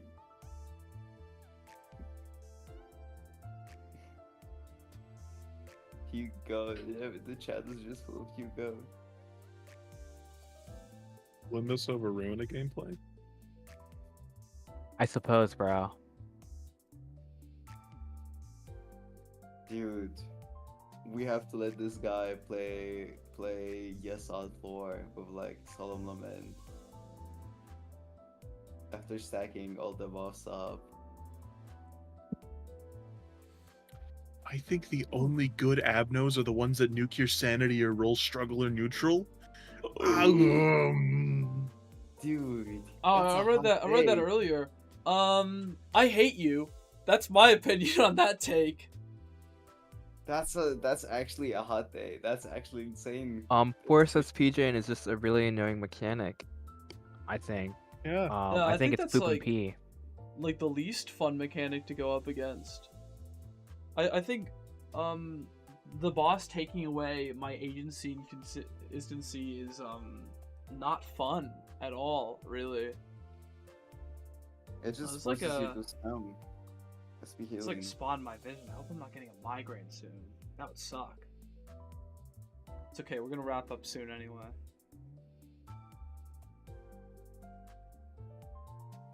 I can be in horrible What kind of pain on the boss stream design does this instead. guy like? I don't know. I don't know, some people just hate fun, I guess.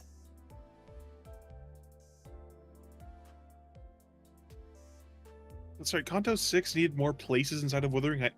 The entire reason it's so good is because they don't meander around for like 40 nodes. Yeah. So what's there more to search in the Wuthering Heights?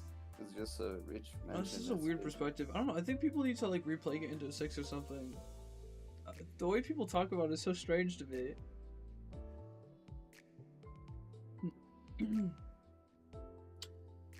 I don't know. I mean, yeah, there's a lot of locations. Oh, they need Kanto map 6, design. Kanto 5. I mean, that's pretty cool. Yeah, that's what they're talking about, really. I don't know. There's like 4. I don't know. A couple locations in Kanto 7, the 3 sections or whatever. It's not as broad, but it's there. Limbus company is not that bad. That's true.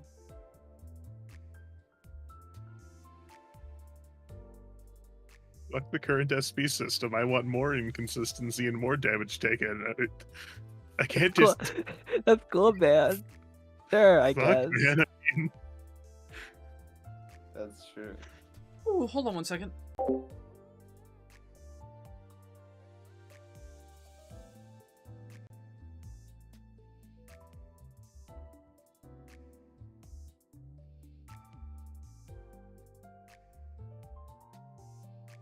Imagine if they like add a coin, but it's like a blue one instead of the basic one, like the red one, and like removes half of your SP. That would be like awesome.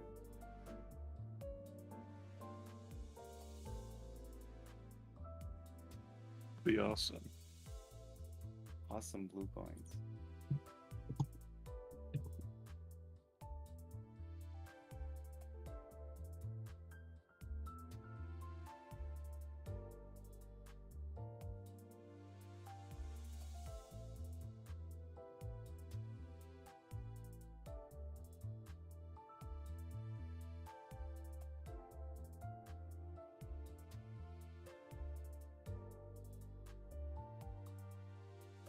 Yeah, I don't think Wei is living, but Chun maybe.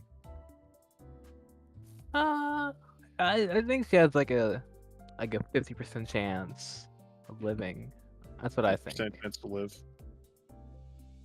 63% chance to live.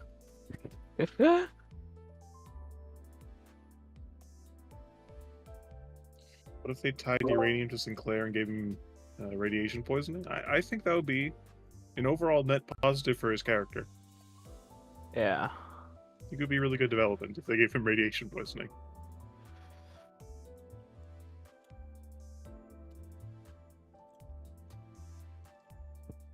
More goofy intervalos. Yeah. That's true.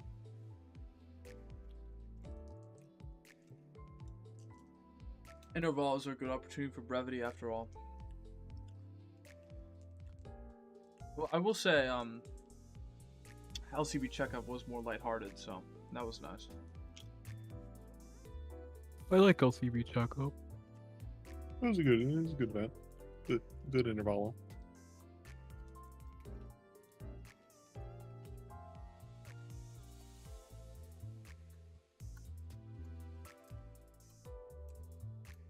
I don't think it's okay. I don't think you should feel that's okay. Oh well. I think that's okay. Yeah, You could do that while playing your MDs, actually. They don't require much input. Oh, I'm definitely going to have a migraine as soon as the stream is over. That's really great. Nothing 1,000 milligrams of ibuprofen can't fix though. Yay, ibuprofen. So let's pick like one more and talk about it, and then that's it. Oh god, this one. I hate this one a lot.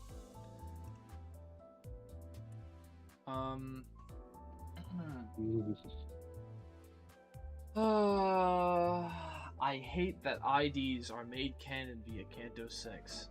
It sometimes completely disregards the backstory of the sinners, Bloodfeet Notice, Gregor, Rhodia, and makes things less unique. Yisongus Dongbek's ego. Or goes against some lore points. Faust and Yisong being assistant researchers in their LC IDs when they said that they'd never be assistant researchers to anyone because they're both the smartest in the company. There's also many other examples. This is stupid. Yeah. This is just this is a bad take, guys. And they like double down on it too.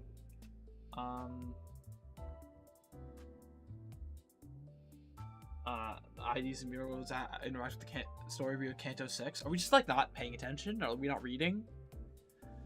Do we not understand that the mirror is like integral to the plot of Limbus Company? Are you not familiar with the the extra the side stories, the extra content? Are you just not paying attention? Were you not reading Canto 4? Were you not paying attention during Canto 6? Have you not been reading the Uptie stories? Are you not paying attention to the story of Limbus Company? Are we not playing the same game? You might as well say you think that the library is a bad plot device. I should read more Uptie Oh. stories, actually. I just IDs being canon is weird. It's like like why? Because their backstories are different. Like that's the point. You shouldn't be thinking about That's literally the entire point. about if fucking like X character. I don't know. I like the ID idea of would characters fit. having new backstories in different mirror worlds. I like that. It's the mirror. There are like infinite possibilities or whatever, and it's not like it's going to like destroy the story for the fucking mirror to exist and be infinite. The fact of the matter is, like I mentioned earlier, the mirror is infinite, but we can only see like a small portion of it, which keeps it from getting out of hand. And it's like, it's just such a insanely massive plot point. Like, it's literally just like Limbus and like N Corp like K Corp. It's just Even Virgilius. Everything comes back to the mirror. I don't get how clearly you this can hate person it that much clearly and this still person play. has not read Leviathan. Let's get that out of the way. Clearly this person has not read Leviathan. And I'm starting to wonder if they were even paying attention during the story of Limbus Company at all, or if they've taken any interest in any amount of like extra lore bits or whatever, or if you ever read a fucking Uptie story in their life. They were, but I've never expected them to like be woven into the I can't story. even say as this much is as- rage bait. I think they just genuinely have like fundamentally misunderstood the content.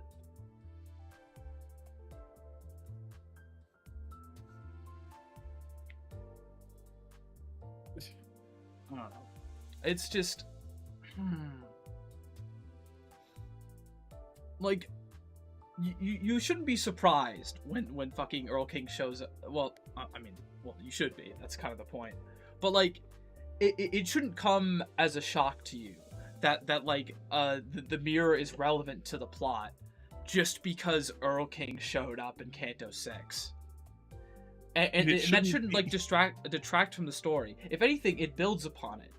The idea that the enemy also has access to this technology and can use it in more interesting ways in order to get back at us, that's a cool concept.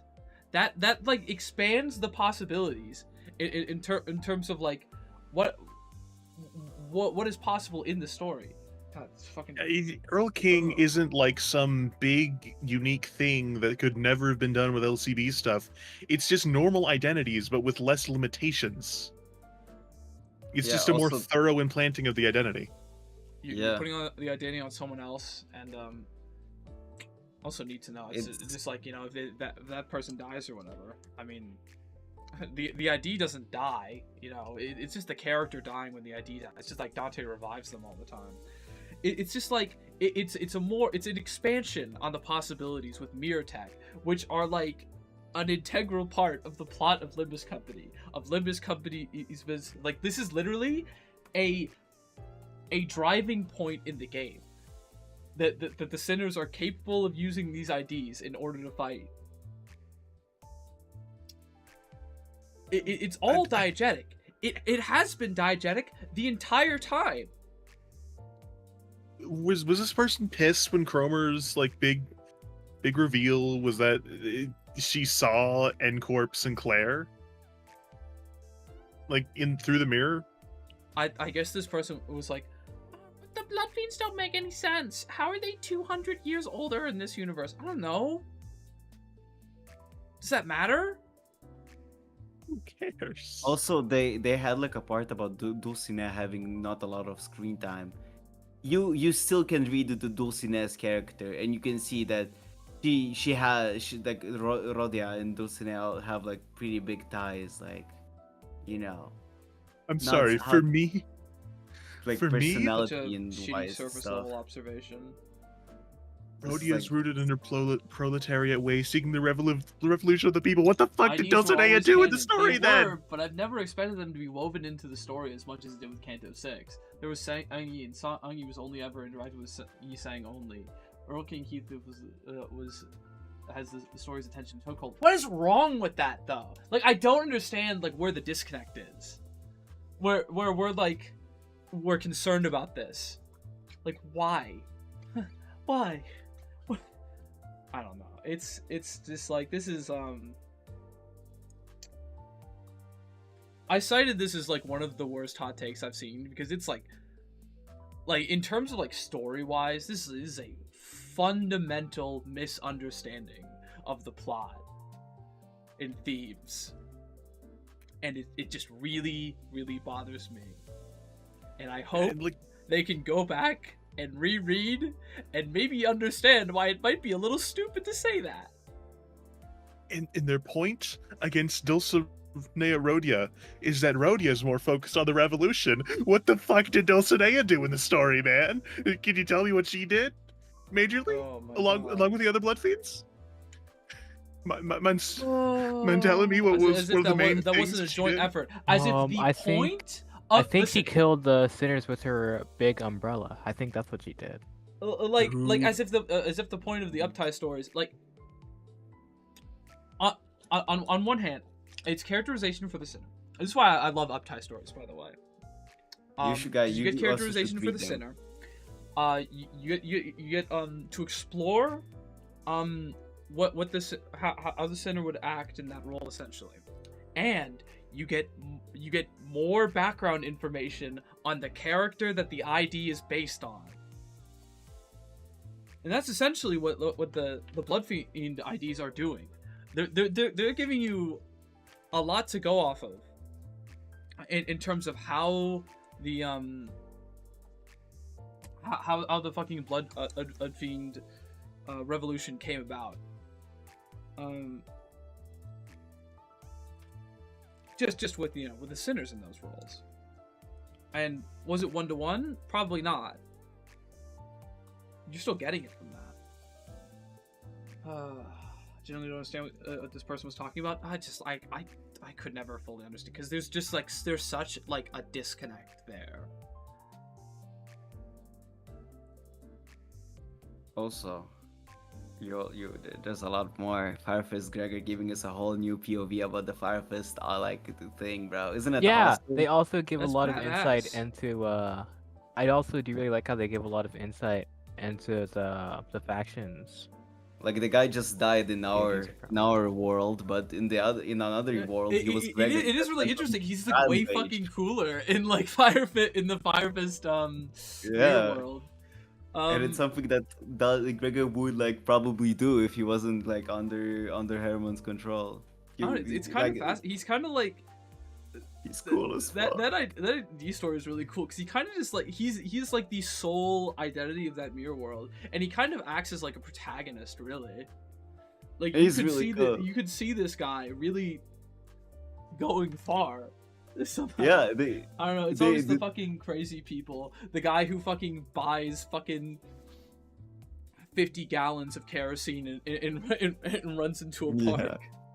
And runs into an amusement park and burns it all down. I don't know. It's really fun. it's really cool. and it's like also just in general, everybody should start reading more story You guys should identity read, stories. They're really good. If there's anything to take away from this, read Leviathan. Yes. Maybe reread Canto 4 and Canto 6, and also read Uptie stories, especially a you're lot of bored, the newer ones. 'Cause Wiki.gg has they've them only all. gotten better. Mm-hmm.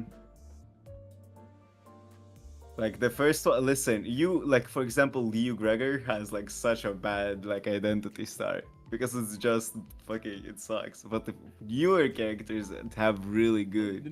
They're longer and they're like more fleshed out, and The a lot of them Bloodfiend are real ones. fun. The Bloodfiend ones give us a lot of lore and like explain some A shit stuff. ton of perspective on the Munchkin Blood Fiends in general. Mm-hmm. Like I said, Firefist Gregor is like its own self-contained story. Really, it's really fascinating. Like who else? A lot of We're people seem to have a gonna reading problem. I mean, it does kind of loop back to that, huh? You guys should read Yeah. more. Seriously. For the older Uptie stories, like Liu Honglu is super interesting, even though there's barely any text there. He really lays the seeds for a lot of interesting stuff with his eye. Oh, I should read that. I should Not actually- just I because you'll actually have should more read that. perspective, but also because it's like fun. It's like enjoyable, And it's good stories. Like the writing is actually good. and it's fulfilling and rewarding. Hold up. His writing is this fire? Ruth I don't know, Nuke. if there's anything you take away from this stream, I guess read more. Another example, the Wild Hunt world also really good. The way they set up Earl King was really good. Like, Yeah, dude, I really like It's how it so has. good. I really do like how it has two versions, before and after Canto 6. That's fun. Yeah, it's so good. And the way, it's also just like everybody- nice to have perspective on like a bit more of a sympathetic version of the character than Earl King, who's kind of just like completely driven mad. Yeah. You know, you can actually feel like there's a bit of pause in like in Wild Hunt's character. Oh, Such a it's- good it's image. neat. Yeah, well, I'm gonna end off on this image. That's a great image. Yeah, I love that. Pay attention, read.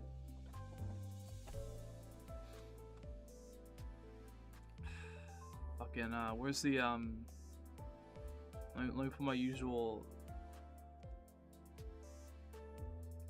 Guys, I can't like see right now. I can't read anything anymore, even if I wanted to.